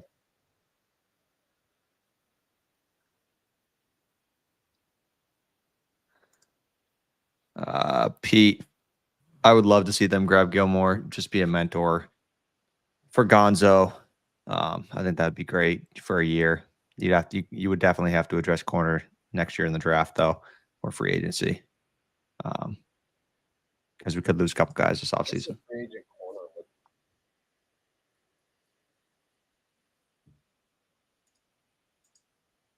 I know, but he's from the CFL. That's even worse. Americans that go to the CFL, that's even worse, man. College football is better than the CFL. No, I'm just kidding.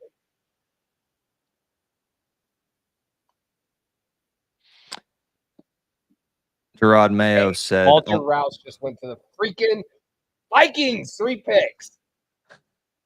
Mayo just said that ownership has given us the freedom to use our expertise. In the draft or what? I would assume. Yeah, Entertainers. It's Leonard Taylor. Leonard Taylor. I'm pretty sure that's who you're thinking of.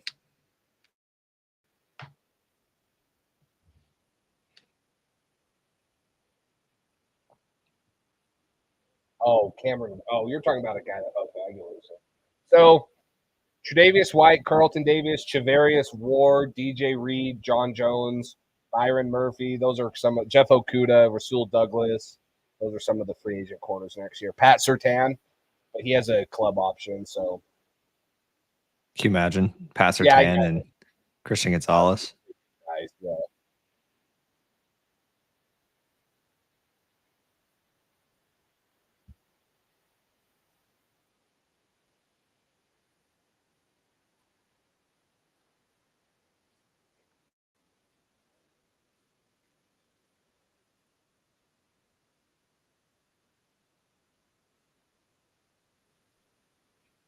That's what Kraft. Yeah, that's what Kraft wrote on the note card. He slipped to Mayo to say probably. Full freedom or what? Of means. Huh? What do you mean? Oh, what do you mean? What did he write on there? Oh, that's what. Oh, I get what he's saying. I get. Okay. Yeah.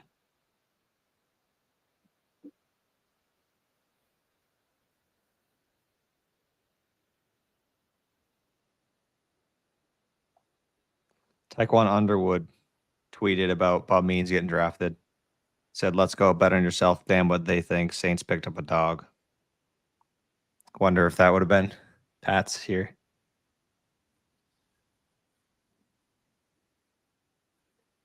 CFL superstar.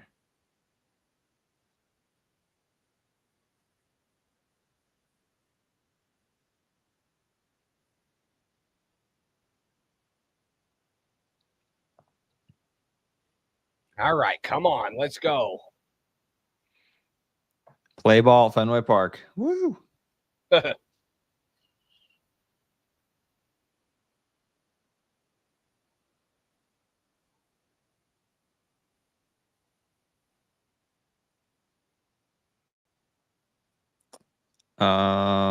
Three more picks. Okay. Patch just posted a video on Twitter of Mayo's interview. I didn't know if you wanted to do that or you want to wait. Say that again. Patriots just posted a video of Mayo's conference on NFL Network. It's like 3 minutes. I don't know if you wanted to play that or if you want to wait till after the pick. Probably play it after.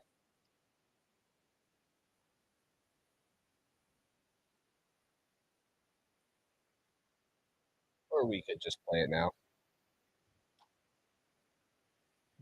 It's on the Patriots page. Yep. They posted on Twitter. Oh, it's on their Twitter. I don't have my Twitter logged in on this computer, so I can't. Can you share your screen? Yeah. I don't have my Twitter logged in on here.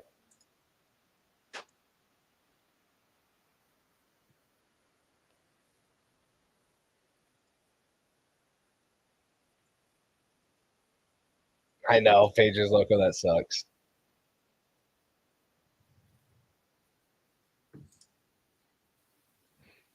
Can you hear that? No.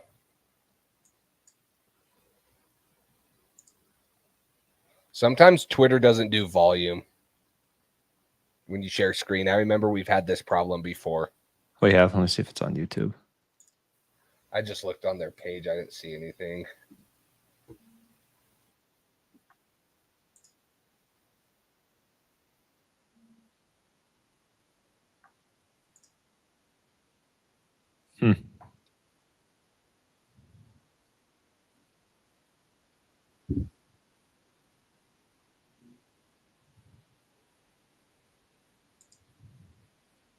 You think it's because we have two sources or no? No, because I remember we've done it. We've tried to do it before and had problems. Okay.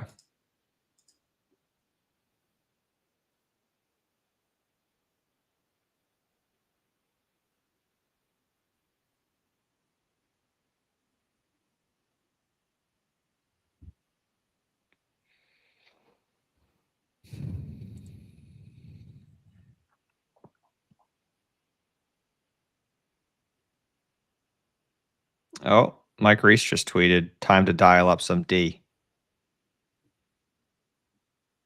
Okay. I thought he dominated, absolutely dominated. Ended the season with a bang. Put a little something good on tape. Johnny Wilson still on the board? NFL career, Walter Rouse from Oklahoma, erstwhile at Stanford, going to the Minnesota Vikings. Steelers just made a pick.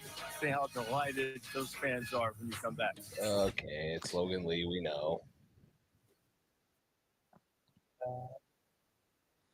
Come on.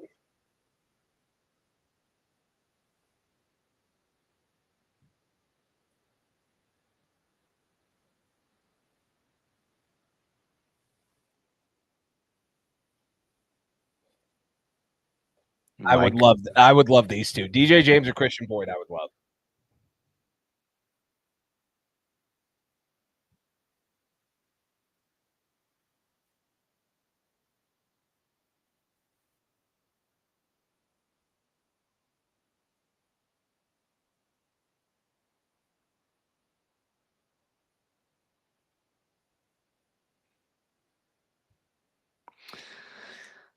Mike Reese teasing the pick, but not saying the pick. Same defense. Yeah, time to dial up some defense.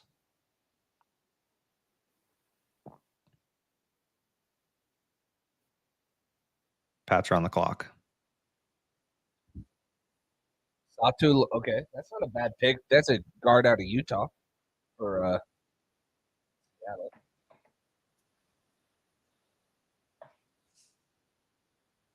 Bro, what do you think of all the running backs going in the AFC East? Like, there's some freaking massive backs to tackle. Braylon Allen, Estemi, Jalen Wright to Miami. He's fast too. More speed, Miami. Seriously, I'm surprised they didn't take Xavier Legette. Oh no. Pick is Pick in. is in. You want to play the volume on that? Yeah, I don't think they're gonna. It's a family affair. Yeah. There's games in other countries. The whole world watches. Let's go.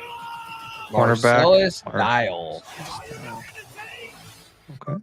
Smith's always gives South you more ways Carolina, to save on top of our lower than low prices. And when you download the Smith's app, you can enjoy over $500 in savings every week with digital coupons and earn fuel points to save up to $1 per gallon at the There's a pump. transfer from North or no. With a Boost no, membership, you'll save even more with Got a double corner. fuel points. And What'd you say? I said got a corner. Yeah. That's fine.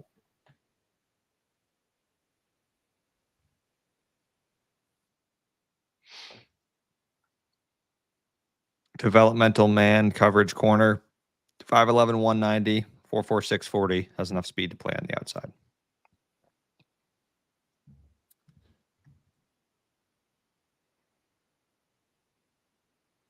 I mean, we wanted a corner. Corner's fine. Yeah. Are there better players? Yeah. Well, I don't know, but are there guys I liked better? Yes, but okay. At this point in the draft, You don't know, right? We never know. yeah. At this point in the draft, it's tough to be too upset about any picks. You know what I mean? Yeah. What is it? MARC. See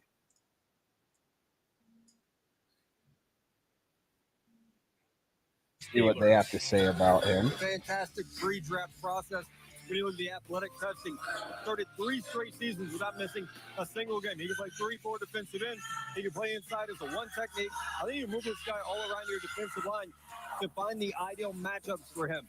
That's his game. Now, play strength is something he's going to have to improve on.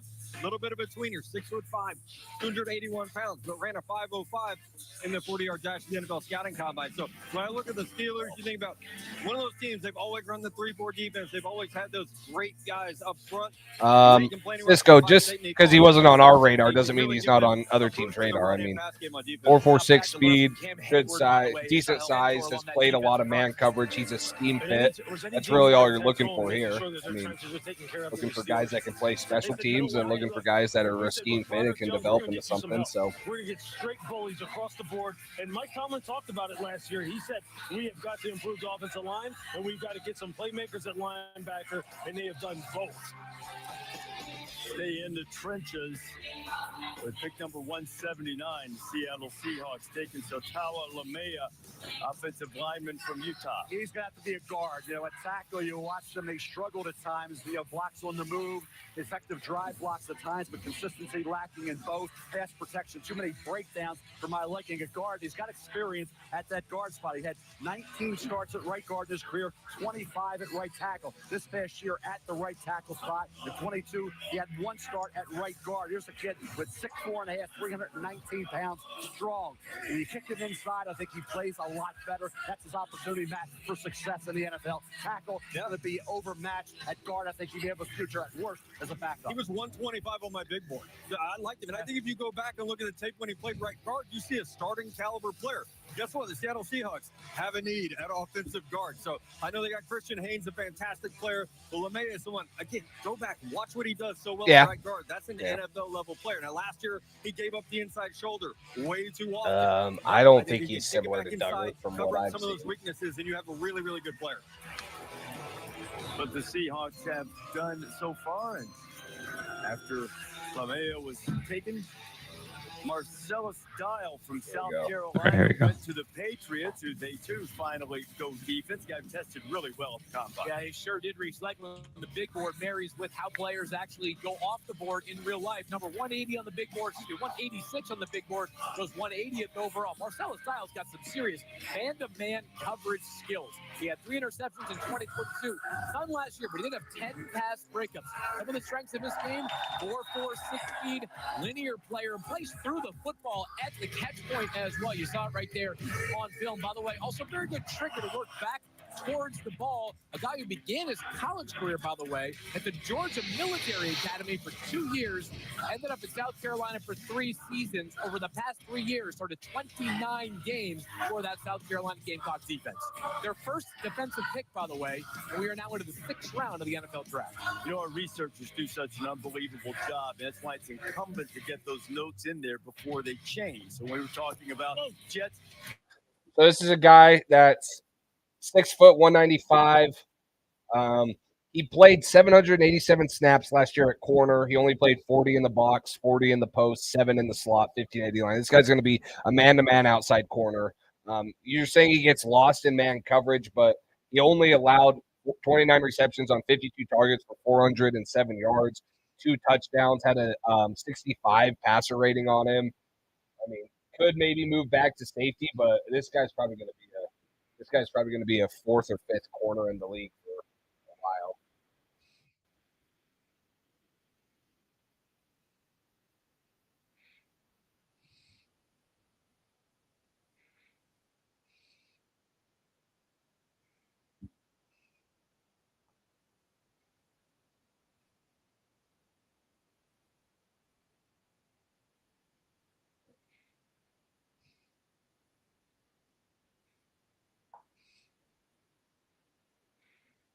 The later rounds. This kid is a football player all the way, loves the game. He's been productive. 781 career carries. Guess what? Over 4,000 career yards. Love this kid, the way he plays. 5'8", 213 pounds, ran 4.46. Strong, compact, low base runner. That was really entertaining watching. And that he bounces off tacklers. All right, let's get pick 190. This kid is motivated. He's durable. He's tough. There's a lot of tread on the tires, but he has busted off runs each year. 51, 45, 40, and 69 yards. I guess what? Tough to bring down. 33 career rushing touchdowns. And guess what? 92 career receptions. I don't know what he's lacking. All right, so 193 is the next one. He's a Jim Harbaugh player all the way. They want to be physical. They want versatility. He has that. I'm amazed he lasted this long. This is why running backs have been devalued to the point where good ones slide through. That makes sense. That's why he said they're going to dial up some D. Isn't that what he said? Yeah, time to dial up some D. Wow. So he did tweet it. That's slick. And you're right, he does have the home run speed. Boy, what a great. That scout says now bring back Gilly ASAP. Being there too. We pick up a live pick from Spain.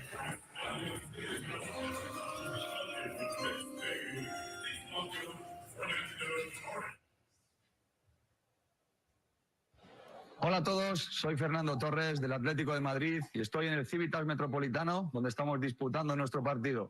Estoy con los Miami Dolphins. From Virginia, he's a good little running back.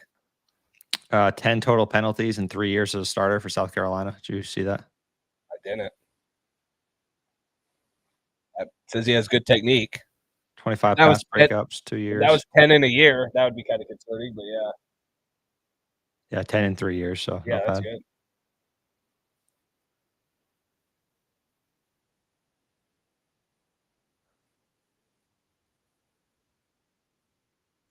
.40.5-inch vert, 10'9" broad jump, super athletic.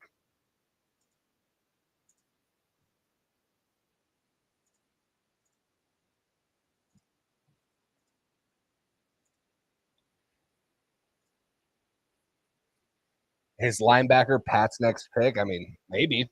At this point, it's a crapshoot. We're just shooting for the stars. And, I mean, there's guys that I would like to see, but, yeah, at this point, who knows? What did I say? 193 is next? Yeah.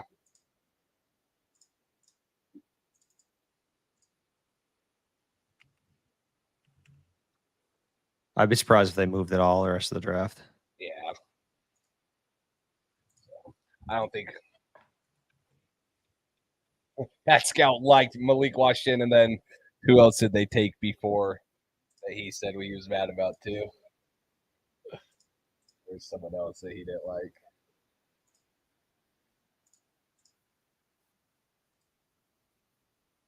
Oh, Mo Kamara, that's who it was.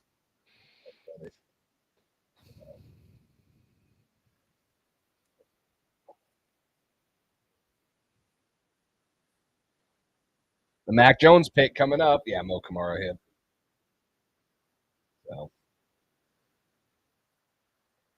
And Jalen Wright. Yeah, they have taken a lot of guys that we like. But that's what happens when you have nothing going on from pick 110 or 180. Let me know if this sounds awful.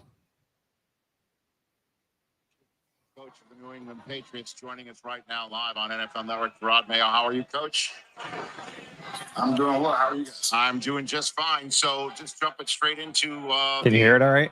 The most obvious question, I guess, is what made you guys stick and pick Drake May at the very top of the draft on Thursday night? I'm sure your phone lines were ringing. Yeah, he was always one of our top guys, and the more exposures that we had to Drake and also his family and the coaching staff out there in Carolina, we felt very comfortable with him at 3. Has tremendous upside. He has tremendous talent now as well, but this is a guy who is a great leader and also loves to learn, and we love that about him. So excited to get him in the building. Well, Coach, it's been all offensive players so far here. Was that a function of the philosophy coming into the draft, or is that the way the board fell for you guys? Look, honestly, we go into the draft with the needs. Obviously, we had a lot of needs on the offensive side of the ball, and I think Elliott and Grill and Alonzo and all those guys did a great job. Our scouting department, collaborating with our coaches, did a good job really targeting people, on both sides of the ball. But we know that to win games in this league, you have to have a productive offense. So that was the focus going in. What's up, Vol? Charles Davis here. Going to ask you straight off the top. Is Drake May going to get a chance to be the starting quarterback when you open the season? Or is there a plan already in place with Jacoby Brissett on board? You know what? Talking about quarterback or any position, our philosophy is, look, we're going to compete in everything that we do on and off the field, and we'll put the best players out there that give this organization the best chance to win. So we'll have to see. Gerard, good seeing you, and thanks for joining the show. It's the first year, obviously, post-Belichick, and there were all these stories coming out about who's making the decisions in New England and who's drafting this pick. What's been the collaborative process in the first post-Belichick year, this draft process itself? Yeah, I think you hit it on the head. It's been very collaborative, and I will say this: ownership has given us the freedom to really use our expertise, and that's being football coaches, that's being football scouts, and I think the entire organization down here has done a good job really coming together and making a decision all together instead of just one man having to make the final call. And it's been a great process. So no one named Kraft put a thumb on the scale and told you about a quarterback 3rd overall? That didn't happen? Not at all. Not at all. Look, they're businessmen. They love the game of football. But at the same time, look, they have a lot of things going on. And Elliott and I, as well as Matt Groh and those guys, look, we just said, hey, we're going to focus on this team and try to put a good team out there this year. Are you aware of the last top 10 pick the Patriots made prior to Drake May? Who that person was? Are you aware who that was? Yeah, I think that was Gerard Mayo. That's correct. That is correct. Not anymore. Thanks for the time, Coach. I know you're going to go back in your draft room. There you go. All right. All right, 187. So we'll run to the bathroom before we make this pick.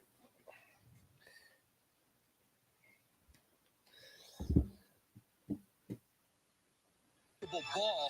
He already knows when to take a little off as well. And that's the key. And he stands in that pocket very tough. He'll take the hit. The question's going to be mobility. He only runs a 5.2, 5.40. And of course, when you have those edge pass rushers, you have to avoid the initial defensive end, the initial pass rusher. Can he do that at the pro level? Going to New England, Drew Bledsoe, his forte certainly isn't mobility. It's dropping back, throwing the football. Brady can do that. And certainly New England's offense already designed for Bledsoe. Now comes Brady. Can he overcome that lack of mobility?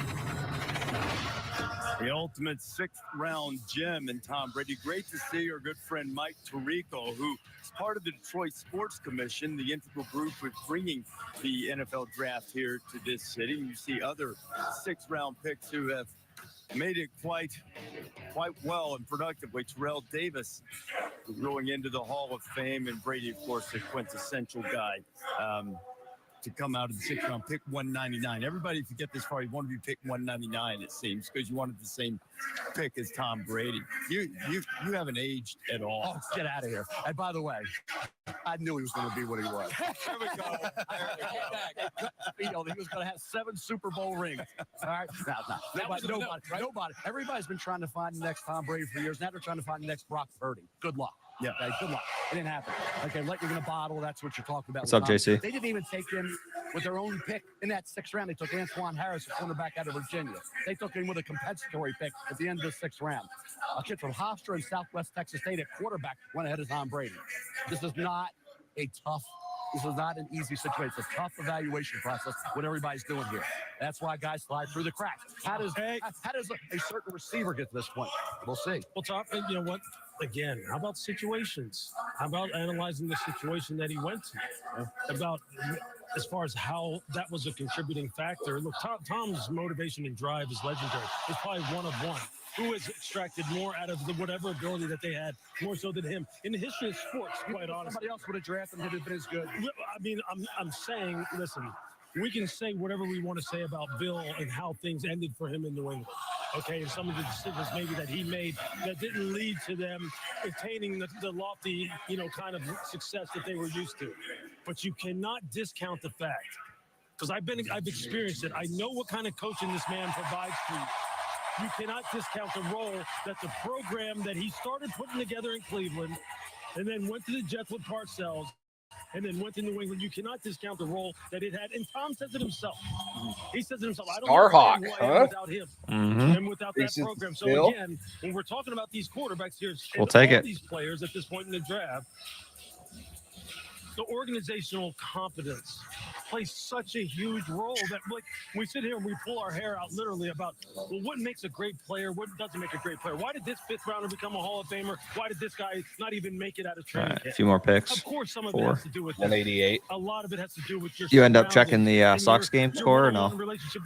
Do I want to? 1-0. The guy in the training room is 2. making sure he keeps you on the football field. 2-0 Cubs, good. There's so many factors that go into it. That's fine. That we can't just boil it down to. Let's watch the tape and let's see how. Who hit a home run?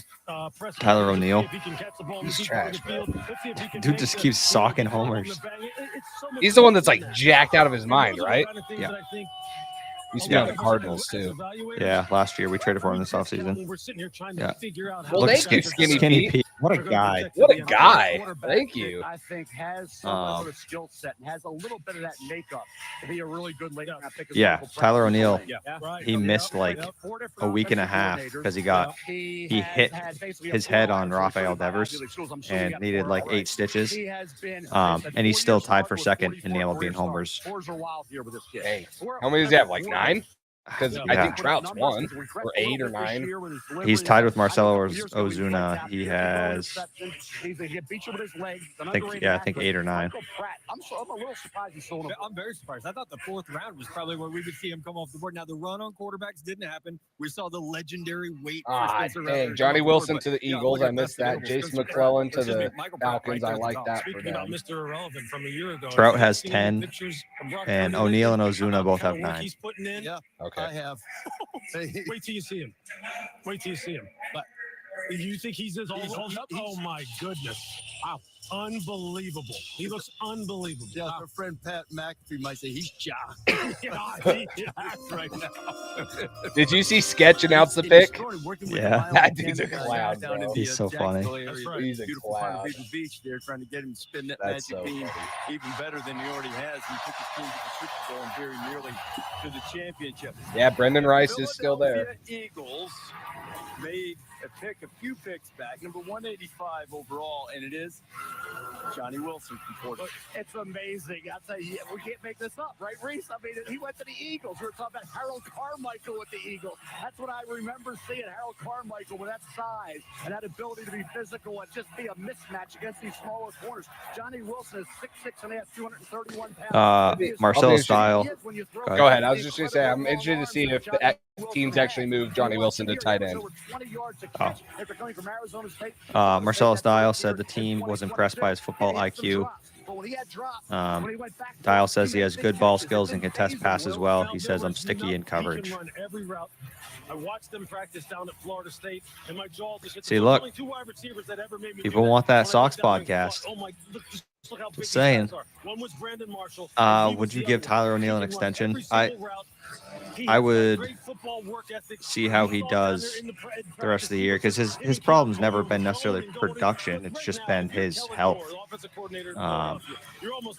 So, yeah, Roman Anthony, Marcelo Meyer, and Teal probably all will be out by the middle or the end of next year. So you got some decisions to make in the outfield. Now, can they put it all together? But just look at some of those names. We already talked about Will Shipley and Nia Smith. I mean, this is pretty good. Eagles just completed their 9th trade of the draft, most by any team since 1990. 9th trade? Wow. Why'd they trade up one? Did they trade up one pick with Detroit? Because they traded with Detroit, and now, or Detroit just traded up. That's what it was.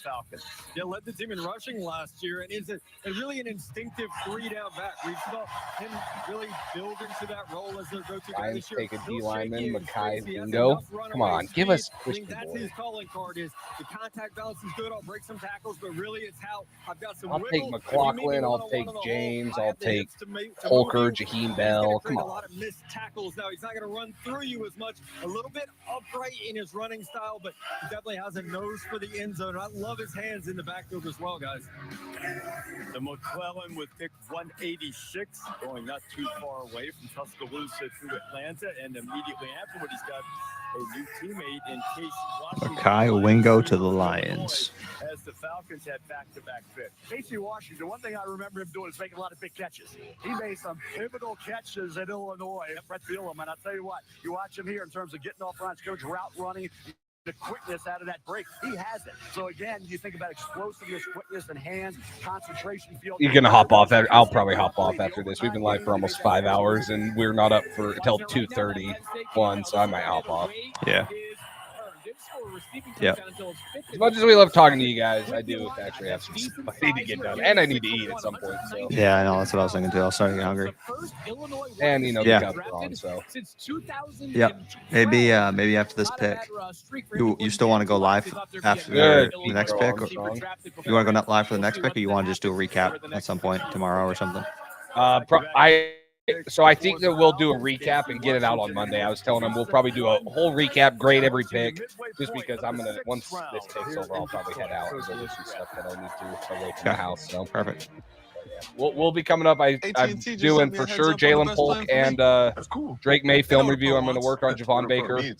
Get that film review out for you guys. That'll be in the upcoming weeks. But yeah, mostly after that or after this Monday, look for a recap every pick. We're going to grade it, talk about the whole draft in general, and then we'll probably maybe do one or more too about just Drake May, just certain maybe just the receivers. So we'll have some draft content coming out in the next week or so and stuff. So, yeah.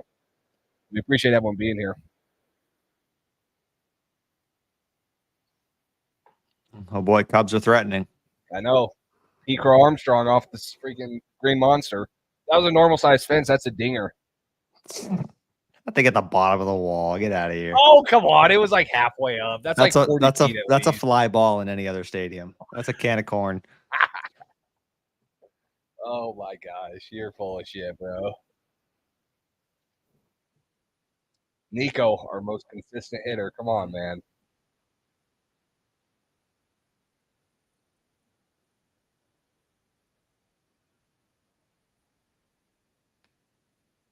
What the heck?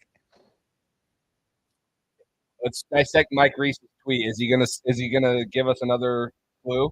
Yeah, I kind of hope he does, just so we can try to just dissect it.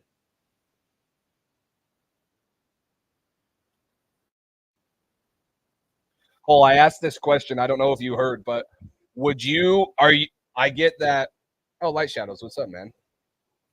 Welcome back. Ladd McConkey's probably a better player than both Jalen Polk and Javon Baker. But with the trade down, we get pick 110, right? So we get the chance to take Jalen Polk and Javon Baker. So my question, would you have rather had Ladd McConkey or Jalen Polk and Javon Baker? So what I would say is they weren't taking McConkey regardless. You know what I mean? So I'm fine. Like, I'm fine with doing what they're doing, because if they wanted McConkey, they wouldn't have made the trade at all, because they would have taken him. They were going to take Polk at 34. So yeah, if they were going to take him at 34, like, in general, I know. like they me were, personally, like, personally, would you rather have Jalen Polk and Javon Baker or just Ladd McConkey?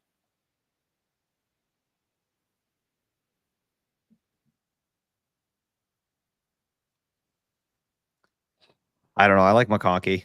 I did too, but I'd probably say double dipping, getting two I two like bites who at we the ended apple. up with, because I feel like we have an X receiver in Javon Baker and a Z in. Like, I feel like it rounded out the receiver room better. Yeah. I love Ladd McConkey, but yeah.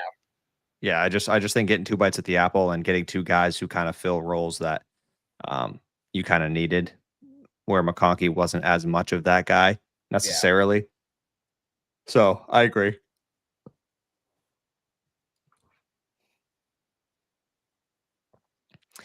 TD, I agree. John Henry can spend $3 billion to invest in the PGA, but he can't sign anybody in free agency for the Red Sox. It's a travesty.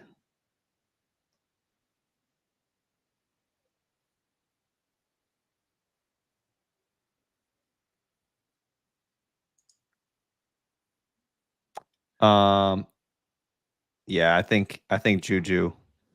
I don't think his roster spot is super secure at this point. They got so many bodies that there's gonna have to be something happening. Yeah, I said Schuster and maybe like Keishon Boutte are no longer on the team anymore. Probably, yep. Dial said he once randomly met Kendrick Bourne at a hibachi restaurant at Patriot Place the day before his visit. Said Bourne was sitting at the bar by himself. We locked eyes and started talking to each other. I didn't even know he was on the team. What the crap? I've been to that. The hibachi place. Pretty good. That's funny. We went last summer at training camp. There was nobody in there. In the hibachi place? Yeah, but we went at like a weird time because we had gotten there late or something. Yeah, well, we had been to we ate breakfast, went to the camp, and then did something else, and then it was like a in between lunch and dinner. I didn't even know if they were going to be like serving stuff, but yeah, Bourne is awesome. He's, as far as people go, like outside of the player, he's my favorite dude on the team for sure. KB and drunk too, sweet. Just vibing. Yeah. All right, Patriots are on the clock. Seahawks pick is in.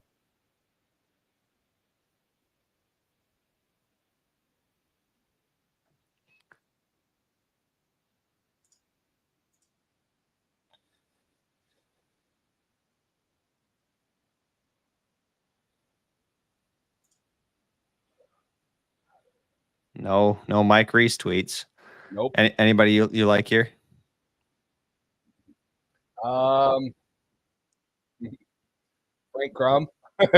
Frank Crum, Brennan Rice. Oh, DJ James. I was gonna say DJ James, but we did just take a corner. I still like Christian Boyd or Leonard Taylor at D-line, maybe an edge, or a tight end, Jaheim Bell, Dallin Holker. Yeah, there's guys I like here. 100 pounds, 6'3.5". Pretty good athlete. Look at position. Oh, Mike Reese tweeted. Oh, no, he didn't. That was 4 hours ago. As a dry blocker was an issue at times. Time to dial up the defense. That what he tweeted? Inconsistency again was the problem. As a pass blocker, he tweeted. Oh, I get it now. He tweeted cooking emojis for Baker. Gets uprooted by power. Dude, he's been tweeting every pick. Has he? I was just looking, and if you look at like 4 hours ago, he just did a bunch of the cooking emojis. Where'd it go? Right here, this. So he was Joe Milton. You're shitting me. Joe Milton. Oh my God. Alex Barth is going to be so excited. He's going to love his life, bro. Oh no way. My God, that's wild. Joe Milton? Jeremiah Trotter. Is Zappy gone? Going where his father was drafted. Yeah, probably. And then They tweeted happy birthday to him yesterday, and now he's gone. on the offensive line. Well, okay, I type in Joe Milton on Getty, and I get pictures of Joe Biden. What? What has happened? They're trying to brainwash us, Cole. Oh, boy. On the first draft podcast, right field. Tajon Palmer brought him up. Joe Milton. No way. I cannot wait to see Alex Barth's reaction. He was one of those guys, and I think Trent. I get taking a late round quarterback, but you just took the quarterback of the future. And he does have long arms. He has that ability to go against those smaller. Yeah, but who cares? Training camp's going to be awesome. He's going to throw big ass freaking.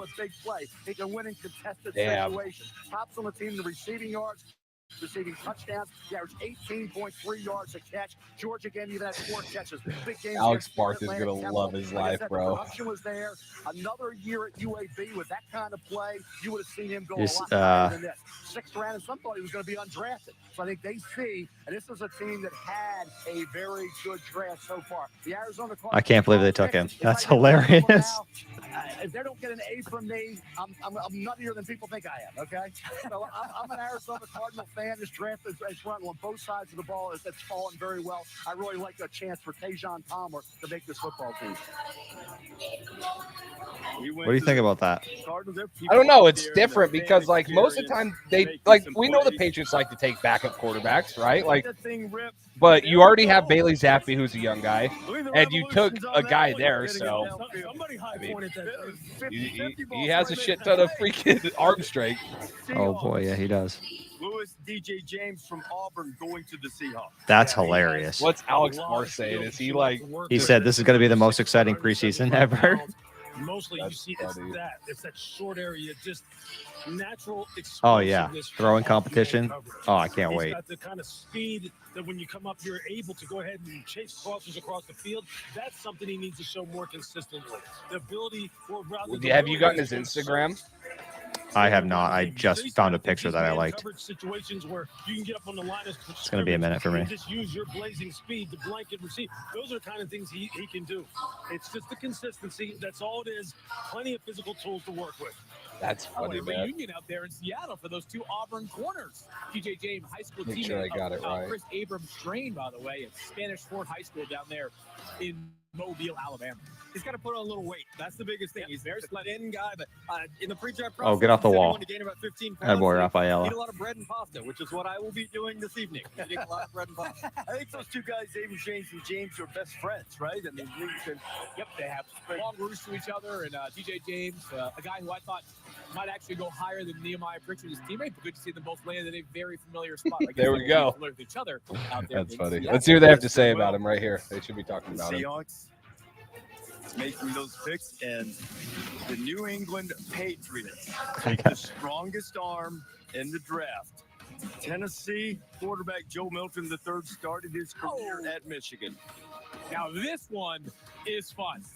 We were talking earlier about how day 3 is kind of, what are you looking for? You're looking for a guy who's got a high floor, but you don't know if there's a whole lot of ceiling. Are you looking for a guy who's a multiple piece of play? No quarterback in this class exemplifies that more than Joe Milton III. Reese, you just said it. Strongest arm in the class. The most effortless thrower in the entire class. 1-year starter, obviously very well known during his time at Michigan, had to wait his turn both there and then at Tennessee with the great year this 2 years ago for Hendon Hooker. This past season really showed it up. Obviously brings some versatility to the table as well. Had an 80-plus yard rushing touchdown for the Volunteers this past season.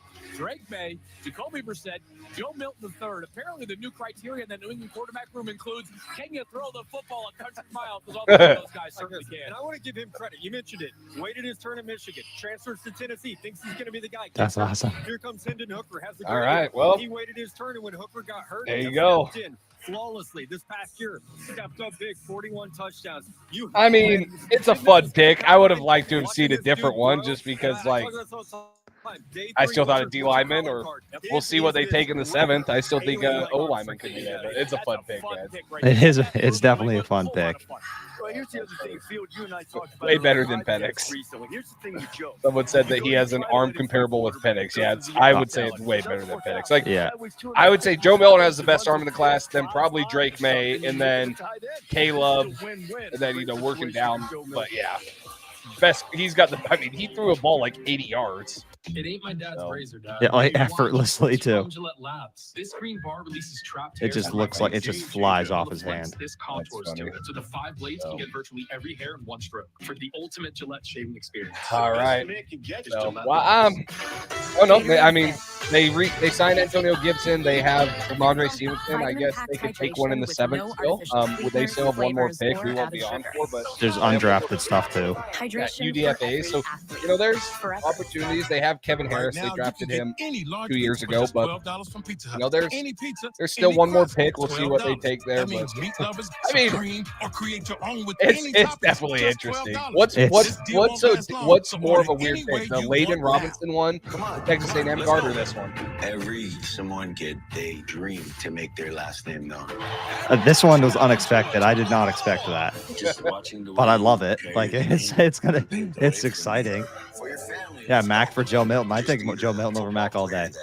You gotta push That's funny. Dreammate is someone. So yeah, I mean, we'll see what happens with Zappy. It looks like you're gonna have Zappy probably out because now you have there's a dreammate. Joey Brissett, Mac Jones, and Joe Milton in the quarterback room. Welcome to the new PetSmart Treats Rewards. That's hilarious. Collect points with we'll every have the purchase. UDFAs. And right now, buy 2 Joe dog Milton, treats or or choose with, and get the third. Probably at 50% D-line off. too and stuff. So we'll see. I'm excited to see how the UDFAs are and who picked 231 is for the Patriots. So yeah, absolutely.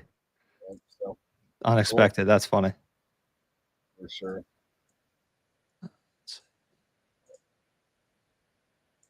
Did they take Mac and Zappy same draft? I think Zappy was a year later, right? Yes. Yeah, so Mac was 21, Zappy was 22.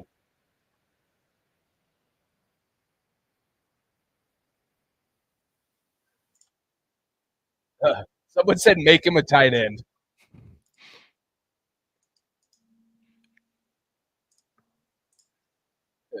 So, yeah, I mean, crazy ending to our live stream. We're live for 7 of the 8 picks for the Patriots. There is still one more. I'm sure if you guys follow our Instagrams, which are right by our names, you can see who they pick. But so yeah, we'll have a video coming out Monday about who we think the Patriots or how we think the Patriots did. Give our final thoughts, grade the whole draft and stuff, and pick by pick, and then have some film reviews. But yeah, that kind of wraps up the 2024 NFL draft pretty much. So. What do you think overall? I know it's not done yet, but I would give it a no. I was gonna say A-, but I'm leaning on a B+. Let me see the 7th round pick and see. Like the Joe Milton one for me is like, I'll probably give that like a C+. I give the Layden Robinson one a C. I give the Caden Wallace one a B. The Polk, the Drake May, and the Javon Baker are all going to get A's, if not A+ for me. So like it's better than the last couple classes we've had, in my opinion. So still some head scratchers. Layden Robinson's a head scratcher. Joe Milton's a head scratcher, but in the 6th round and stuff, you're fine with that. So yeah, I don't have a problem. Yeah, I'll probably sit on it for a little bit, but I'll probably end up giving it like a B+. Was it Joe Milton 5? Was that the Instagram? Yeah, Joe Milton 5. Yep. Okay. So Pat Scout, appreciate it. I don't know if Pat Scout tuned out for anything. Maybe he did. He just didn't tell us. But Pat Scout was here all weekend giving us all the good stuff. So, guys, this is freaking – I've been live for 5 hours. We're at 4:58:35. That's crazy. That's crazy. That is a long time. That drafts are always long. So, Tanner McLaughlin goes. That's a tight end we thought. So, yeah, Light Shadows, no problem. Thank you guys, everyone, for coming in. Entertainers, Light Shadows, Moises, TD, appreciate everyone, guys. Make sure you guys subscribe if you haven't already. Like the video. So, yeah, for sure. Carlos, can't wait for next year. I'm already excited for next year. I'm excited for this year, too. I'm excited to see Jalen Polk, Javon Baker. I'm excited to see these guys. So, yeah, it's gonna be fun. We got some guys to get excited about at least, and Whether they work out or not, we'll find out. But just a really, you got some guys that you can look forward to, which is always nice. Yeah. So cool. Well, Light Shadows, we are hardcore. You guys are all hardcore Pats fans too. So I wouldn't give it a B because I have 3 A's. Like A+ for May. A+ for May. Javon Baker. Just a straight A, maybe an A- for Jalen Polk, and then A+ for Javon Baker. So when I have 3 A's, I don't think I can give it just a straight B, but we'll see. The 7th round pick, if it's a guy that I love or one, there. So I'll probably end up giving it, a B+. So I thought baseline, you get Drake May, it's going to be an A- draft at the worst. But at the same time, I do think you're being more realistic. B+ overall. You got your quarterback. You got some weapons for him. A couple picks were a little early, but you said you want to weaponize the offense. You took some 2 O-linemen, 2 wide receivers. I don't mind it. You got a corner. We'll see what happens with him as well. But 2 O-linemen, 2 wide receivers, and 2 quarterbacks. Maybe we'll just go to a 2 quarterback system. Yeah. Who knows? Yep. No. So, but nope. Fun weekend. Thank you guys all for hanging out with us. So, anything else, Cole, before we hop off? That's all I got. I just the amount of total hours that you were live is quite a lot between the past 3 days. So go get some rest. 13 or 12, at least 12, because it was 3 the first night, 4, and then 5. Yeah, it was crazy. Yeah. But no, thank you guys for tuning in. That's all I got. So cool. All right, well, guys, make sure you have that notification bell on for our videos, and we will see you guys whenever we go live again, maybe in a week or so. But yeah, look out for the videos we're gonna be having. So appreciate it, guys. See you. Thanks for listening to this edition of the Patriots Drive podcast. Follow us on social media to stay up to date with all things New England Patriots. Make sure you tune in to the next episode and check out patriotsdrive.com for more great content. We're on to Cincinnati.